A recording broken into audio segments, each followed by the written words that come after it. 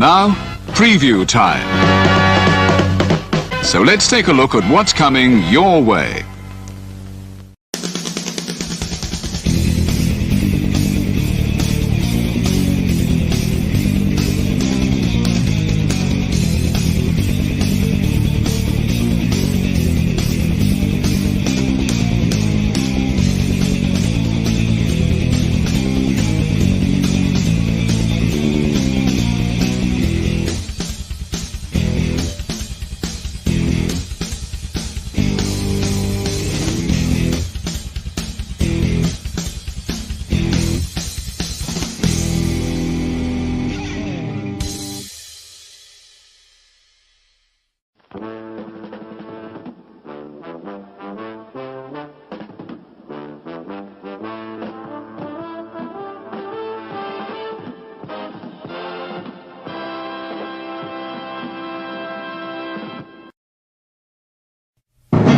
The Jeff Meacham Network's Multiverse of Media. For over 15 years, the recognized symbol of excellence and the standard bearer in coverage of sports and entertainment. Standard bearer in coverage of sports and entertainment.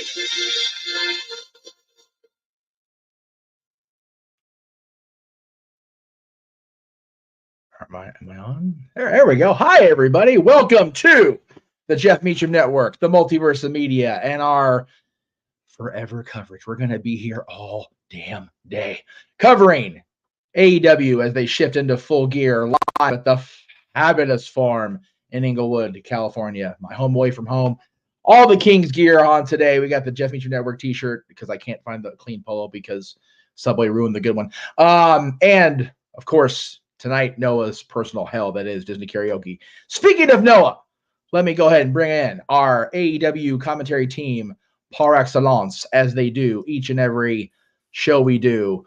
They are the simple man himself, Noah Foster, the renegade of wrestling, JJ Williams. Gentlemen, the day is finally here. It seems like it's taken a road to WrestleMania length to freaking get here. And, you know, we're in Inglewood, so it's 405 freeway traffic. So that's an even longer trip at the end of the day. But, folks, Agreed. We are here. Good afternoon, gentlemen. Oh, boy. It's Saturday, finally. And you both know what that means.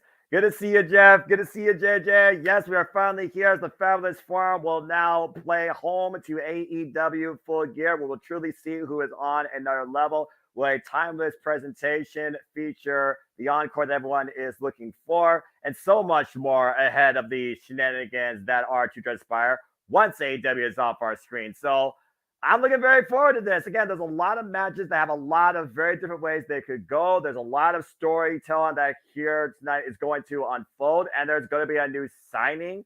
And who it is, nobody, but Madman Tony Khan knows. So it's certainly going to be a surprising night to set up the least. And when it comes to AEW Full Gear, I have always used it as the show that resets the AEW landscape. But with World's End still to come before the end of 2023, this might literally be a teaser of things to come before the inevitable could take place in All Elite Wrestling, whatever that might be. So I'm looking very forward to that. It's good to see you both once again. JJ, how about you, brother? How you feeling?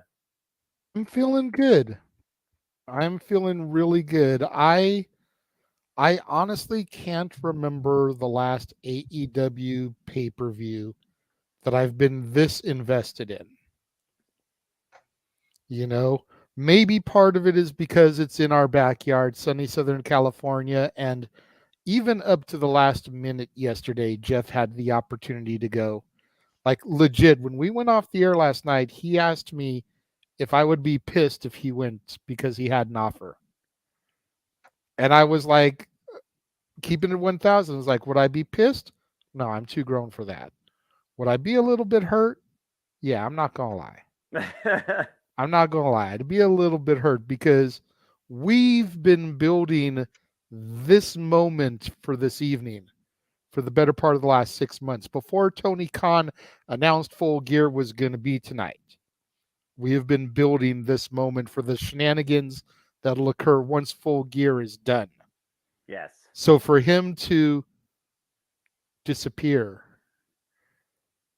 and maybe get back within the start of the second hour. Yeah, that was going to mess with me a little bit. But man, we've got so many matches on deck tonight. 12 matches total, I believe. 12 or 11. 11. Knew that they were going to add matches last night. Tony Khan did not disappoint. The only thing where he got us was that he added 2 for the 0 hour, whereas we thought he'd add 1 for the 0 hour, 1 for the main card. Mm-hmm. So Tony, you got us there. He did make one change though, JJ. Let's keep in mind, we now know the AEW Tag Team title Fatal 4-Way is going to be a ladder match. And ironically, the last time they were in the forum, there was a tag team ladder match. It was the trios titles on the line. That's as right. Kenny Omega and the Young Bucks took on the Death Triangle. And Jeff and I were there to watch, unfortunately, the Elite once again grasp the brass ring and win gold. Yeah, but tonight could be the very end of the Elite as we know it, as all members of the Elite are in action. And by the end of it, 1 might win, 2 might win, all might win.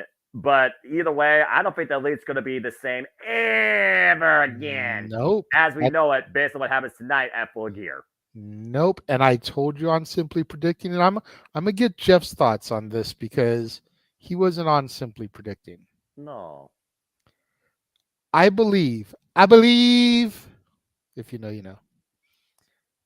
I believe that Tony Khan botched by announcing that Kota Ibushi was All Elite on Wednesday, because it would lead one to formulate the opinion that the Golden Jets are going to lose, so the Golden Lovers can be a team,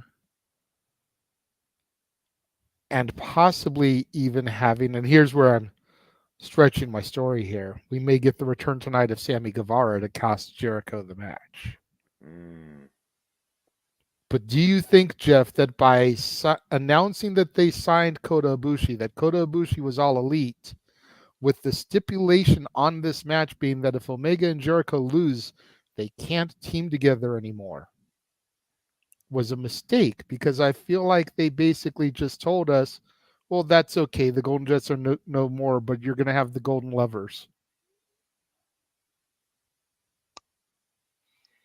Is it bad that I just don't really care? I just want the Bucks to lose so they won't get their shot.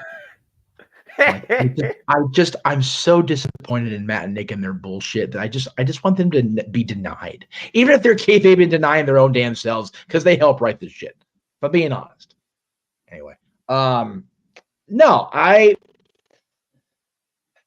if we were to psychoanalyze every one of Tony Khan's big announcements and what they mean to the company, we'd probably be here for another 12 hours after karaoke, if we're being honest. It's just the way it is. It is the way of things.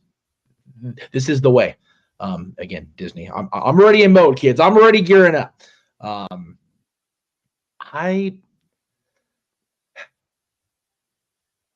I can't honestly believe they're going to not have the Bucks retain their title shot, because I don't think it's paramount to the company to have Chris and Kenny have the ability to team going forward. That's the key. So Chris and Kenny not teaming doesn't deter or derail storyline plans for the company. Matt and Nick losing their title shot, given what you said pretty much all month, Jay, does derail storyline plans if you believe what we believe. So, yeah, did Tony's announcement, kind of set it in, pretty much stone? Probably, but I'm honestly, as weird as this is going to sound, this is the match I'm least. I'm invested in the whole card, but I'm not like. I can go either way with the match results if I'm being real. Yes, I'm not exactly Matt and Nick's biggest fans anymore, but right. But I also wouldn't necessarily be surprised if Chris and Kenny actually did beat them. So There you Tis go. what tis. Let me piggyback then off of this, and All right. So Matt and Nick, correct me if I'm wrong, because I remember the wording of the match from Wrestle Dream essentially mirroring that of Money in the Bank. The winner can get a title shot whenever they choose. Yeah. That was my understanding, yes. Okay. So let's run to the ladder match now. All right. Do you see What I see. the champions retaining? Because I see this match as irrelevant at the end of the day. It's going to be a banner. This is going to be a spot fest. This could very well be match of the night. Yes. But once the 3 count is registered in this match, Or the depending on where it falls within the card, I see the Bucks coming out and challenging the winner immediately, so they can still leave SoCal with the belts. I will go you one better. I think the result very much matters. I say FTR finally gets the titles back, and then the Bucks go, excuse me. And the Bucks and FTR reignite. By the way, Noah, I am saying it on the air because I completely forgot about the Bucks having their shot when I was doing my predictions because I was so out of it when I first woke up. FTR wins this match on my predictions, if I may.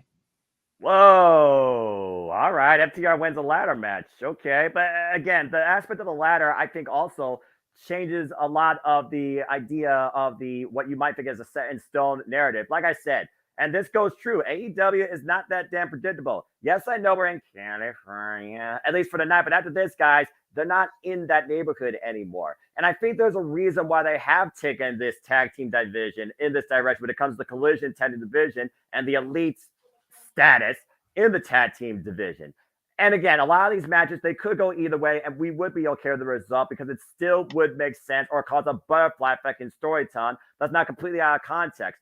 Roosh and Delistico, no strangers to ladder matches. They were involved earlier this year in a ladder match for the Ring of Honor Tag Team Championships. It was also a 4-way dance, and they were this close to winning them. And with Roosh and Delistico newly signed, now officially All Elite, you got to consider them possible sleepers here. And then Big Bill, he barely has to climb the ladder, so that plays to his advantage and the champion's advantage as well. And Ricky Starks, he's been the opportunity guy to remind you exactly he's supposed to be the focal point. He's supposed to be the talking point. He is absolute. He is what he says. In the House of Black, Kings of Black Throne, they're out to wage chaos and war with anyone and anybody. And it really goes all the way back to when they first came back and attacked Blackpool Combat Club and FTR. So out of this, you get maybe possibly 2 tag feuds here.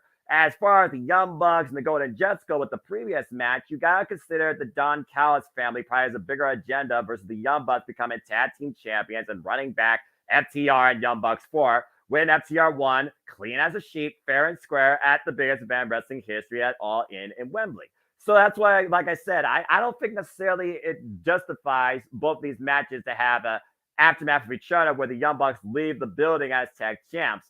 Could the Young Bucks still have a chance at the tag title? Possibly, but I think by the end of the night, you're not going to have the Young Bucks in the conversation for the AEW Tag Team Championships, regardless of both these matches' results. And I think the latter match could very well be new tag champs, but I don't think it could be FTR. I'm actually thinking Los Angeles could be a sleeper pick, unless Ricky Starks takes advantage of the field and Big Bill hoists him up to grab the title. Nope. Can't hear you, Jay. Sorry, I muted because groceries are being brought in now, and it's kind of chaotic. I still feel like the champs are going to retain because it's like I lost my train of thought on where I was. I'm sorry, come back to me. Say what you were going to say. Well, what I was going to say was I didn't factor in the Callis family into this match either. What if the long game being played here? Because remember, we've seen how Don feels about Kenny. Clearly, Jericho made his decision. Clearly, Matt and Nick did not really say one way or the other how they felt about Don's vendetta against Kenny. Nope. What if what if the Callis family and the Jackson family? No, not that Jackson family. Wrong venue for the. I mean, they're at the Forum, so Anyway, what if the Jacksons fall in with as far as like maybe not part of the Callis family, but aligned with? That's how we get to Matt and Nick being justified in being so damn hated because they're with Don Callis. At the end of the day, you either way, right? And me too, if I'm being honest. But man, I remember what my point was going to be. But go ahead and finish yours. No, you're good. Please go ahead. Because what I was going to say is I see the champs retaining because I still feel in my heart of hearts the reason FTR lost the belts in the first place is they didn't want to be the ones to drop them to the Bucks. That's fair. So by moving the belts off of FTR to Big Bill and Ricky Starks, you've got that dummy team, for lack of a better word, for the Bucks to be able to get the belts off of. That's fair. That's a fair argument. I like that. Joining us from I believe the Kia Terrace is what they're calling it, but joining us from the Fabulous Farm, live on location, is Datilla. Hey. What's up? What's up, girl? You actually see it now. It's daylight. Yeah, it's daylight. Yeah, it's just sitting here because it's so early. I'm not gonna go inside yet. Well, no, that's silly. I got my VIP bag here. Oh, that's right. You get your goodie bag. Let's see. Let me give you the. Here, wait, hang on. Let me give you the solo shot so you can see what's going on. Hang on. They gave me a lanyard. That is VIP. Nice. They gave me hold on. Give me a hat. Woo! Nice. Very nice. And they gave me this full gear poster, which was going for 160 at the merchandise, and I got this for 50 bucks.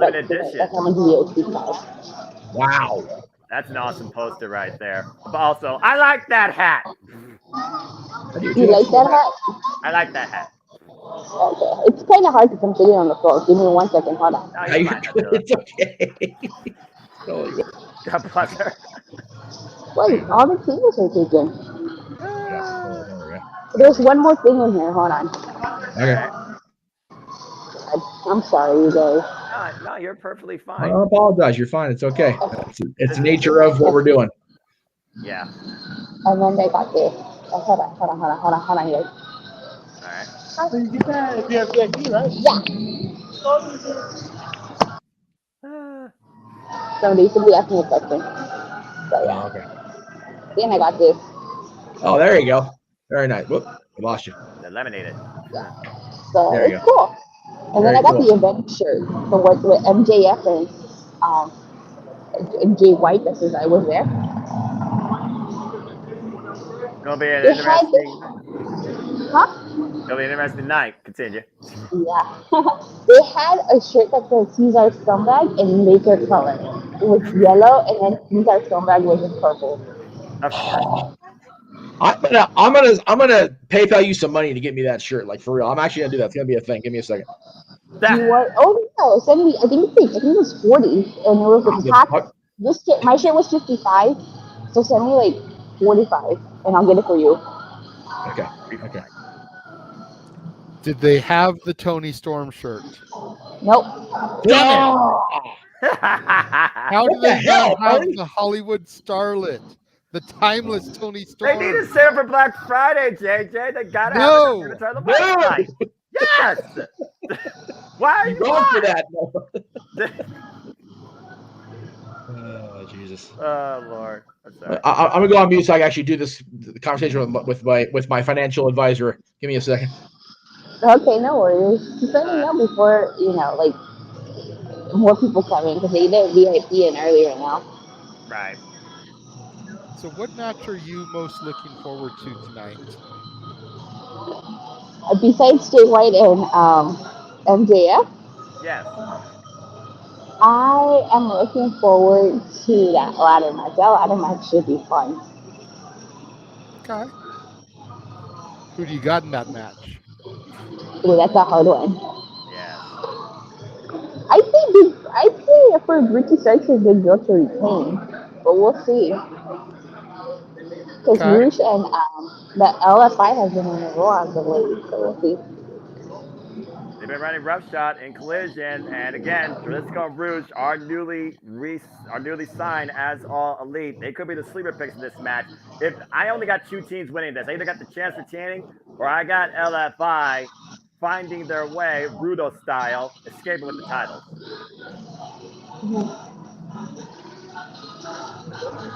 But we'll see. No, I'm just sitting here. Like, I There don't you even go. see it. I'm just sitting here. What's the best way to get the money to you? To tell a PayPal or You could just sell me the money. okay.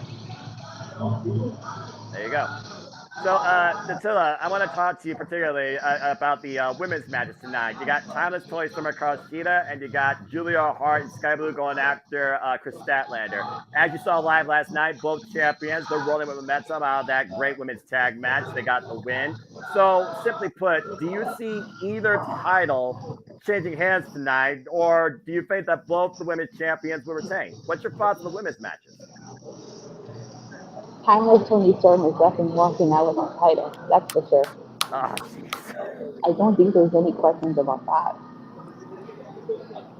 But the right. And million as dollar far question is Stat still where it's at, or has Stat gone whack and we get a new champ? You. that is a $1 million question. First time triple threat since Statlander won the title back her Double or Nothing. She's won every single match, still unpinned and unsubmitted, but this is the first time the champion does not have control of her destiny fully. She does not be involved in the decision. And keep this in mind, Attila. If Statlander loses, not only does Noah have to sing Eye to Eye from Goofy Movie tonight, he has to do the dance as well. Ouch. Yeah. Fuck me. I just sorry to say no, but I think Julia Hart's taking this. I think she is. Bust it! All right. So you Love think you, that Noah, but Stat has gotten whack. It's stale. I don't know if she's gotten stale, but I think the title's been an afterthought. Like I said, the bigger story here is Sky Blue's newfound aggression and Julia Hart's continued character development. We saw how far Julia Hart's potential rose at WrestleMania. You and I called that. And it was literally one false grab of the leg away from the ropes. That was the difference between Chris Statlander retaining the title and Julia Hart becoming champion. But I do think there is still bad blood and nothing fully known between Sky Blue and Julia Hart. I think it comes down to who wants it more. And at the end of the day, Chris Statlander is out to prove that once again, she's champion for a reason. And I would also keep this in mind. Both best friends, Chris Statlander and Orange Cassidy, are both defending their titles tonight. Orange Cassidy, as a testament, he overcame triple threats during his initial run. He overcame a casino battle royale, all right? And Orange Cassidy is one of the biggest inspirations to Chris Statlander still to this day. Probably one of her closest friends, being perfectly honest. So honestly, looking at both of those perspectives, I can see Orange and Chris both still being champions. I do think at the end of the day, this match comes down to Sky Blue. She either causes a new champion to happen, or she's the reason the champion retains, and I'm sticking to that. Okay, It does come down to Sky Blue. You are 100% accurate there, without question. If everything that I am reading online ends up being true, tonight we are supposed to see a darker presentation and darker music for Sky Blue. I don't know if that's going to be part of her entrance, or I don't know if that's something that'll be done once she turns full-blown heel. But look for Sky Blue to cost Chris Stalelander the championship. How dare you? All right, we'll see. Like I said, we will see. Full Gear has had a history, like I said, of resetting the landscape and titles changing hands. And while the TBS Championship did not change hands last year, the AEW Women's World Championship did, when Toni Storm came in as champion and Jamie Hayter hatered her into next week. And Hikaru Shida caused Toni Storm to become timeless, and so far she is on an undefeated streak. So as you said, the road for the gold goes through Hollywood, but does the portrait of a star lead to the portrait of a timeless champion? I don't know. If they don't capitalize on the background of Hollywood, then Tony Khan has already failed as a promoter.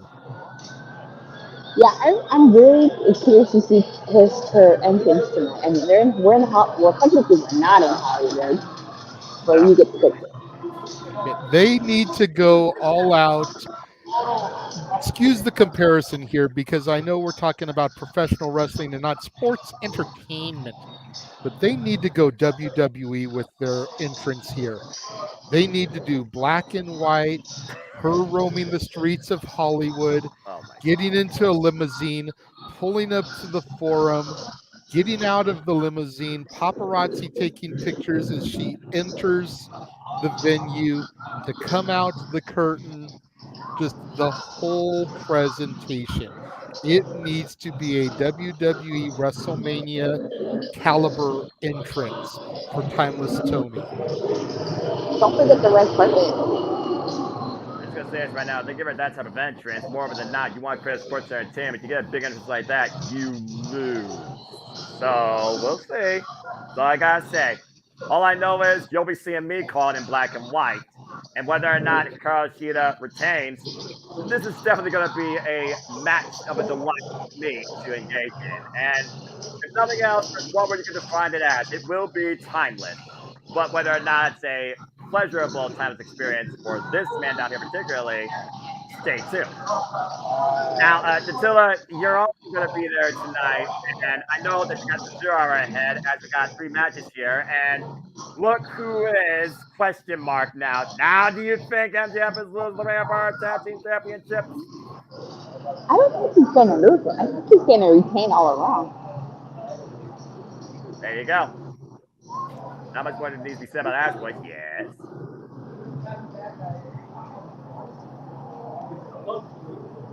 Dattila, when you get a chance, send me your Zelle information.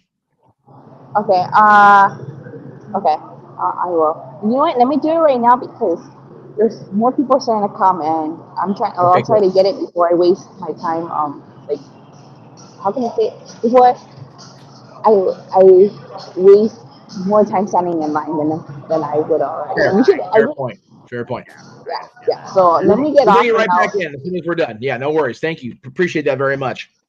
Okay, and I'll show it to you. Okay, no problem. I'll send you my info. All right, bye. Well, thank you. All right, then. Before we continue our pre-show conversation, I want to give a shout out to the chat. Marshall, Chris, King Mike, Cleaver Con, Andrew, everybody out there. Good to see you. And for everybody that wants to tune in, try and dip into the conversation, like, subscribe, comment, tell a friend. Super Chat, Cassidy Studio. Super Chat is as simple as that, as we are basically just talking about the card and free roaming. Again, Dattila, have a great time there live. Enjoy yourself. I'm sure you'll be swerving all night long in both your reactions and probably your dance moves, because we know Prince Nana will definitely be in that house. But let's go ahead and talk about this real quick. Yeah, Ash Boys, you really think they'll become a Ring of Honor Tag Team Champions? In the immortal words of L.A. Knight, nah, I just don't see that happening, especially since MJF made a deal with a different devil. Samoa Joe said himself, he is inevitable. I think it's inevitable that we are going to see Samoa Joe and MJF collide one-on-one again. Now, what sort of stipulation or circumstance? It's a whole different conversation. But this right here, you can't have MJF eat the fall, and you damn sure ain't going to have Samoa Joe lose to an ass boy, in my opinion. This is a no-brainer for me. It's a no-brainer for me too, Noah. I got 2 words for you. Guns up. All right. We'll see. Hey, Kyle, good to see you. There's my brother from ATW, King A-Train. We're just talking about all the matches. And King Mike, you know that Adam will not be involved here tonight, but I'm pretty sure MJF will dedicate. Are we sure about that? Yeah, are we sure? Are we sure that he's not the devil? Hey, okay, let me clarify. In the words of Jack Nicholson, have you ever danced with the devil in the pale moonlight? Ah, there you go. I always 35 years ask next that year of for that movie. all my prey. Boy, I'm just gonna say this. He's not booked.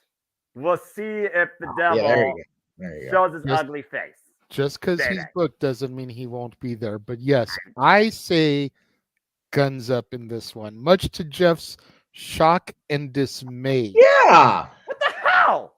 Yeah. Look. Let me talk to you. Go for it. Got playing time. Do it. How much attention has been focused on the World Championship since Cole and MJF became Ring of Honor Tag Team title holders? Very little until the Jay White thing. Thank you. So you get the belts off of them. You put the belts on the Guns. Then, MJF already lost one championship to Bullet Club Gold. Is he going to make it 0-2 tonight? Sets the stage.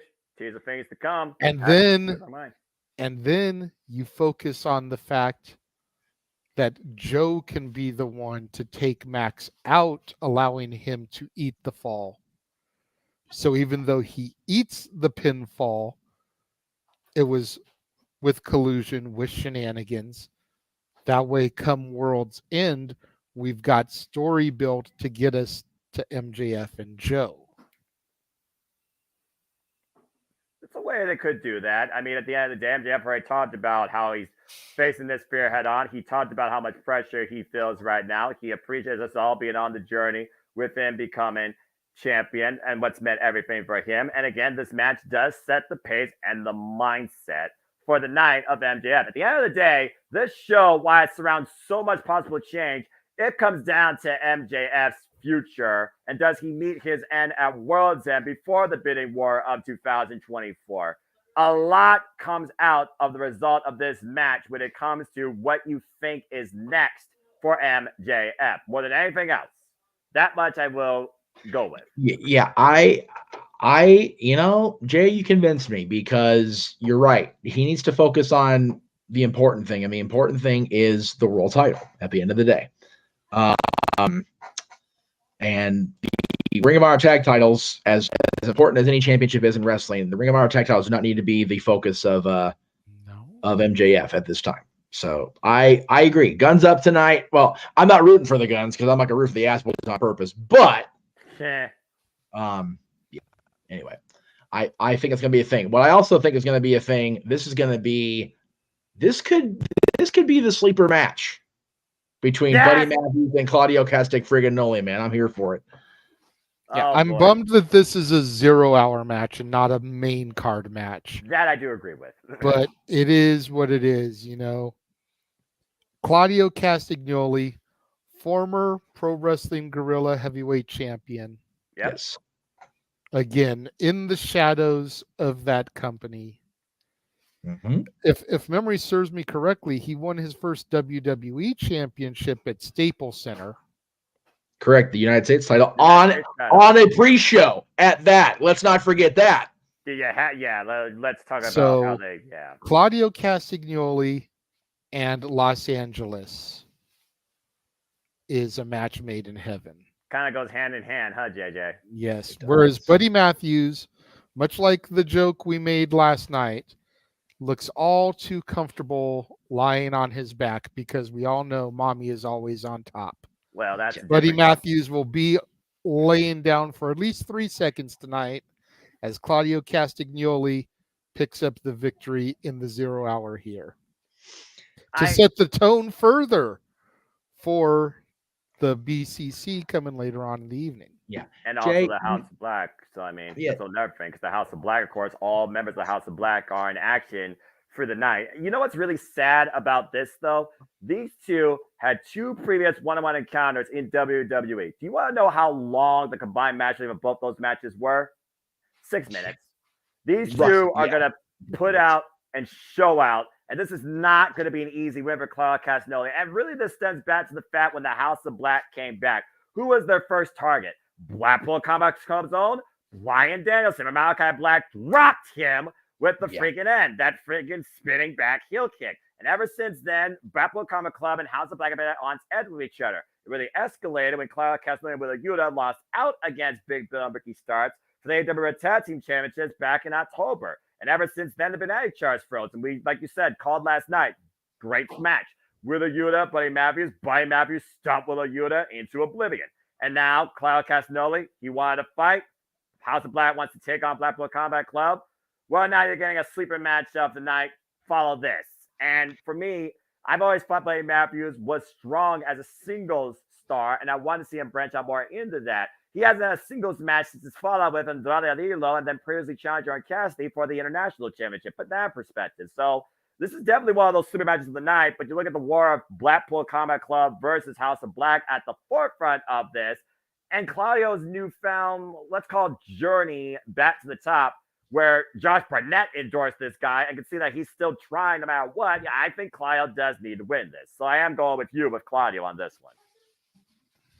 JJ, you mentioned it's a bummer it's on the 0 hour. I only disagree because more people will get to see it on the free broadcast. Anytime people get to see Claudio Castagnoli, I'm here for it.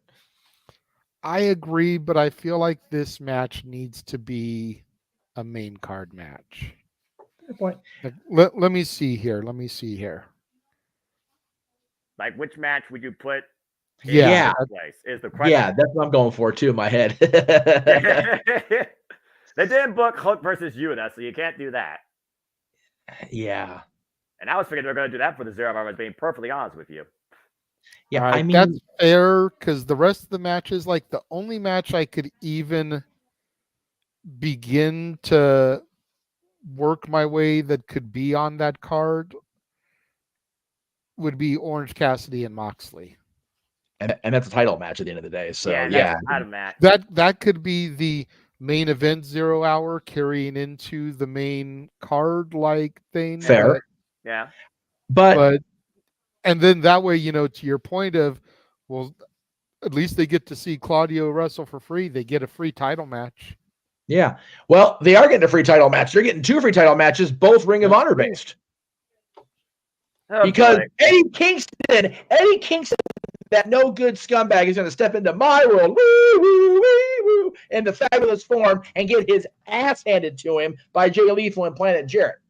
Damn right. And this is going to be the best match of the 0 hour. Not because Eddie Kingston's in it, because fuck that guy, he sucks. That's right. But to watch Noah Foster, the simple man with the spectacular voice, have to bite his tongue when it comes to Karen Jarrett is going to make it so much more entertaining, because he knows if he opens his mouth and says an ill word about the lovely and vivacious wife of the chosen one, then the gloves come off the minute that one Aubrey Edwards steps into the ring to be the official. However, if Noah can bite his tongue, be professional, and leave his disdain for the goddess that is Karen Jarrett alone, then I will not have to chastise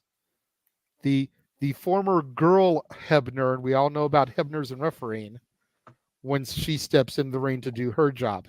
Isn't that right, Mr. Foster?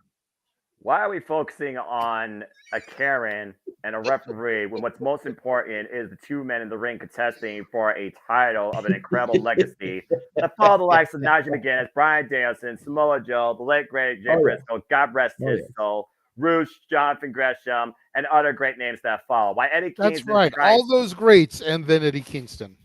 I will say this about Eddie Kingston. He doesn't have to look at a champion, but again, he already knows he's been judged his whole life. And again, that's what everyone does. Including y'all still. You judge him. Again, Eddie Kingston, though, he's been Ring of Honor champion now for 59 days, 6 defense going into this. He's also been a W Strong champion now for 136 days. He's already overcome the likes of Minoru Suzuki, Katsuyori Shibata, Hinare, Satoshi Kojima, and Helgo, Don Castle, and Commander. Whatever you want to say about this man's past, you look at the man right now, you look at the worker, not the mentality of the human being, although that's a different conversation. Maybe that has to be taken into consideration too. He loves this. He also hates this, but he's damn passionate and real about this. Why Jay Lethal? He's been Jeff Jarrett's bitch. And at this point right now, he says that Jay Lethal needs to find his way. And the thing, Jay Lethal, the former franchise of Ring of Honor, held every possible title you could actually talk about Ring of Honor, has not been involved in even Ring of Honor title picture for the Ring of Honor World Championship since losing it at G1 Supercard in 2019. If Jay Lethal can find the professional wrestler he once was and actually find his balls to do something on his own, then hey, more power to him if he becomes champion. Otherwise, I think Eddie Kingston continues to retain, because at the end of the day, this sounds like a Jeff Jarrett screw job in the making. If Jeff Jarrett and Jay Lethal hold possession of the Ring of Honor World Championship, you definitely besmirch the legacy of Ring of Honor, in my opinion. I'm going with Eddie Kingston to retain. Okay. All right. Yeah, I don't even know where to begin with that, because first of all, Skippy, the franchise of Ring of Honor being anybody's bitch is just ludicrous. First of all, At the end of the day, it was Jeff Jarrett himself, not Jay Lethal, who stabbed his own Conrad Thompson's father-in-law in the head with a high heel. Let's just be real on that. First of all, second of all, I'm not gonna crack an Aubrey Everett. She's looking good tonight, man. She did a fit check on Instagram. She's looking good. I ain't fucking with Aubrey tonight. She looks fantastic. You behave yourself, though. Don't make me go back on my word about Aubrey. Now, as far as this match goes, Detail will bring you in momentarily if you can hear us. I'm intrigued by the story if Jay Lethal does reclaim that championship that he held for so long during the glory of Ring of Honor. So I'm hoping that he does get it back. Will I be surprised if Eddie retains? Absolutely not. So I see this happening. Yes. As much as it may shock the world, I also picked Eddie Kingston. Yes. I feel that Eddie Kingston is going to have an equalizer with him to combat Planet Jarrett. Very likely. I think he's going to have Mark Briscoe. I agree. I think Mark Briscoe is going to help Eddie retain the title. And then because of the collusion, we will get a rematch at Final Battle. There we go. Possibly even a triple threat. I like it. And we'll find out where Mark Briscoe's loyalty really lies. Yes. Does he take the step to become champion? Or does he help Eddie retain? There you go. I like it. I love it. We'll see. Attila, welcome back. Thank you for running the errand for me. You want to see the shirt? Yeah, I do. They had the size we asked for. Hold on. That guy win today. Okay, here it is. Oh, fucking hell. It's bright ass yellow. I'm looking like a giant taxi cab. I'm here for it. Right on. Oh, Lord.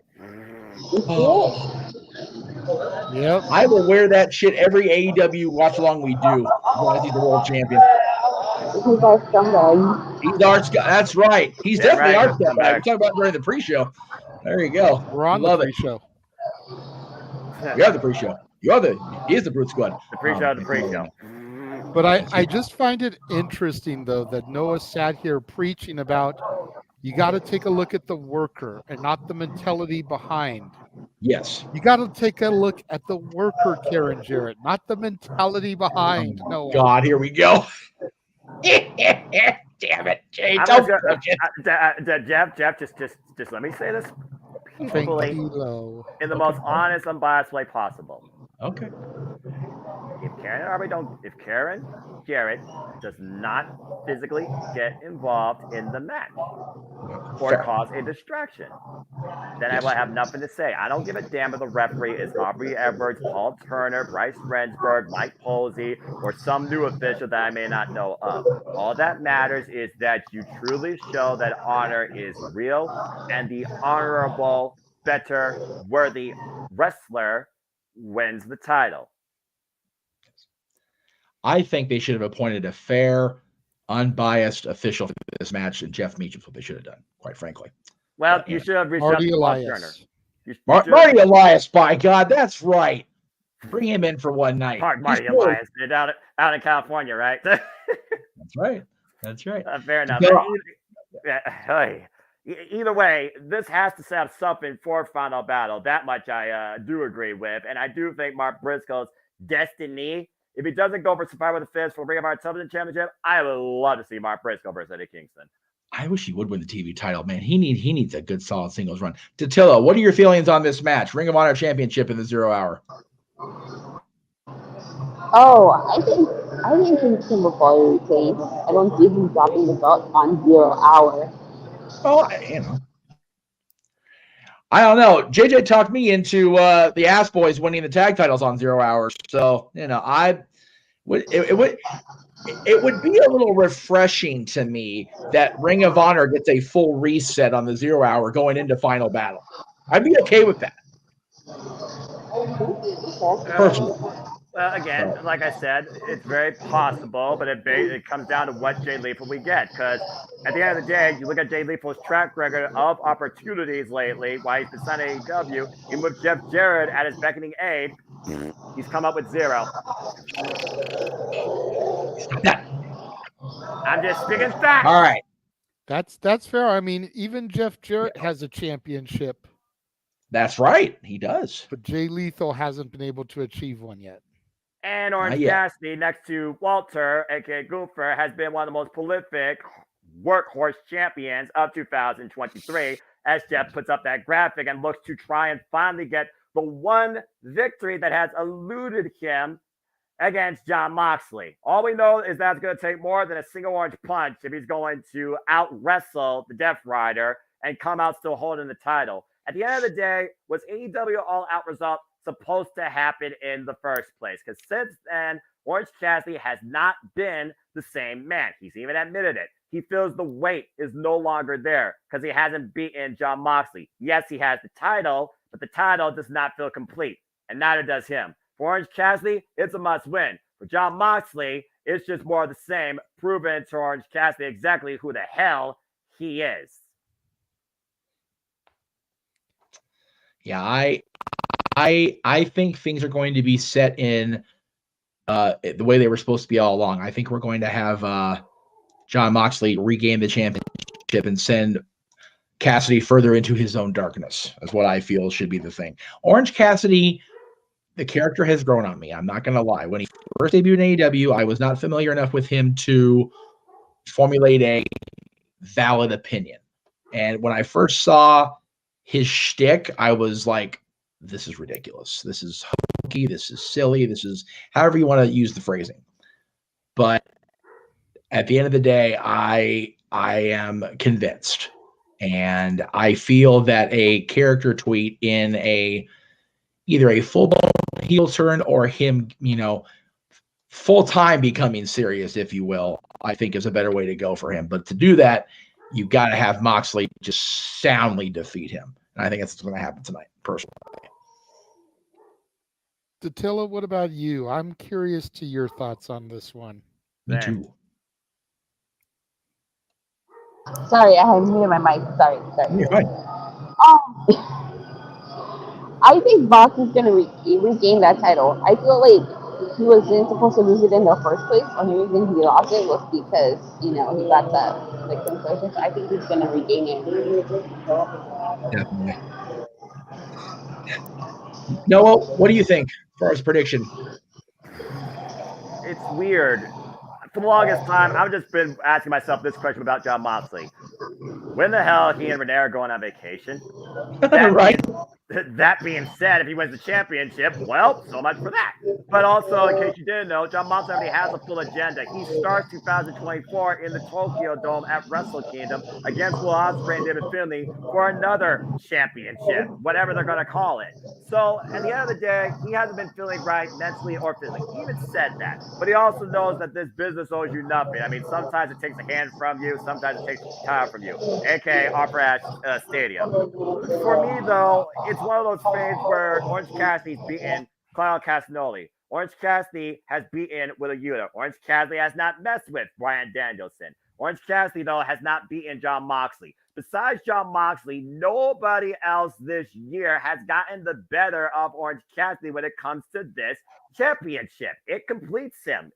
So I just think that out of nowhere, because you guys got to remember how resourceful Orange Cassidy is. Whether it's mousetrap, whether it's trap pin, whether it's 3 orange punches, or whether he literally finds a way to incapacitate Jon Moxley, which would be the ultimate upset for me. Then again, Wardlow put Samoa Joe to sleep in his own submission hold. I didn't see that happening in 2023.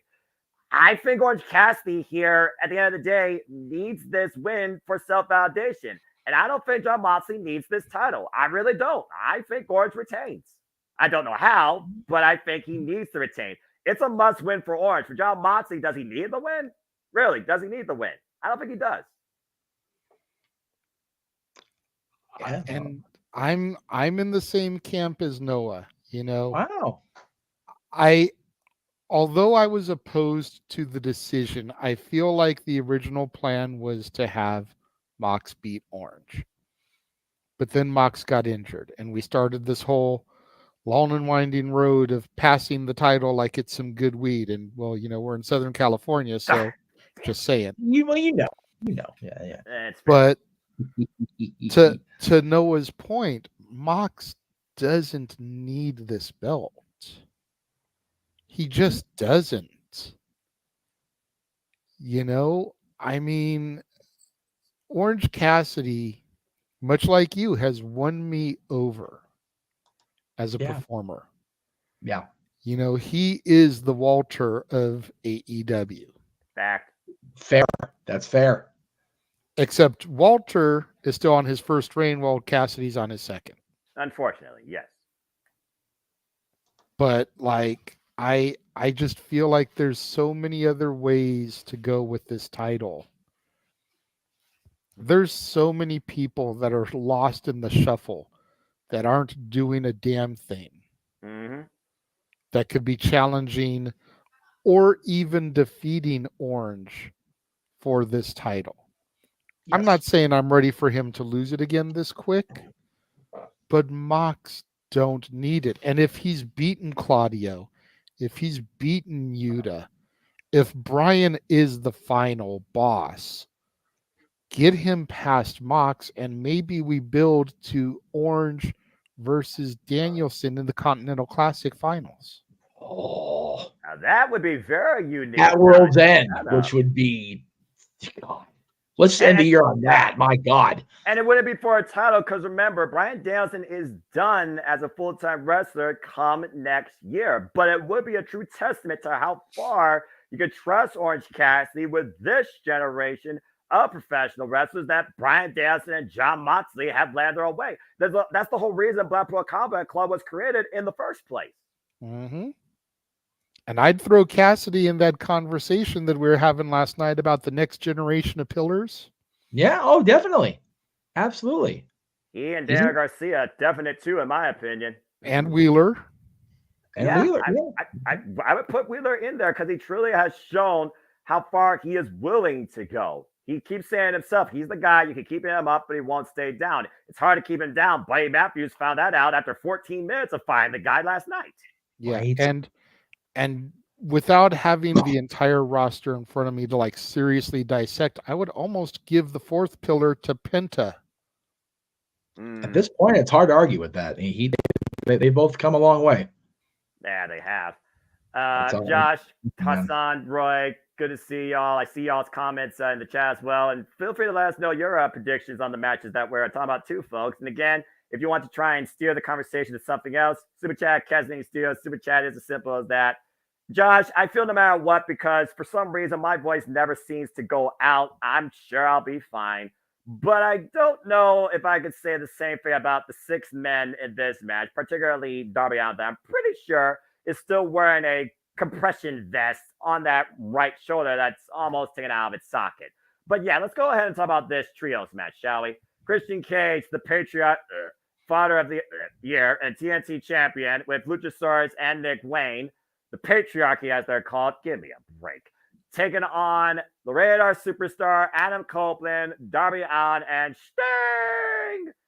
And this really comes down to 2 things. Christian Cage wants Sting gone now, wants to retire him, and wants to break his former best friend of 40 years' neck. Damn. So, JJ, we talked about this match verbatim on paper. We thought about what it could lead to. We remember the words of Adam Copeland. When Luchasaurus and Nick Wayne get everything they can from you, they're going to drop you like a bad habit, and I'm going to be there to pick you up. And at first, again, Adam Copeland did not want to fight his friend. but he forced his will when he threatened his own well-being. So, again, we're going to see who takes advantage of opportunity here, and we're going to see who eats the fall. But before I go to JJ, remember, folks, you're watching AEW for the first time ever. The only thing that's for sure about Sting, he doesn't lose in AEW.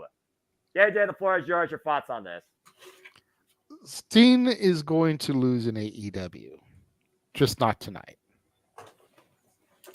I told you on Simply Predicting, and now that we have 3 other people in the room here that can wax on my theory here, I'm gonna regurgitate it so we can get a few other people's thoughts on this one. Please go for it. Team Babyface wins. I think that's an obvious. Steen's not going to lose until his final match. Fallout from this, come World's End, we have Adam Copeland versus the Father of the Year, Captain Charisma Christian Cage, for the TNT title.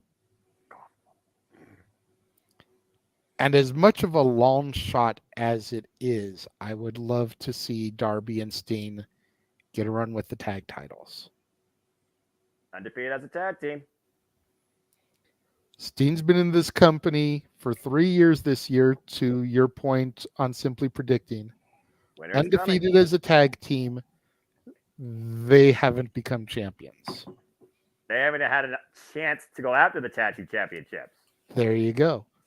So you put the straps on them, and then you have Steen lose in AEW not once, but twice. Because first, they got to lose the tag straps. And then that's when you have Darby turn on Steen after losing the titles to set up the Revolution match for his final match. Showtime for the last time. As the producer man so eloquently put it on the graphic. That is how I book this match and the fallout from this match. All right. Team Face wins. World's End, Copeland versus Cage for the TNT title. Somewhere around there, we get the straps onto Darby and Steen. Lose the belts, Revolution, Darby versus Steen. Let's go ahead and pass it down the line here, since we have the return of the He-Man in the room. Mr. Hebert, welcome, first of all, to AEW for a year, baby. It's been a while, bro. It's been a while. It's been a while. Yeah, Stain reference.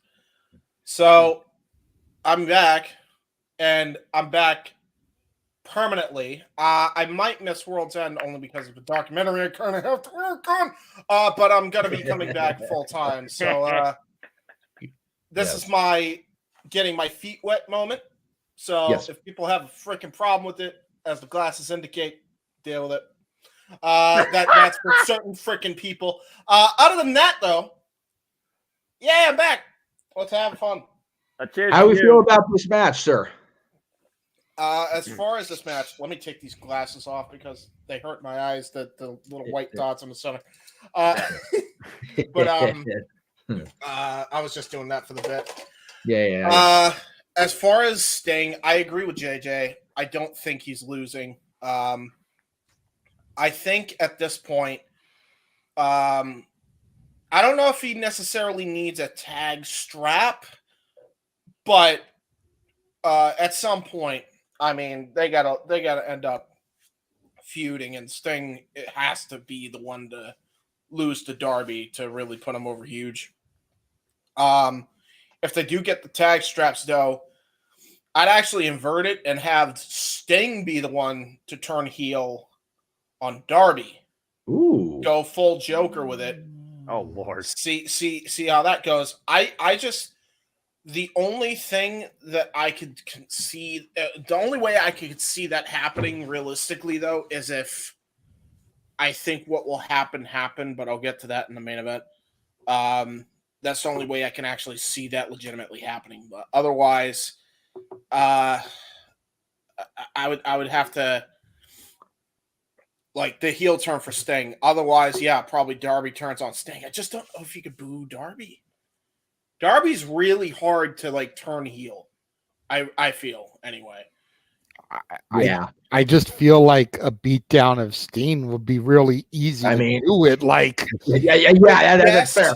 Yes, I mean, but that's like Shawn Michaels too. Like he super kicked Hulk Hogan. That's exactly what I was going to come back to. Like everybody thought that in Shawn Michaels' glory run, it was going to be impossible to turn him heel. Then he super kicked the shit out of Hulk Hogan, went on to the faux Larry King show, made fun of him. Yeah. And like, even though it was only for that angle, it worked, man. It worked. People were booing Shawn. They were. The only issue with that is that even if it worked in that program, it was only going to last so long, even if it went according to plan. Like that was, if everything had worked out, Shawn Michaels would have had like 3 months at best with that thing, maybe till Survivor Series that year. But keep in mind, Noah. Michaels and Hogan teamed for a while, and then Michaels' justification was he had to know. Darby can do the exact same thing and then go back to being Darby again afterwards. He could, I guess. I mean, that's the only way you can really do it. And the thing is, it depends how savage he goes. Nobody could orate as a heel better than Shawn Michaels in 2005 when he turned on Hogan. Darby, I don't think will have the savagery of the verbal to have us fully go against him. It wouldn't be verbal. It'd be like one of those theatrical presentations, like maybe like why he did this. And even then, actions could speak louder than words, and Darby Allin's cinematography could also speak much more versus him on the mic. But we have seen that he can spit a little bit of fire on the mic, especially when he bucked up to MJF. And Matt, good to see you. But you also got to consider this. I know you guys are focusing on Darby Allin, Sting, Adam Cole, and Christian Cage. We also got to look at the aftermath for the other individuals here that could also play parts of some of this too, particularly when it comes to Christian Cage and Adam Copeland. That's Nick Wayne and Luchasaurus. Again, when do those two go on their own, betray the patriarch? Which one of them, steps out of line at the end of the day? You also got to consider, I think you still have to look at all 6 men involved here. And there's no love lost with Darby Allin and Nick Wayne. I could definitely see that being run back as a single at World's End based on what happens here tonight. Because at the end of the day, Nick Wayne betrayed one of his ever closest friends that was closer to probably Nick Wayne's own family than Nick Wayne himself. Yeah. Before we go to the next match, and we'll get to Tilla's prediction here, but before we go to the next match, I want to circle back to me real quick. Speaking of Nick, but Tilla, what do you think about the 6-man war we're going to see here at the Fabulous Forum? Sting's final match in LA. I agree with JJ. I think it's pretty obvious Team Babyface is going to win. I don't think there's any doubt about that. I think that he hits the nail on the coffin, or that however that fucking goes. That I do think the fallout is going to lead to Edge versus Christian. I don't know about the tag title run for Sting and Darby Allin. Is it really necessary? I'm not sure. But I do think Sting versus Darby Allin is going to probably be Sting's final match. As it should be, quite honestly. I mean, it seems like all factors point towards that. It was Darby Allin at the end of the day that literally encouraged Sting. You still got it. Come and do your thing here. And arguably, Sting's having the time of his life, more than he's ever had in his entire career. Diving like New Jack off damn ladders, job first for a freaking table. Crazy son of a bitch. Yeah, Go ahead, Nutella. I will say this: if JJ's prediction comes true, that Sting and Darby Allin do win the tag titles, and it plays out exactly how JJ said, I'm going to acknowledge him on the stream. There you go. Right on. I mean, Tony Khan could steal more of our ideas and not pay us royalties for it. Hey, speaking of which, I mean, I feel where you guys are coming from. That Sting and Darby don't have to hold the titles, but I look at Sting and I look at his run here, and it's like, how do you not give him at least one more glory championship? Right. You know what I mean? It's like, does he need to be the AEW World Champion? No. Does he need to be the TNT Champion? No. Does he need to be the International Champion? No. But a tag run with Darby, when every match he's had to this point has been a tag match in some way, shape, or form. Yeah, it makes sense to me. Even a trio run would work. I wouldn't go that far. I wouldn't go that far because Adam Copeland has always worked best as a heel. Yeah. Hey, AR Fox. once Christian drops his title, and once Lucha and Nick Wayne pick him up and leave him like Adam's already said they will, and Adam picks him up, we can flip that rated R switch. And what if Christian Cage and Adam Copeland are the ones to take those tag straps off of Steen and Darby? I'm here for it. I'm here for it. That's a unique. I like that. I'm not going to argue. That'd be pretty damn awesome. See, Edge and Christian with a run with the AEW World Tag straps, I'm absolutely here for, because. But you gotta give them the right team to take it from. Yeah, you look at this story right here. Yeah. You look at the story being played out in this match, and you figure that means that by then we're only talking March, 4 or 5 months from now. In that amount of time, Christian has to lose the title and Edge has to turn heel. Dude, if you get Edge to turn heel and join up with Christian and have them win the tag straps, the programs they would have are ridiculous. You got got a built-in history with the Hardys. You got the Young Bucks. Like, you got how many teams in AEW? At least 15 last I checked. Yeah, that's ridiculous. Yeah, I was going to say, Double or Nothing would have to be Edge and Christian versus the Hardys. It has to. It writes itself. Unless you save that for All In freaking Wembley Stadium to let them do that in that crowd. Okay. Yeah, I beg, if you do the match, please don't do TLC. Please don't do TLC. No more. More of that. No more. Jeff, number one, can't do it anymore because, quite frankly, that just because you said that, now they're going to do it. I know. Thanks, James. Right. Thanks. Oh, wow. And depending on what Devon's well-being is, dude, make a deal with Impact to get the Team 3D over there too for one night. Forbidden Door. Forbidden Door. ENC versus the Hardys versus Team 3D. Oh my God! No. JJ, I love you, brother. I love you trying to call that one of the greatest matches of all time, but Devon is lucky to stand straight with the condition of his back, my friend. And just to put that fourth team in there, put FTR. So the top guys can say they beat all three of those teams. My God, that would actually one be genius. match. Yeah. And then FTR. Oh wow! And FTR is the greatest tag team of all time. I mean, I also? I was also gonna say, depending on how well Jericho and Omega do, you could redo TLC 4 just with a different Canadian with Jericho. They're losing tonight. TLC 3, but TLC 3. Was it TLC 3? Oh yeah. 4 was the one with like the fourth one on Raw. So before we go to the next match, which is ironically also about family, JJ, we have one of our top stories for Open Mic Night next week. What? Nick Hogan arrested for DUI in the same city he was arrested for the car accident. Yeah. Way to go, Nick! Anyway, he's stupid. Hey guys, I'm gonna jump off for a bit because my battery is like draining, and I'm trying to save my battery. No worries, girl. All right, we'll see you when you can. No problem. All right, bye. Enjoy, Datilla. Enjoy yourself. Thanks. Yes, I'll try to jump on when I get to my feet, so you guys can see. Datilla, in the words of the infamous Fuzzy Door outro guy from American Dad, bye. Have a beautiful time. Okay. Bye, guys. Appreciate you, Datilla. And then there were the 4. Okay, before anyone starts this up, I'm just gonna say this real quick. Shit's about to go down. Right. This is gonna be this fucking match. I know. Well, okay.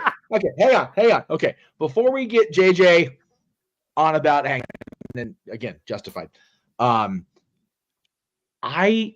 I don't mind the way they framed this only because at least they've given Swerve something to seek his teeth into Yes. after so much time. Yes, they got the Prince Nana nonsense, whatever. But Swerve is finally invested after escaping the death trap that was Hero and just has come alive in this role in AEW. I'm happy for Swerve. I'm happy for Isaiah. Okay, Yes, I'm so happy for this dude. And to add to your point, Jeff, real quick, can we also say the Mogul Embassy was way more over than the freaking Hit Row ever hoped to freaking be because of Swerve alone? Continue. Accurate.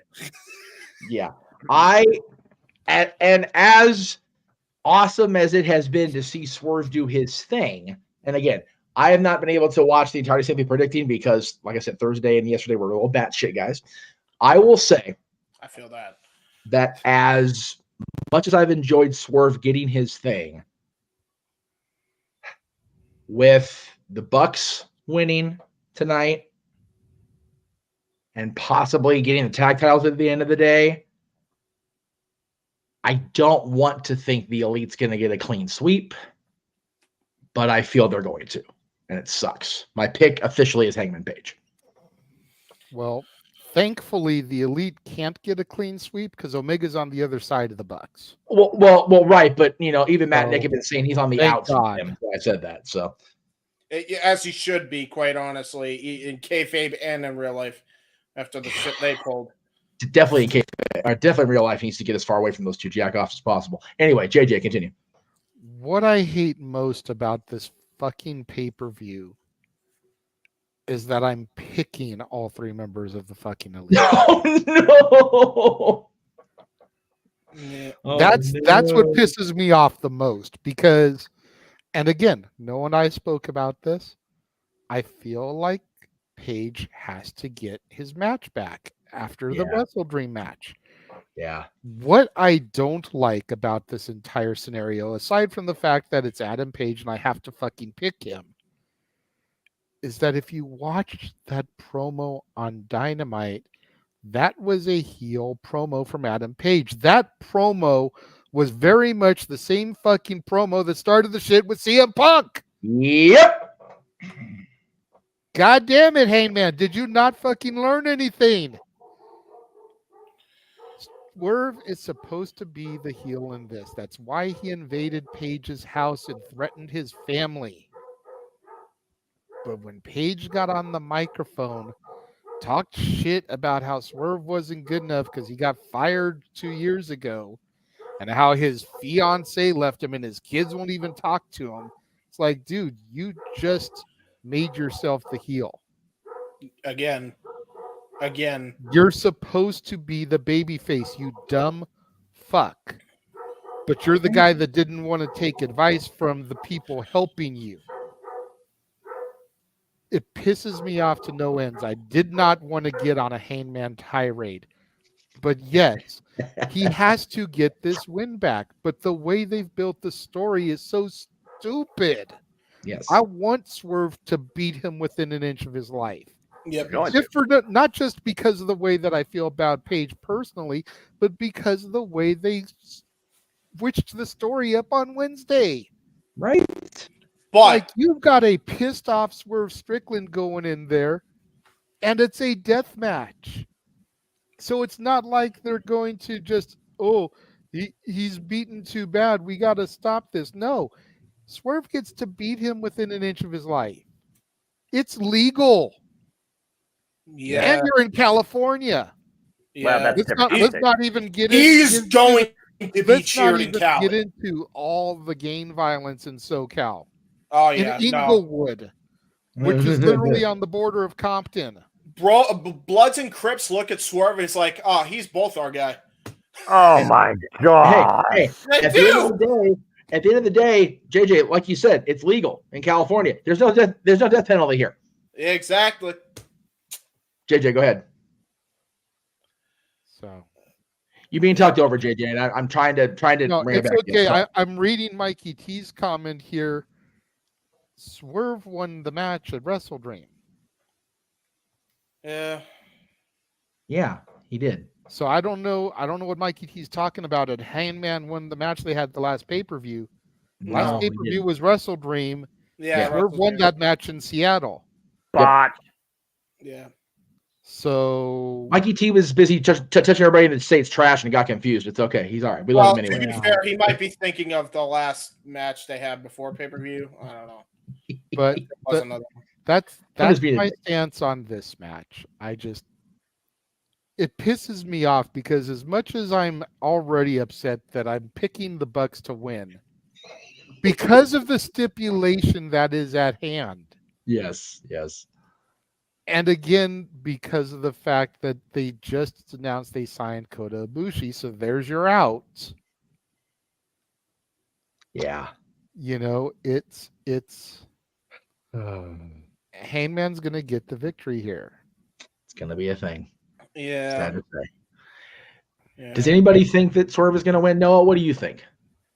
It's one of those things where at the end of the day, I really would like to think that tonight again resets the landscape and we look at things a little different. Right now, the elite is not all as one, okay? Young Bucks are immature children. Hangman Page is a triggered father going to the darkest resuscitations of his mind. I will say this about Hangman Page. When it comes to Texas Death Match, he does not lose in this stipulation. He's beaten Lance Archer, Adam Cole, and of course, earlier this year, James, you and I called the death match with John Moxley that left JJ saying, God damn, by the end of it. And he literally nearly hung the man with a steel chain. At the end of the day, though, when there are no rules, and what does a man have to lose when he's willing to literally lose everything to get to where he wants? Swerve wants Heyman's spot. It was never about getting personal, but Heyman made it personal, especially when he cost Swerve a chance for the TNT title. Something in me feels like that Swerve should win this, and I'm going to stand by that. At the end of the day, Swerve also has allies. He's got the Mogul Embassy. He's got Prince Nana. He's got everything going for him. And I think that also could come into play why Heyman's got nobody. I think it favors Swerve. I really don't think that AEW always does the typical 50-50 booking, and the track record has shown that sometimes to a degree. So I actually think Swerve's going to surprise us here, and I think Heyman's going to once again fall short in his house. I have Swerve Strickland. Wow. I hope you're right, Noah. I hope you're right. I really want to be proven wrong on this one. We'll see. Yes. Like I said, before we move on, main event. Well, yeah. I didn't get to go. Oh, I thought you did, but okay, go ahead. No, my bad. I'm also going with Hangman, unfortunately. But to the point of why does it say it's live already? What the heck? Because they're going to start the event soon. Okay. It's 10 minutes before they actually start the pre-show at 6:30 with a bunch of talk. So you're fine. Continue. All right, that's fair. You good, brother. But yeah, so yeah, it's like the whole thing with Hangman Page and the way they build this up. They were obviously going in the direction of the Bucks have to be healed because what they did, and I still say this to this day, and I said it on the watch party I did with what my crew was at the time, whatever the heck's left of that. That damn all-out fiasco where they absolutely muted and manipulated the crowd to sound like they were cheering was absolutely egregious. Absolutely egregious. There's no way they were going to get away with that going forward. So I think they had no choice but to turn him heel. However, it all goes back to, and I actually think this might be the case, and I said it at the top before we even came on the air. Is this all leading and being done by design for a civil war in AEW with CM fucking Punk at the helm? God forbid. And if it is, why work us this damn long? We'll get into that, I'm sure. Very likely.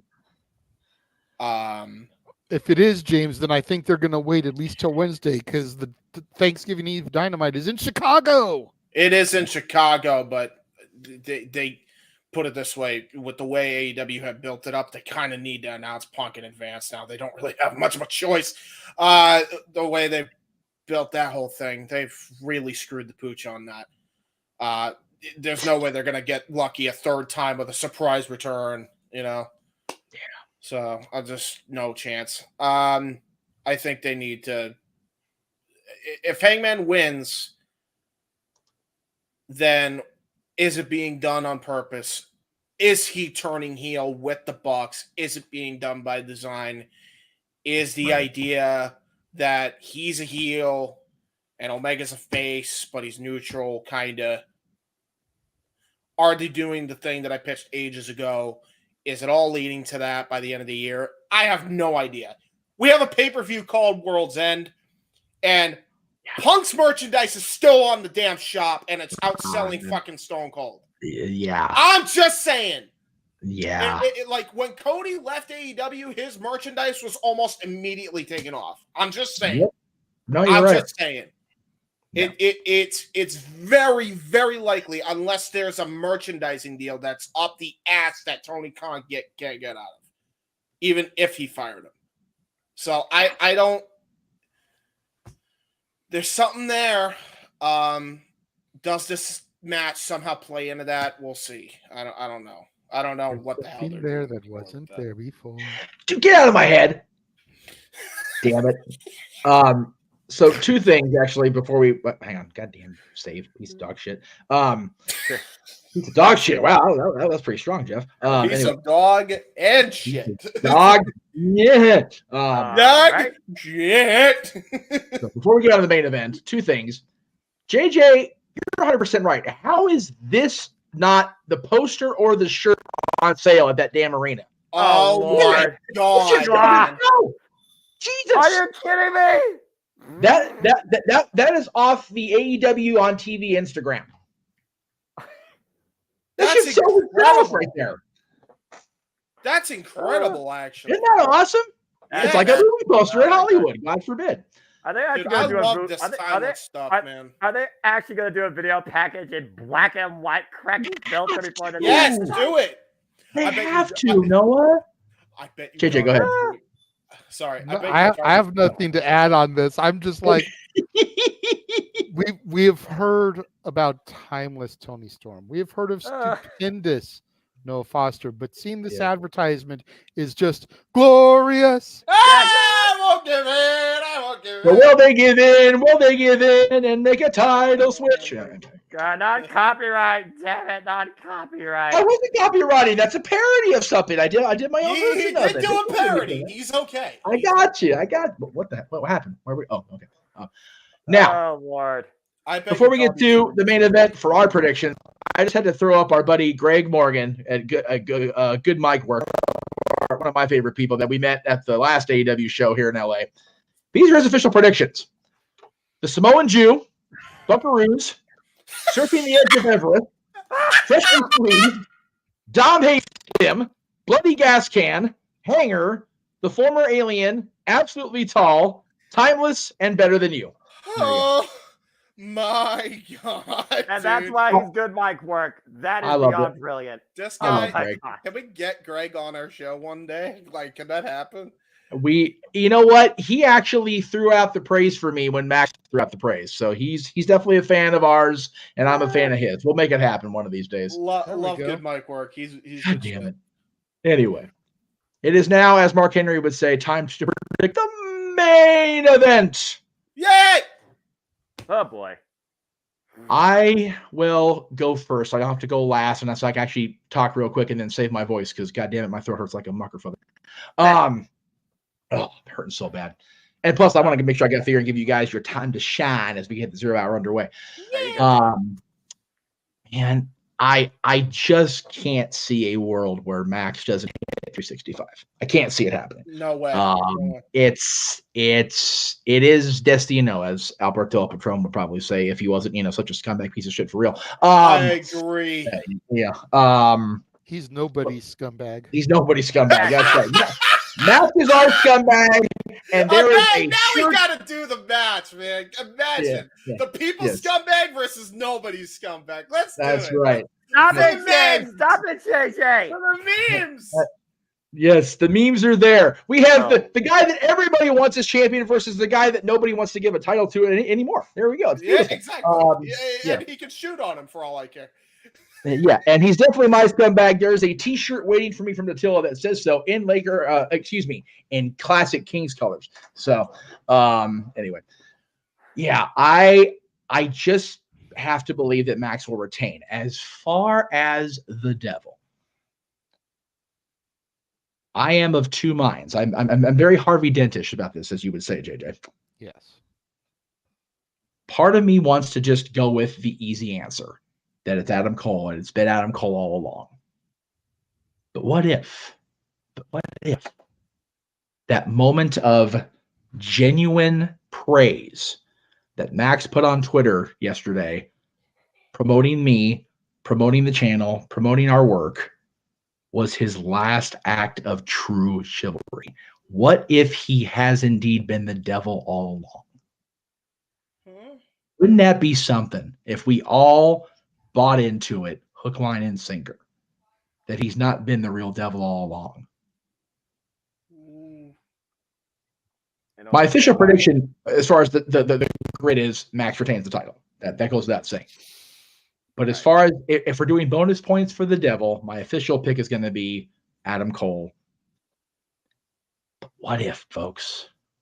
What if? Here's my question as far as what if with it being MJF at the devil. How can he reveal himself if he's already in the ring? Because you want that moment. You want that, for lack of a better term, higher power moment where the mask is pulled off and you see that it's MJF. And you don't get that if he's already in the ring. Fair point. That's my only issue with that one.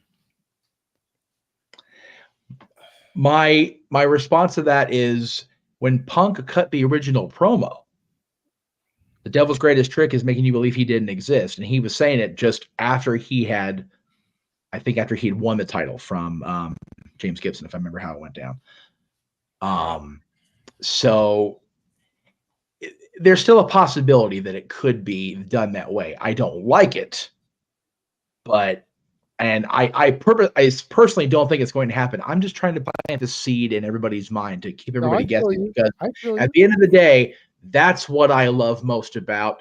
And I'll let Noah do the phrase as we get ready to do the show, because I can't do the 3-word phrase and not throw my voice completely the fuck out.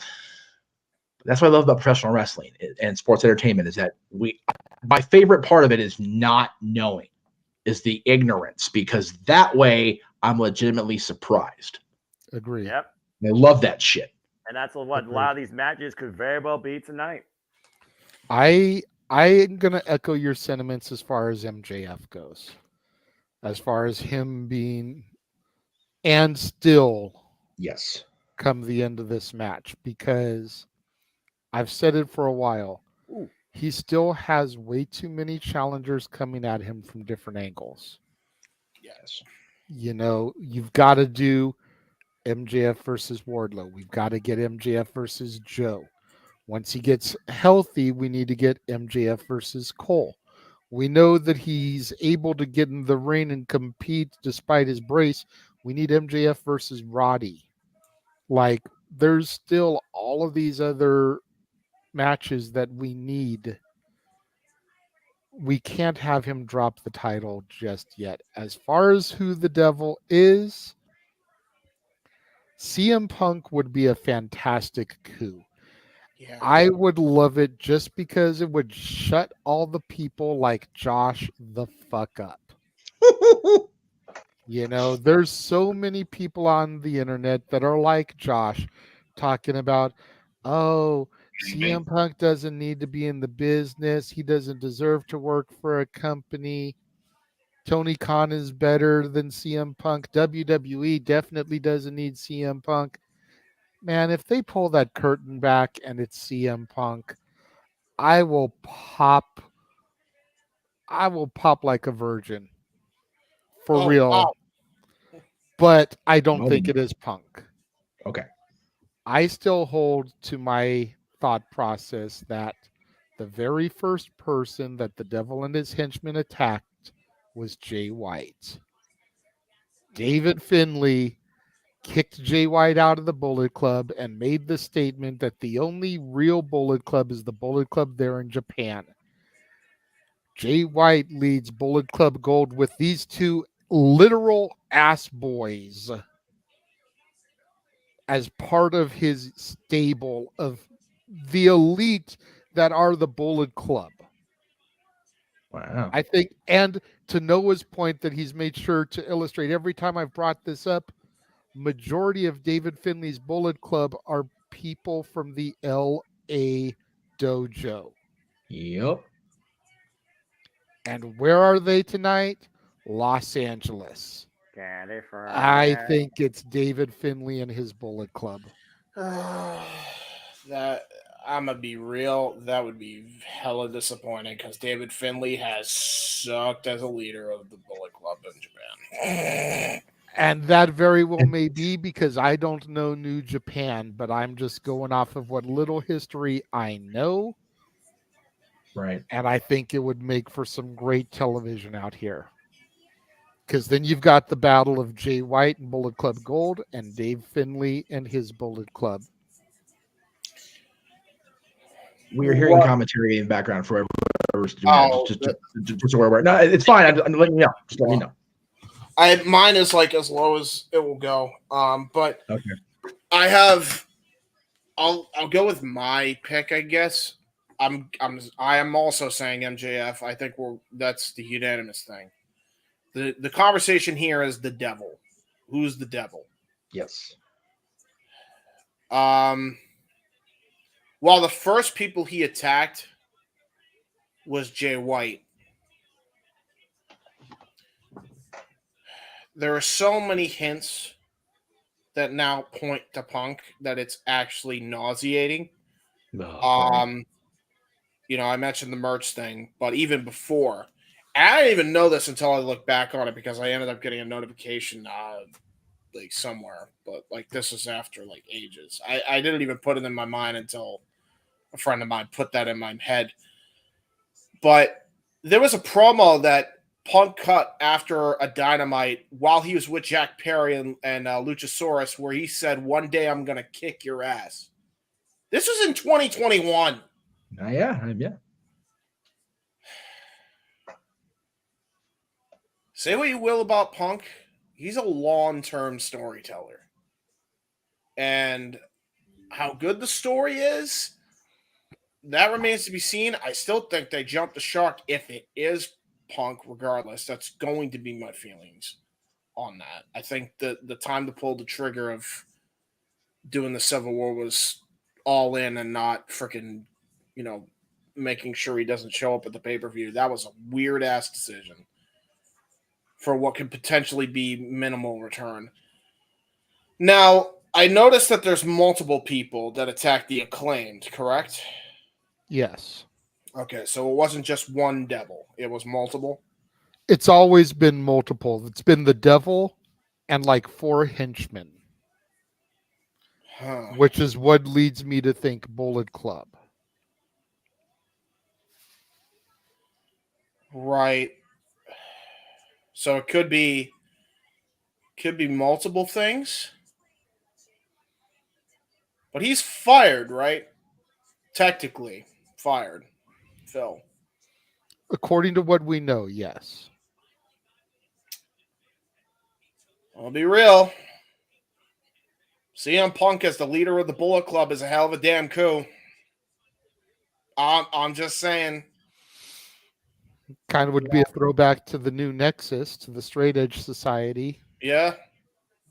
If there's anybody that can actually lead a successful heel group, it's Punk. Especially one that's been struggling for a while to find a new leader since what? Pretty much Jay White.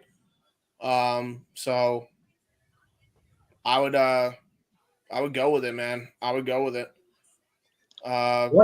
What if, folks? And Noah, I'll throw to you next. Thank you, JJ, for the visual help here, by the way.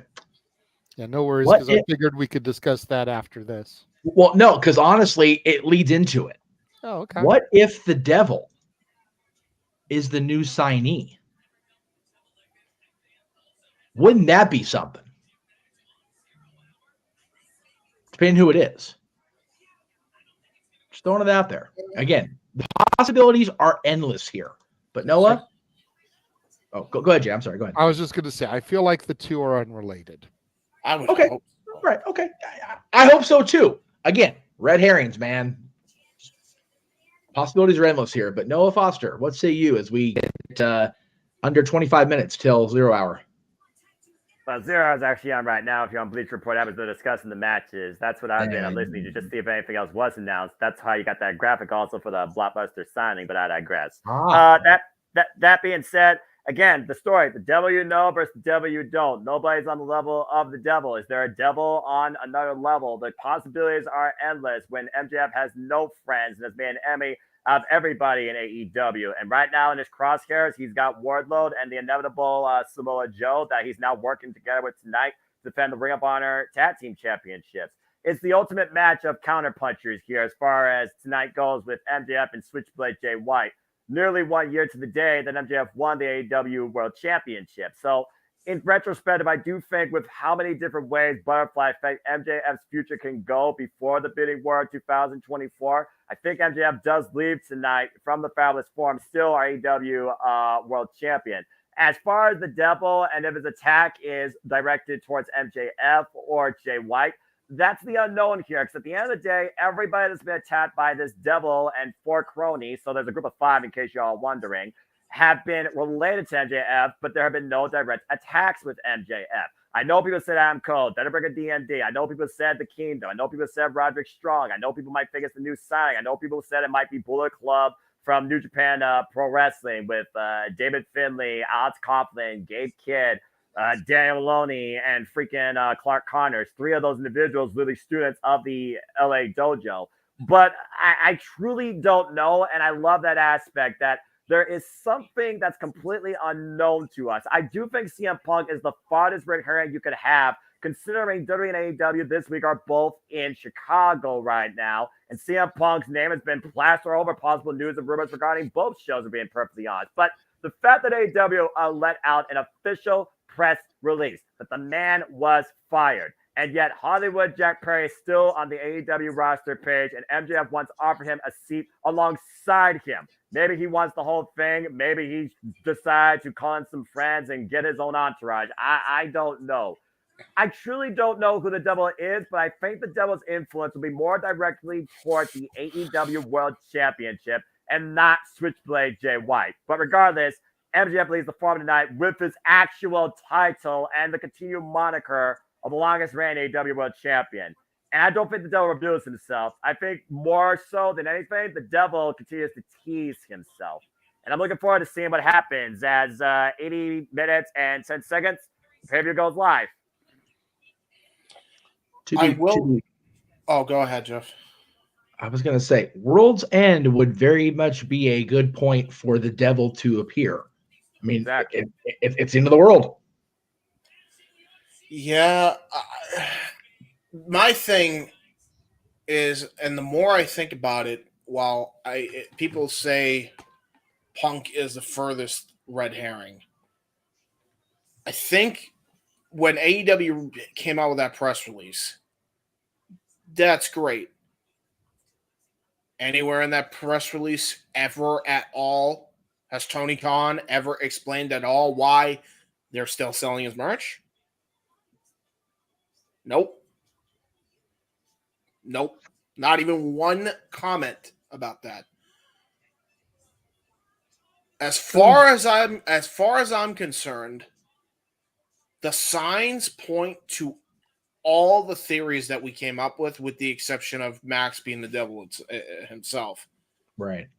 I think MJF is going to get royally screwed. I don't think he's going to lose the world title. I think he's still going to come away with getting that belt to stay around him.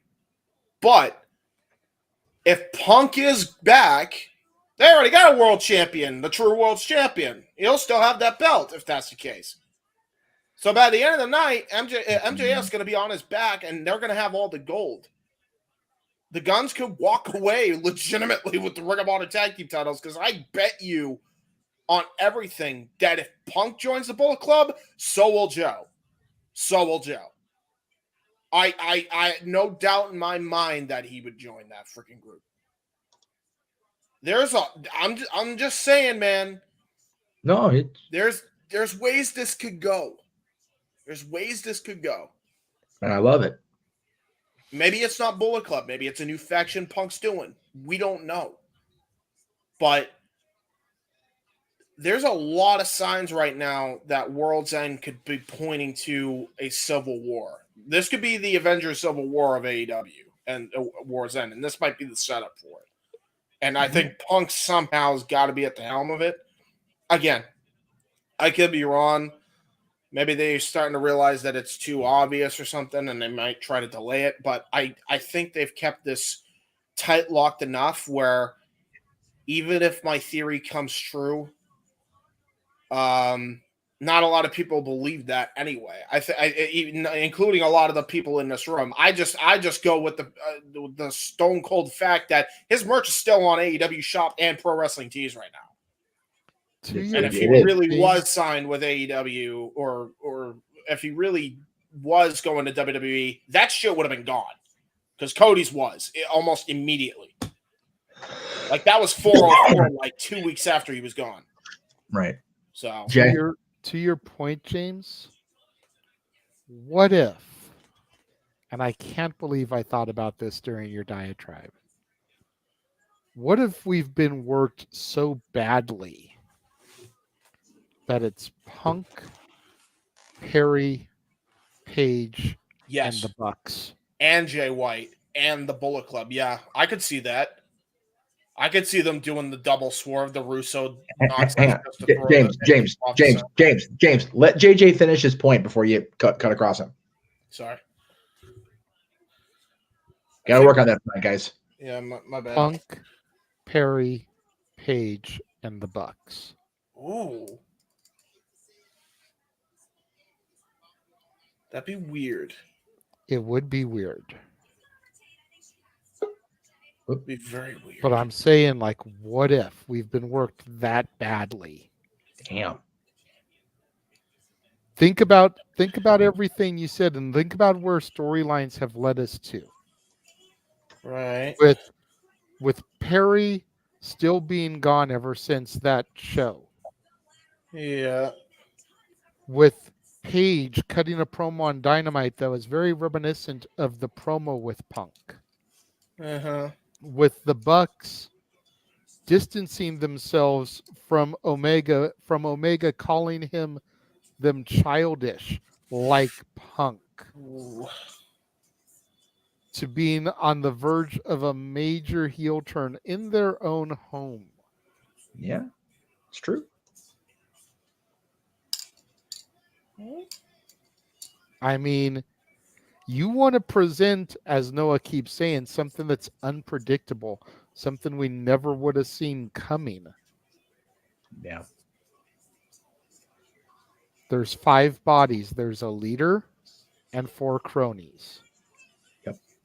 Punk, Perry, Page, and the Bucks. My only issue with that is that if that's the direction, then I think you lose a lot of people. That's my only issue with that. Because if this was a work, right, and this whole thing was orchestrated to be a work, at the very least after Brawl Out, we'll safely assume that was real, right? If that was all worked and they worked it so bad that they legitimately had a backstage fight just to work the dirt sheets, right? Which wouldn't be out of the realm of possibility. Wouldn't be out of the realm of possibility. The only person that I could see legitimately joining Punk is Perry. Bucks, I don't think so. I don't think so. Business is business, man. Even the what if it was a work all along? Yeah. I feel it's weird. And that's part of why they're distancing themselves from Omega now. Yep. Is because even Omega got worked. Again, I'm not saying this is the way they're going with it. I'm not fucking Nostradamus. But what if, bro? Like, think about it, bro. Think about it for a minute, bro.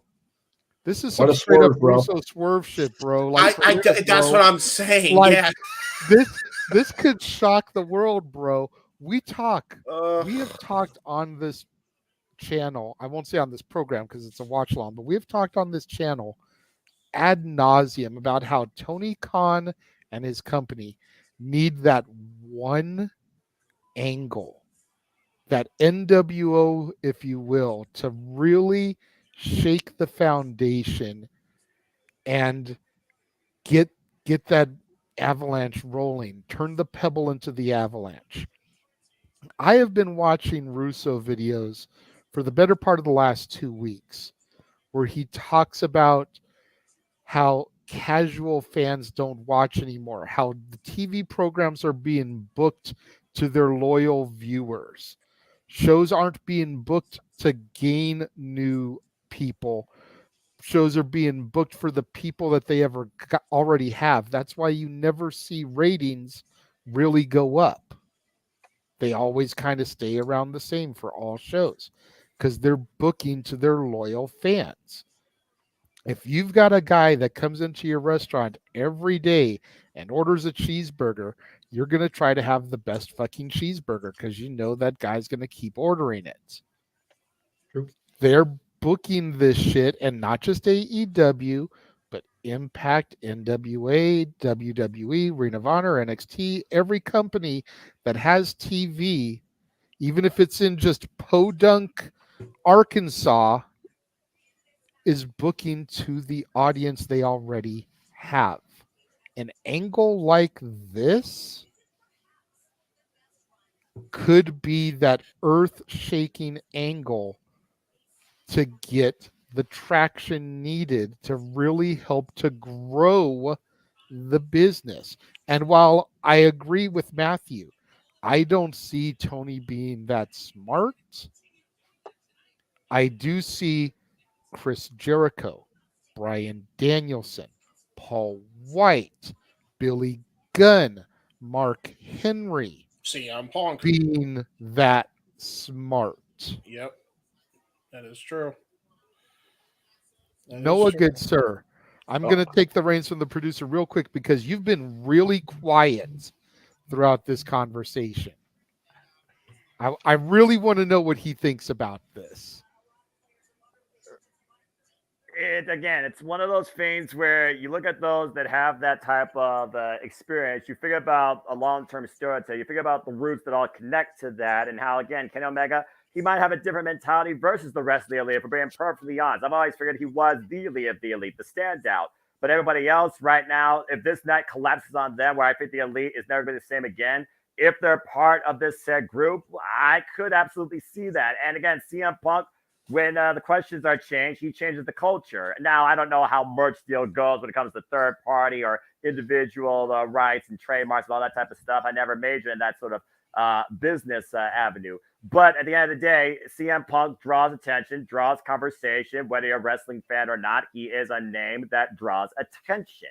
So I definitely could see that being a possibility. I mean, even 1 out of 100 is still more than 0. So you can't rule it out. At the end of the day, you got to consider, if they're putting so much stock into this devil angle, it has to lead to something major that could change AEW as we know it, or further evolve it. We've already seen how AEW's evolved this year when it comes to pay-per-view structure, when it comes to talent showcasing, when it comes to the way they've been booking. And with this rumor of going a pay-per-view a month, you need to draw even more attention. You got to draw more money. So allow what you said.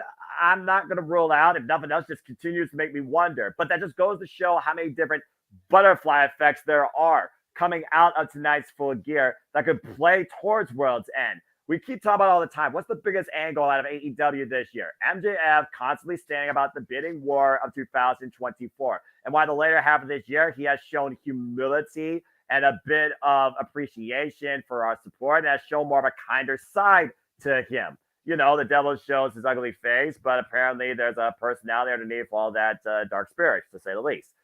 I wouldn't rule it out. Like I said, whatever this devil thing is, it has to play into a factor for MJF's future and the future of the AEW World Championship. But I just don't think they would go that far to tease it. I mean, you think about what happened last year at the AEW All Out.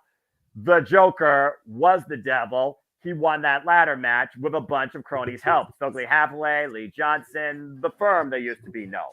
And then at the end of the night, when CM Punk, of course, was on top of the world in Chicago, beating Jon Moxley, who showed up after a bit of a virtual video call after Tony Khan agreed to pay the man his money because it was costing him more than was needed to be. Devil showed his face, and it was MJF. Now, I think we all pretty much knew that was kind of a little bit obvious based on the circumstances where MJF went shoot and called Tony Khan a fucking mark. Whole different conversation. In this very building, might I add. But I could definitely see CM Punk pulling something like that against MJF in a whole different direction. Don the Devil. But again, the devil you know versus the devil you don't. That's the story right now of AEW. Not tonight, but that's the story truly of AEW as we head towards World End and figuring out where MJF would still be all elite as champion or it'd be all elite at all. I would not rule it out, but again, it's really deep thinking. And I just don't know if they're going that deep right now into this angle or this whole MJF, he's our scumbag, now renewed babyface of AEW. I wouldn't rule it out, but I think, again, World's End is going to tell all. I think tonight just further teases it. I will provide You're muted, Jeff. Hold on, James. Jeff's trying to talk and he's muted. Oh, my bad. Didn't realize I was muted. Sorry about that. What I do know is that you mentioned in the same building where Max told Tony off. We do know who's in the building right now. And she's back live with us in the green room, and she's joining us on screen. Datilla, welcome back. Hello.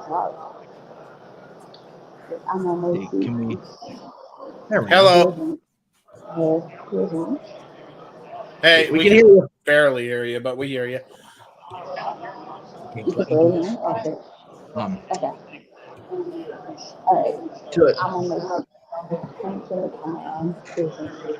Ooh. Datilla, do me a favor. There we go. Thank you. There we go. Very nice. Very nice. Very nice. Very nice. Yeah. Hopefully evil soon. I'll say this right now. The devil is not Danhausen. It's not Danhausen. Well, I mean, stranger things have happened. This is fair. Datilla, who do you think is the devil tonight? If we would see the devil be revealed. Adam Cole. I've always argued this from the beginning. I think we're going to piggyback Adam Cole here in LA, huh? Once again, we're scooping Adam Cole, just like we did in January. I thought that since the beginning. Very good. I like it. Well, the show's on, right? Yeah. Yes, we're actually. Yeah, the pre-show is on YouTube. They're just basically doing a lot of the jibber jabber. They haven't obviously started the match because otherwise we would hear you having a match in the background.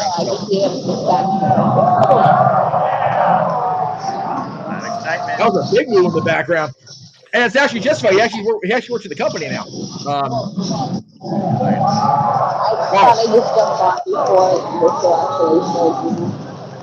Yeah, fair enough. All right, cool. We'll let me see you later. Just pop in whenever you can. We'll bring it in between matches. Yes. Okay. Bye, guys. Very good. Very good. By the way, for anybody that was watching go ahead. That watched our watch along of the Ric Flair's last match last year, I forget whose social it was on, but there was a moment that Lethal and Jarrett passed Flair in the hallway down at the Forum talking to Jerry Lynn. They both kind of looked at him and just shook their heads and laughed and kept walking, and Flair stared after him. I'm like, are they really? Please don't do this. Please don't do this. No. Flair and another Sting. last match. Woo! No. Please, no. Not that match again on AEW television. Please. Flair said he wants to bleed in AEW. It's like, why, Nate? No. Please. Yeah. Please, no. You can't take blood center. You're gonna die. You're gonna die. Let him. gonna Let die, them we collect gotta. dust. Let the boots collect dust. Damn it, Flair. Oh, go ahead. And the Jake. award for best dramatic performance goes to good grief. Jane. That's right. And by the way, I know what JJ was going to say. So JJ, go ahead and say what you were going to say. So speaking of gonna die, we've got a package here with Jay Lethal and Eddie Kingston to hype up their Ring of Honor Championship match tonight. Oh, that's okay. I was totally off. I think you're going to go with Ric Flair's best friends quote from the Hall of Fame. If you're going to die, do it in the ring. It's good for business. No, I was trying to steer things back to actually what's happening on the television. Well, to be fair, I don't have the TV in front of us. I didn't. As we do, JJ, as we do. Yes. Oh my goodness. Too much. But again, it's pre-show, so I think we're good. I don't want the Well, yeah, but you never know when they're going to actually start the first match. Tony Khan could give all these matches 20 minutes each. Yes. And there's 60 minutes left, so 62 minutes and 30 seconds according to my timer. But yeah, you're right. And Kyle Castagnoli and Buddy Matthews, they are going to go the distance. There's no denying that in my mind at all. Yeah. Oh. And again, the big thing also, again, so much unpredictability, so many different ways. The Elite's not the same ever again after tonight. The Devil shows his ugly face or further teases. And if he further teases, who does he target next, okay? That's also another thing. He's already hit Jay White. He's already hit the Acclaim. What, you expect him to go after Samoa Joe? I think now we need to discuss the signing. Yes. I think you're right. Because that's the only thing we haven't discussed as of yet is who is this mystery signing? Possibilities. Male, female, former WWE, rising star of the independent scene, Japanese, American. Yes. So Buff Bagwell. Yeah, no, it's not going to be Buff. He's not the stuff, and we've had enough. And also he's also the other news story for next week. He also got a DUI for being on influence of drugs. May I say that? May I say it real quick? Absolutely. Welcome back, man. Damn it, James! You freaking idiot! There it is. Yeah. So Bagwell and Nick Hogan next week on Open Mic Night. Top stories. Anyway, continue, Jay. Oh, yay. So, I mean, maybe it's just me, but I think that the crowd in LA was kind of let into who it was last night. I don't know. I don't know if that's going to be a one shot. I don't know if she's going to sign a full contract.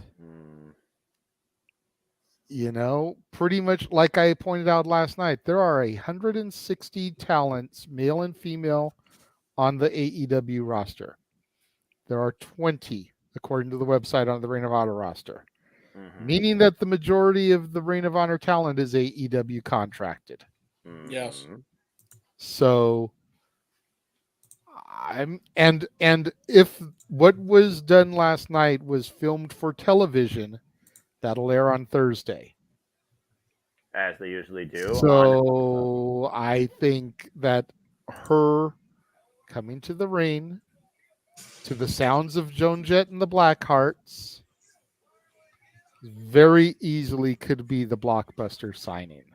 Because people would speculate that because of the independent match that happened the night before, it was just a one-off thing. But I don't know, man. LA has always kind of been Camp Rousey.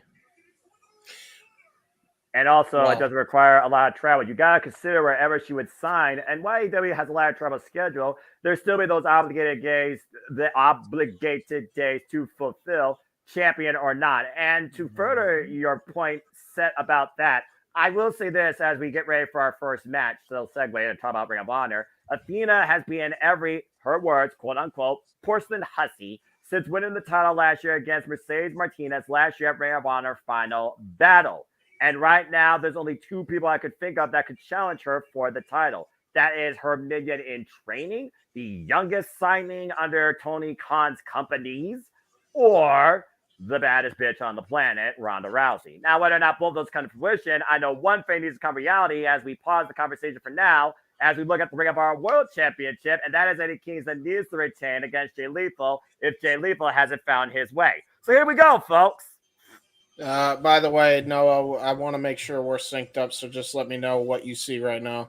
59-day reign as Ring of Honor World Champion Eddie Kingston. Grab it as Eddie Kingston comes walking down, as he always does, as real as possible, with both the Ring of Honor World Championship and the AEW Strong Openweight Championship. And there is that despicable Stokely Hathaway at ringside with the distaste in his face. Okay, I think you're behind me, Noah. I just got the Ring of Honor belt on my screen. Yeah. The referee I'll pause it. I paused it as soon as the Ring of Honor title left the screen. All right. Okay. Let me know when that happens. All right. Graphic. Okay. Yeah, I'm behind you guys because I'm not even at that point yet, for the record. Okay. Noah's paused. Yep. So just let me know when Ring of Honor World Championship graphic just popped up now. Let me know when it disappears. Disappeared. Okay. And we look for the Code of Honor. Referee Mike Posey here for opening contest. We are 57 minutes and 16 seconds away. Code of Honor here too. Bell rings. We are underway. Before this match is underway, welcome everybody to the Jeff Meacham Live Watch Along event, and welcome to the 0 hour of AEW Full Gear. I am the Seminole Foster with the Rank Wrestling JJ Williams and color analyst also here, returning James Hebert. And guys, this is our first contest here for a title with over 22 years of legacy. And JJ, you and I have talked about before. Jay Lethal is the franchise. He held the Ring of Honor World Championship across 2 illustrious runs for over 700 days. But Eddie Kingston believes that Jay Lethal has lost his way. What do you put towards that when you think Jay Lethal? Has he lost his way, or is he gaining his way now that he's finally going after the title 2 years later? Well, I can see the point that Eddie Kingston's trying to make about him losing his way, surrounding himself with Planet Jarrett. And as you put it, as Eddie Kingston has put it, kind of being Jeff Jarrett's bitch. But I don't think he's lost his way, because you got to remember, just 1 year ago, Jay Lethal was irrelevant when it came to Ric Flair's last match. Ric Flair wanted no part of him in the ring, despite the fact that it was Lethal that was helping Flair get the ring rust off. Jeff Jarrett helped bring him back to prominence. Like the guy or don't, like Planet Jarrett or don't, Jeff Jarrett and his team helped to bring Jay Lethal back to the spotlight. And Jay Lethal is looking to try and take it to Eddie Kingston, have Eddie Kingston put a little bit of respect back on that man's name. And you see Jay Lethal, of course, now at the beckoning call of Sanjay Dutt and Jeff Jarrett, preventing Eddie Kingston to continue the offense on the outside. And we got to consider this clown gang out here. This group of oddities, worse than the oddities in the WWF, that could besmirch the legacy of the Ring of Honor World Championship that Jay Lethal won in such a capacity. Blah! Big shot exchange here. Of course, James, we know Eddie Kingston is disciplined in the King's Road style, which is more of a narrative type discipline in the arts of Japanese pro wrestling. Yeah, we do know that, but we also know that Jay Lethal is a former Pure champion. He's a former Ring of Honor World champion. Right here is what you have is a clash of styles. And right now, Jay Lethal's getting chopped right in the chest. I really don't think you want to get into a striking matchup with Eddie Kingston, because the man's a brawler at heart. But right there, the smarts of Jay Lethal, JJ, to your point, the smarts of Jay Lethal always have been there, whether Jeff Jarrett has trained him or been his running mate or not. Yeah, absolutely. And Jay Lethal, what he needs to do is, to your point, he needs to not try to brawl with Eddie Kingston. He needs to turn this into an endurance game. Eddie Kingston does not have the physical shape of a wrestler. He's out of shape. He's a little overweight. Jay Lethal needs to try to take advantage of that. Here we go. Jay Oh, Lethal breaking God. out the Fargo strut. This is why In this sync, we got Sanjay Dutt on one end, Jarrett on the other end. Woo! This is Satnam why. Singh getting in on it too. No, That was awesome to see. No, that was downright ridiculous. This is the exact reason why Jay Lethal hasn't been a freaking champion since losing the Ring of Honor World Championship at the G1 Supercard 2019. This is what Eddie Kingston was talking about. Jay Lethal needs to find his way. Jay Lethal needs to find what made him the franchise in the first place. And it isn't this menagerie clown act out here. Yeah, again with the assist as well to Planet Jarrett, as you wanted to say. And in the infamous words of when it comes to that Fargo strut of Moist Critical, that's more cringe than Tenacon. California reference for anybody that remembers that disaster. Well, fair enough. Since we are in the Fabulous Forum in Los Angeles. Oh, big snap suplex by Jay Lethal. Might be wonderful ejection leg. Hits the cover level press. Kick out at 1. And you can say what you want about Eddie Kingston and his cover again. Kick out 1 again. You can say what you want about Eddie Kingston's cardiovascular nature. You can say what you want about his physical tendencies and his choices. You can't argue that the man says what he is. He truly is, and that is real. Again, Ring of Honor World Champion now, going into his 6th defense in the 15th days since being Kyle Casnoya at Arpanet Stadium. NWA Strong Champion now after 7 defenses, been that champion now for 136 days. He literally broke down crying to Lexi Nair this past Ring of Honor after the success of defending it against Dalton Castle. Yes, he hates this. Yes, he's hurt. But again, I'm as real as it gets. I understand this is the weight that comes with being a champion. And I may be tired of it. But if that's what it means to be a champion, that I hold up to the likes too of my longtime heroes like Homicide, like Xavier, God, overhead suplex, then I'm willing to endure that punishment and take on that responsibility. Oof. You see Jay Lethal right now just trying to get back into here, trying to get some air back in his lungs after those ridiculous chops. And you talk about Jeff Jarrett, you talk about the influence here, deep hook on the leg, Jay Lethal sits to cover 1 count. I get it. Jeff Jarrett, Sanjay Dutt, Jay Lethal, they go a long way. TNA, if we're being perfectly honest, he's been a heavy influence, been a coach, he's been a mentor in Jay Lethal's life. I won't take that away.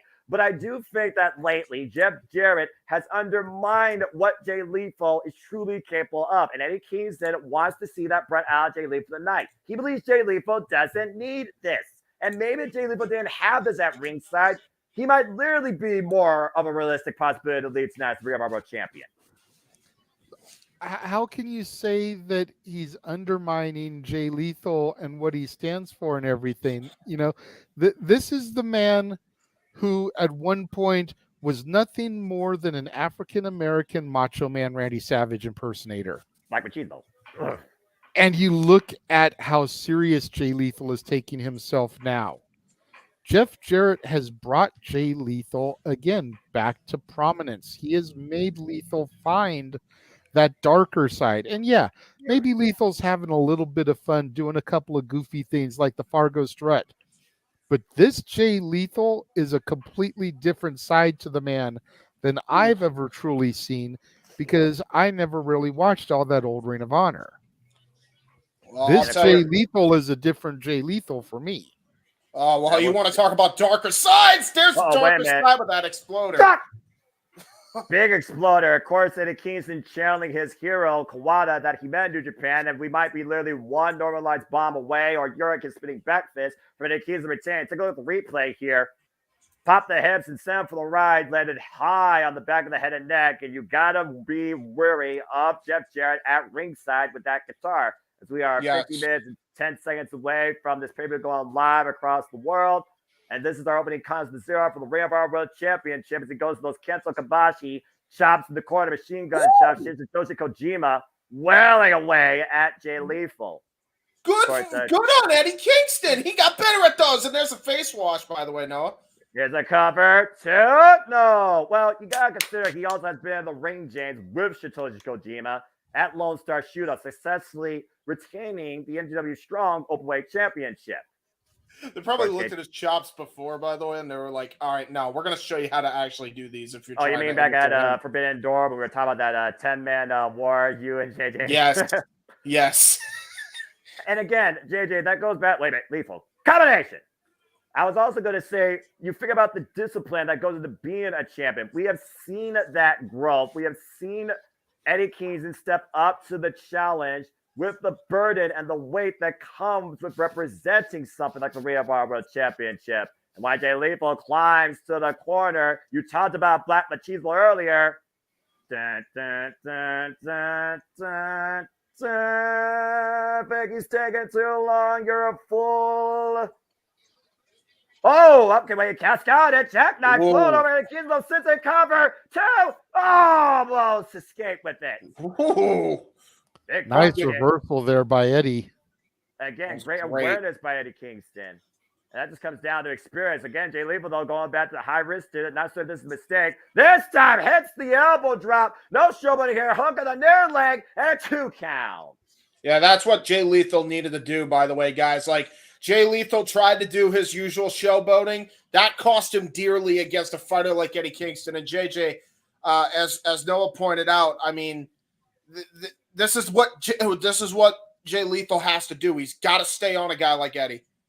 Yeah, absolutely. You can't give Eddie a chance to rest, because if he gets his power and his strength back, he's going to be able to dominate. Jay Lethal needs to stick and move. Yeah, and speaking of that, Saito. After counting the lethal injection, do a bigger exploder again, and then taking Jay Lethal up and over with the side slam. And then Kingston's feeling something here. He might be preparing for that spinning back fist. Oh, and took out and dropped Jeff Jarrett. Good. Oh, both men collide in the middle of the ring. Both with the same idea. Both men down after a clothesline collision. Referee might pose. He might need to check on both competitors here. Again, title cannot change hands unless it is via pinfall or submission. 10 count means nothing. Yeah, I mean, we got to talk about ever since the G1. Oh, wait, what is she doing? Oh, my God. Again, you see Satnam Singh and Karen Jarrett playing where they should be playing. Aubrey, get out here. A guitar conveniently placed on the ring apron here. This is exactly what Eddie Kingston was talking about. Jay Lethal needs to find his way. And this is not the way if he wants to become the Ring of Honor World Champion. Eddie Kingston knows what Jay Lethal is going for here. Oh, wait a minute, Ortiz! Ortiz with the guitar! What's he doing here? Former friend, by the way. But he got Brad Sunday! Damn. Now that's a tune I can get with.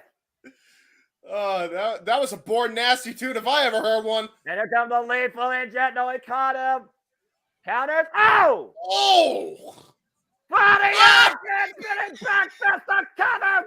1, 2, and in case he retains the title. Well now. Again, JJ, what did Eddie Kingston say Jay Lethal needed to do? Find his way. He lost his way, and it cost him. Perhaps this time, but there's always the final battle. You see Ortiz, though, guys. You see Ortiz standing alongside him, though. Eddie Kingston and Ortiz. Again, man, respect runs deep with these two New Yorkers. I just got the map on hand. Yeah, go ahead. Try and do something, Karen. Try and do something, Satnam. Eddie Kingston still our Ring of Honor World Champion and NWW Strong Openweight Champion. Honor remains real, and the legacy remains in the hands being defended by the Mad King. Eddie Kingston retains at the 0 hour, Full Gear. Can I also say, because this is something that needs to be said, and you told the story beautifully, so I don't need to add anything else. This is just me observing. Go for Eddie it. Kingston was in the G1 this year, correct? Yep. Boy, has he learned a few tricks since. Well, I mean, when You you're in the see ring, the array of move he has now? The Sambo suplex? I haven't seen that in years. Well, He again, did the James, full-on twisting Uranagi, dude. I loved it. when you compete with the likes of Hanari, Shingo Takagi, Mikey Nichols, and some of the absolute best in New Japan Pro Wrestling.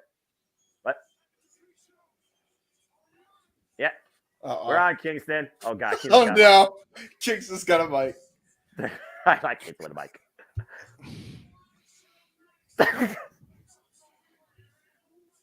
We have a lot. Oh, my.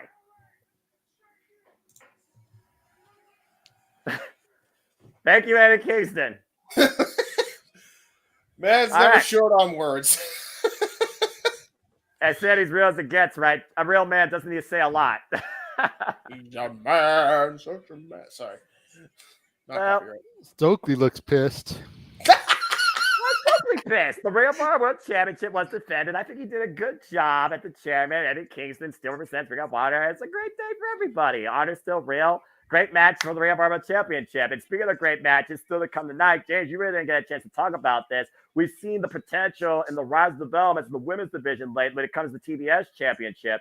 Julia Hart, of course, and Sky Blue both fell short in singles against Chris Statlander. Now Chris Statlander is now in control tonight fully in triple threats, and she could lose the TBS Championship. And on the other side of the women's division, you, of course, have the Women's World Championship on the line as Hikaru Shida goes 1-1 for the third time against Toni Storm. But this time, Toni Storm is timeless. Tonight, we could truly see a reset of the AEW women's division.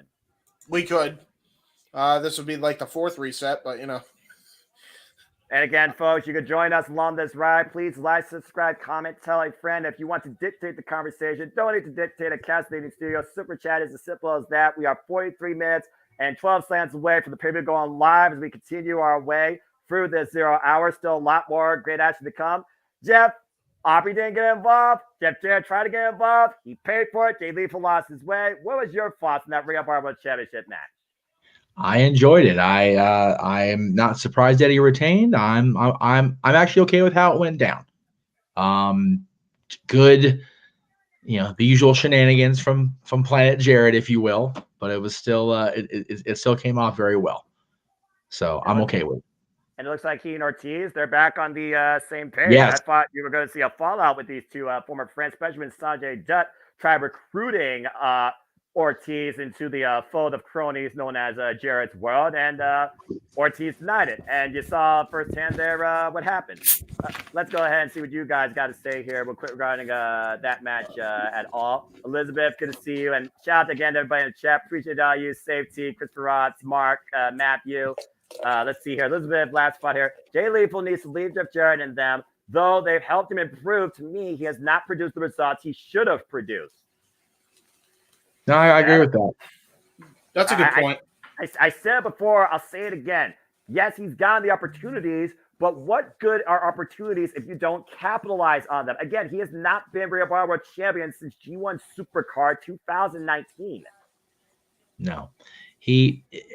I've enjoyed the shtick with Jarrett and Lethal and Sanjay, but I am such a fan of Jay Lethal that I would definitely like to see him hold gold, maybe an AEW or Ring of Honor at least one more time before he gets to the point where he's gonna be looking to hang it up, whenever that may be. He's in a phenomenal shape right now, so I don't see it happening. Yeah. But again, we all get older.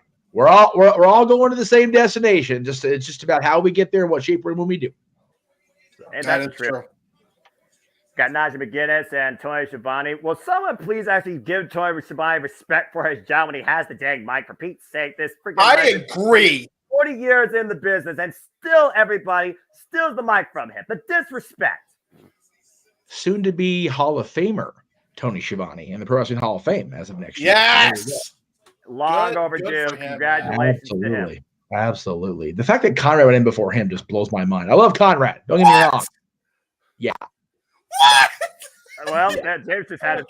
I mean, to be fair, had Conrad not brought Tony back via the podcast, probably wouldn't have Tony Schiavone back in our lives. So, I mean, to be fair, his podcast with JR, William Regal, everybody, Bishop, everybody. But it was him and Pritchard and him and Schiavone that really, honestly, got both Bruce and Tony kind of back in the public eye. So, yeah, true that. Speaking of public eye, Cloud Castagnoli and Brian Matthews about to steal the 0 hour here to Matthews' point, as Cloud Castagnoli, who is 7-2 in his most recent matches, goes 1-on-1 for the first time ever in AEW. Put that in perspective, folks, against Buddy Matthews. This is their third ever singles encounter. Their previous 2 singles encounters were during the Thunderdome era, and combined time, they lasted 6 minutes.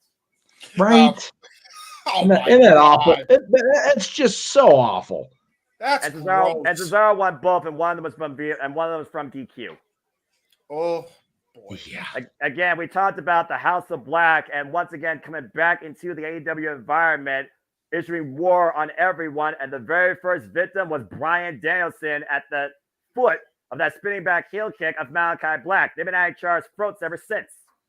Uh-oh. And the screen went black at the 39:17 mark, which can only mean one thing. The best kept secret of 205 Live, and the latest guest in the House of Black has arrived. Buddy Matthews is in the building. Coming off a great win over Blackpool Combat Club's own Wheeler Yuta on last night's Collision, and those two went to war with each other for 13 minutes. Of course, Buddy Matthews was also 1/3 of the longest reigning AEW Trios champions, guys, with 8 successive defenses and a length of 175 days after beating the Elite at Revolution. And we talk about all the time, James, when it comes to Buddy Matthews, his explosive offense and agility is unmatched by many competitors here in AEW.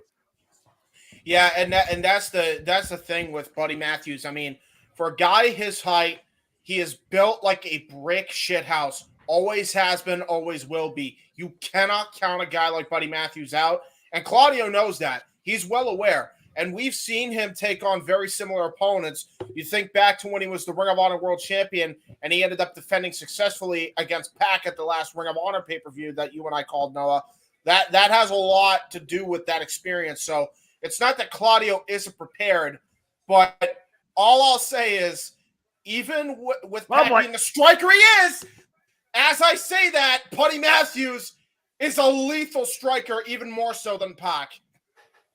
I would put this match up here based on Buddy Matthews' just build and the way that he wrestles. I would put this match up here when Claudio Castagnoli took Konosuke to Ketchkon last year at Battle of the Belts. It's Claudio right now unleashing his fury with those vicious uppercuts. And again, we've already talked about Claudio Castagnoli and how much he's a freak super athlete. Former Ring of Honor World Champion, 2-time Ring of Honor World Champion, the double leg, might be looking for the giant swing. And JJ, you're back in time for the best match of the 0 hour here, as we're looking at Claudio Castagnoli versus Buddy Matthews. And of course, we most recently saw Claudio Castagnoli in a singles affair against Orange Cassidy, lost out on the International Championship, but had a great exhibition against Josh Barnett that really said that, Claudio, you're continuing to find your way. Keep going. It's Oof. Big Irish whip into the barricade. Now Claudio looking to follow a big uppercut run in. And again, JJ, we saw Claudio win a match with a freaking uppercut. What does that say about Claudio Castagnoli? Well, I mean, you mentioned his freakish strength. You can see that on display in virtually every match when he does that swing. The fact that he's able to hook people up in that very simple maneuver and then keep the rotation going for 10, 15, 20, sometimes even more rotations, and it never seems like it truly phases him, just goes to show the sheer ability of the Swiss Superman. And Claudio goes around the world and gets caught. And the size of some of the people he does it on, too. And then to counter that point, we talk about the strength of Claudio Castagnoli and the lethalness of the uppercut. What about the lethalness of that knee strike by Buddy Matthews that just slapped Claudio Castagnoli in the entranceway, James? And I believe you're about to say something about that because you spoke verbatim about you've been waiting to see a knee strike off, or particularly a singles match with Buddy Matthews versus Kenny Omega. Well, hold off on that thought because I think we're getting a Meteora, and there it is, fully connects by Buddy Matthews. And Buddy Matthews in the cover, no. I was actually going to interject with this and add to JJ's point. While Buddy Matthews is absolutely, tit for tat, great when it comes to the strike game, probably could go toe-to-toe with any MMA fighter, and that includes some of the pros in UFC. We can't forget, as JJ pointed out, he can literally win a match with anything. We saw with the uppercut. We saw it at Final Battle when he won the Ring of Honor World title last year against Chris Jericho with the giant swing. Anything that Claudio hits you with can end the match. That has been proven. So Buddy has to watch out for his strikes as well as his grapple game. Claudio is an expert in both.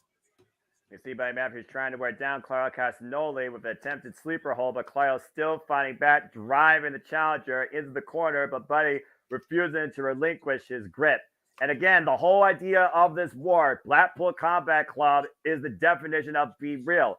When it comes to the House of Black, it is them versus AEW. They have unleashed their violence on everybody. And again, the first victim of the return was Bryan Danielson by Malachi Black. And since then, we've seen the House of Black cause Clark has been able to use at the AEW Tag Team Championships. And of course, tonight, the Kings of Black Throne have a chance to gain those titles, JJ. Blackpool Combat Club does not. Exchanging. Whoop. That's a fair shout out there. House of Black is set up to really dominate the evening if they can, and it all starts here with Buddy Matthews trying to set the pace for the House of Black and then Julia Hart.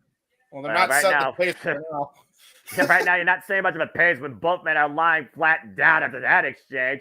Knee strike, clothesline, rebound, lariat. As Claudio Castagnoli is checking his jaw, and of course, the mouth guard we know Claudio wears helps prevent a knockout. Yeah, and he wears that mouth guard as well, Noah, and we got to remember this. He has worn that mouth guard ever since, and JJ, I don't know if you were there and watching when this happened, but he wears that mouth guard ever since he ended up chipping his teeth off the ring post. So he always protects his mouth ever since. So I'm just saying. That was a SummerSlam, I believe, 2017. I think that was during JJ's hiatus, so he probably wouldn't be aware of that. But yeah, JJ, he went jaw first in the top of the ring post that night and literally rearranged his front teeth. And I just arranged Buddy's teeth for that big boot. Yeah, I was about to say, Buddy Matthews' teeth might be into his gullet after that test like big boot. Shout out Andrew Martin, RIP.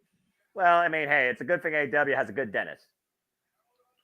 Hold on here. We might be going spin to, oh, wait a minute. Buddy Matthews, single up kick. Claudio Castagnoli creating distance. Again, Claudio refuses to be a 9. Got Buddy hooked. We're going to sweep. Wait a minute. Cross leg cover 2. Oh, Buddy did his homework, Noah. Up, uppercut, Swiss death. That's got to be it. Cover 2. No. Wow. Barely avoiding the decision there. Oh. Buddy Matthews is showing that he's definitely done his homework. Yes, but to your point, JJ, I will say this. Claudio also just showed that he'd done his homework on Buddy Matthews because he countered him with that uppercut. But again, like I said, it's not the first time these two have been ringing together, but this is the first time they've been in the ring with each other since 2 years. It looks like he might be ready to end this thing. The neck crank only means one thing, folks. Looking for the neutralizer. Back by. Drop the Buddy Matthews. Claudio's on his feet, though. Big kick again. And Buddy answers with one of his own. Up on the second rope. Looks at me. Or got caught. Double leg. And here we're going to swing. Oh, no. Wee-woo. You spin me right round, baby, right round. Like a record, baby, right round. Not copyright, guys. Good grief. How many was that? I lost count. That might be enough to orientate him. And come next June, you may be able to pay for one of us to sing that on 80s karaoke night. But I don't plug that I don't approve of. But again, I'm not the boss of the network. I'm just the voice of the network. And if the boss man wants to control stuff like that, I am contractually obligated to do so, as I have my phone in my lap because he's not on my headset, but I digress. 31 minutes. Boss, man? You're not from the UK. 31 minutes even. Damn it, Chase. And Claudio up and over. Oh, God. And that was right between the ring apron there where wood meets steel near the corner ring post as Claudio got up to the high wrist stage. What the hell is he looking for here? Buddy Matthews trapped in the front headlock. Oh, boy. We might be looking for a superplex attempt here, guys. Claudio with the dominant position inside on the second rope. Buddy Matthews, though, trying to fight back inside. Body shots, though, by both men here. Big headbutt. A second one and a third one. Forehead. Good grief. Oh, my God. I like the fact that Claudio is using his handle to block some of the impact, which saves himself. Meanwhile, God, cheeky Nando's kick. Yeah, he's out. Oh, man, is Claudio out. He's out on that top turnbuckle. I'm surprised he's even got his agility intact. God, it's second. Oh, man. Buddy Matthews just unleashing here. Now got him hooked in the electric chair. Power bomb. High stack cover. 2, and Claudio kicks out. Matthews, though, scouting it, though. Bro! Wow, jackhammer? No, with the jackhammer. Now in the crossface. Wow, man. What a transition of moves. He's staying on Claudio. Noah, how impressive was that combination of moves that Buddy Matthews just did? That was insane strength. what he just pulled off there, and technical ability. I was about to say, about the technical awareness of Buddy Matthews. I thought he was saying about that high stang and keeps it kicked out for a lethal knee strike. Instead, he took him up and over with a modified jackhammer. Now taking a page of Blackpool Comic's playbook, going for the crossface, now hammering the anvil elbows into the torso, knocking the wind out of Claudio Castagnoli. He might be looking for a ref stoppage here. You know what? JJ's eating his chips, man. He's enjoying the action here. Like, this match rules. This match is awesome. Silence speaks volumes when the story is who's the stronger competitor in the ring, but I digress. And Claudio, the power game coming into play. Up in the fireman's carry, lifting him up and golf! Oh, TKO! Shades of Mark Mero, and now it looks like he's going to go for the running uppercut. He's setting it up. Shout out to another California native, Scorpio Sky, as Claudio goes off the ropes. Big freaking uppercut! Running! Cover! Two and no! Whoa! How the hell is Buddy Matthews conscious enough to be aware where he was? And meanwhile, bomb! And now goes for the sharpshooter. Pudgment not done though. Sharpshooter in. Shout out to Tyson Kidd. It's locked deep in the middle of the ring. And you got to imagine the shock going through Buddy Matthews' back after that Ricola bomb. Referee might want to stop He's this. out. He's not out yet. He's not out yet, JJ. There's still enough will and resolve in Buddy Matthews to stay in this fight as he tries to crawl his way to the rope, elevating his body off the mat, trying to get some of the pressure, but Claudio brings it back towards center and sits in deep. But that's it. That's it. Claudio wins. He had no shot. The minute Claudio dragged him back into the center of the ring, it was wraps. The Claudio Castagnoli once again proved what Blackpool Combat Club is, and that is forged in combat, getting a bit of vengeance for a fallen friend in the first place, Bryan Danielson. Claudio Castagnoli victorious tonight on the 0 hour, and again, Buddy Matthews, you talked about him setting the pace, JJ, for the House of Black. Not a strong pace set so far. You know what? Even in defeat, though, Buddy Matthews put up a hell of a showing. That was part of why I was so silent during this one, because I'm not that familiar with Buddy Matthews. Aside from him being Mr. Rhea Ripley, like, I do not know a whole lot about him. The little bit that I've seen of AEW, the House of Black hasn't been featured too heavily until recent, or he was been out injured or something. Like, I haven't seen that much of him. We'll see right now. We'll see a show of respect between these two gladiators of the ring. Again, they go a long way back. Tension here, but you see Claudio with the hand out. Again, game respects game. Buddy Matthews, the best kept secret AEW. Oh. You got to imagine, to your point, though, pride has to be hurt. But Claudio's like, okay.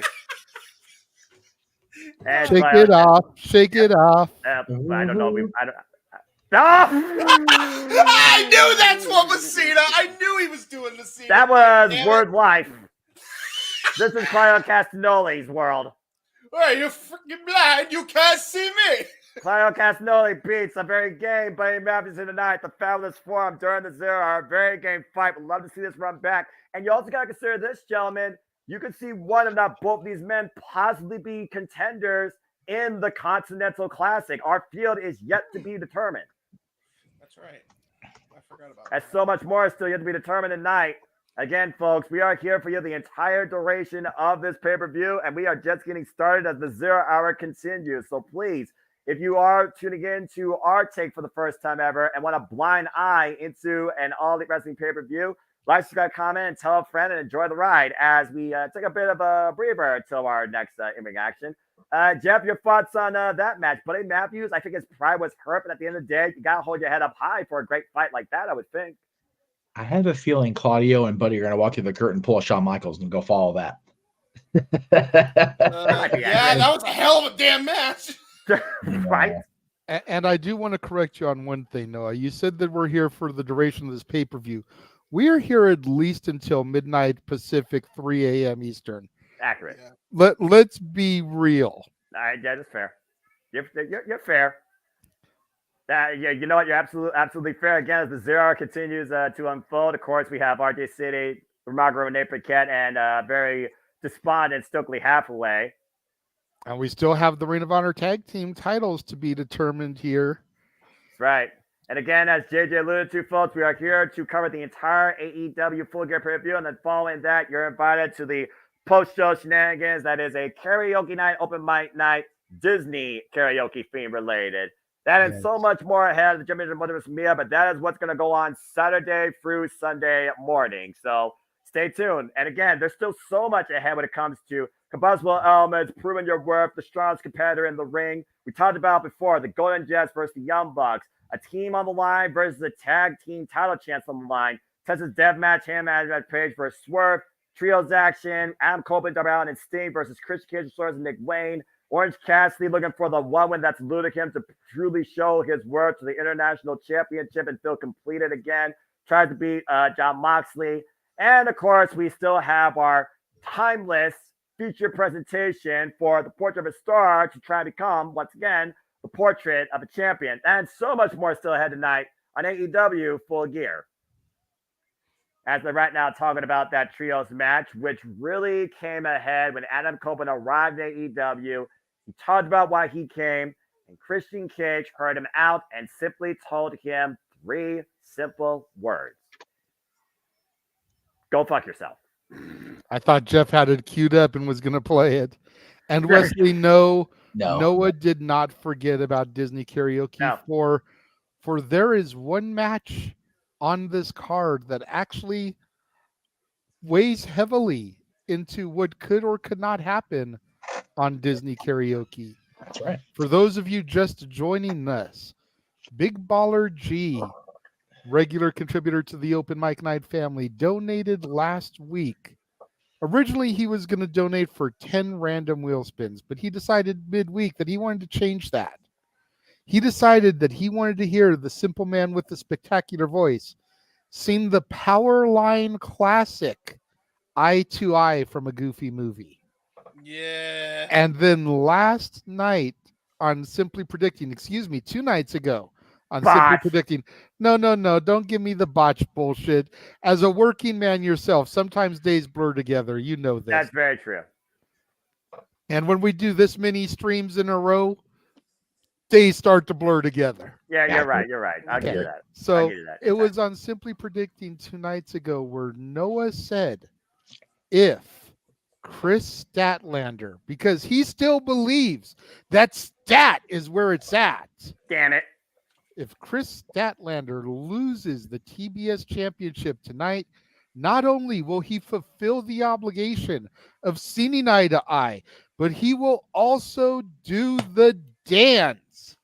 So if you want to see the simple man with the spectacular voice do the dance, number 1, pray and hope that Chris Statlander loses. And number 2, make sure you tune in to Open Mic Night Karaoke immediately following AEW Full Gear. And JJ, you mentioned that Big G donated very generously, but might I add. But if they haven't, JJ, how can they do that? Well, super chat. It's as simple as that, as the simple man likes to say. A $5 super chat will get a spin of the wheel. There are 2 wheels, one with our names and one with the Disney eras broken down into decades, basically. Yes. $5 super chat, we will spin both wheels. We will spin the name wheel, see who's going to sing. Then we'll spin the decade wheel. And whatever era comes up, the singer gets to pick a song from that era. For a $15 super chat, you get to pick who sings. We will then spin the decade wheel, and the singer will get to pick what song they want from that era. For a $25 super chat, you get to pick who sings, and you get to pick what they sing. It's truly as simple as that. Mm-hmm. As Big G demonstrated this week. Yes, and we will not only have the eye-to-eye performance, which is guaranteed. Damn it. We also have 5 random spins that were donated by Big G as well. Yay! So we're coming off the show here hot and strong with those random spins. Yes. as we now have 2 words for everybody in the chat room. Guns up, baby. The 310 to Yuma just arrived as the Guns look to claim the Ring of Honor World Tag Team Championships and start what they believe could be the worst night in MJF's life. No Juice Robinson, by the way. I just want y'all to take notice of that after what happened last night on Rampage. Rockhard Juice Robinson read head first into a TV monitor, still probably picking glass out of his eyes and beard as we speak. I feel like the one went to a pretty deadly yard sale there. Damn. Yeah, I mean, Accurate. yeah. They do dress like cows. I'm just saying, why are they dressing like cows? I don't know if necessarily there's an appropriate answer for that. Maybe because they're fertilizer because they're ass boys. Ah, that's That actually makes Damn sense. it, Jeff. He's not wrong, to be fair. No. So wait, they're shitty ass boys? Well, I I don't know mean- about. I don't know if I go that far. All I know is fertilizer is just shit. So all I know is our scumbags looking to spank the ass boys and dull the switchblade tonight. That's all I'm saying. And Yeah. and our scumbag has found a very unique ally to help him in this Ring of Honor tag title defense. But is he truly an ally? Well, that's the one question. thing for sure, JJ, he is inevitable, and he is Samoa Joe. Yeah, he's The Orange County native, Ultimate Pro Wrestling student and graduate, Samoa Joe comes home.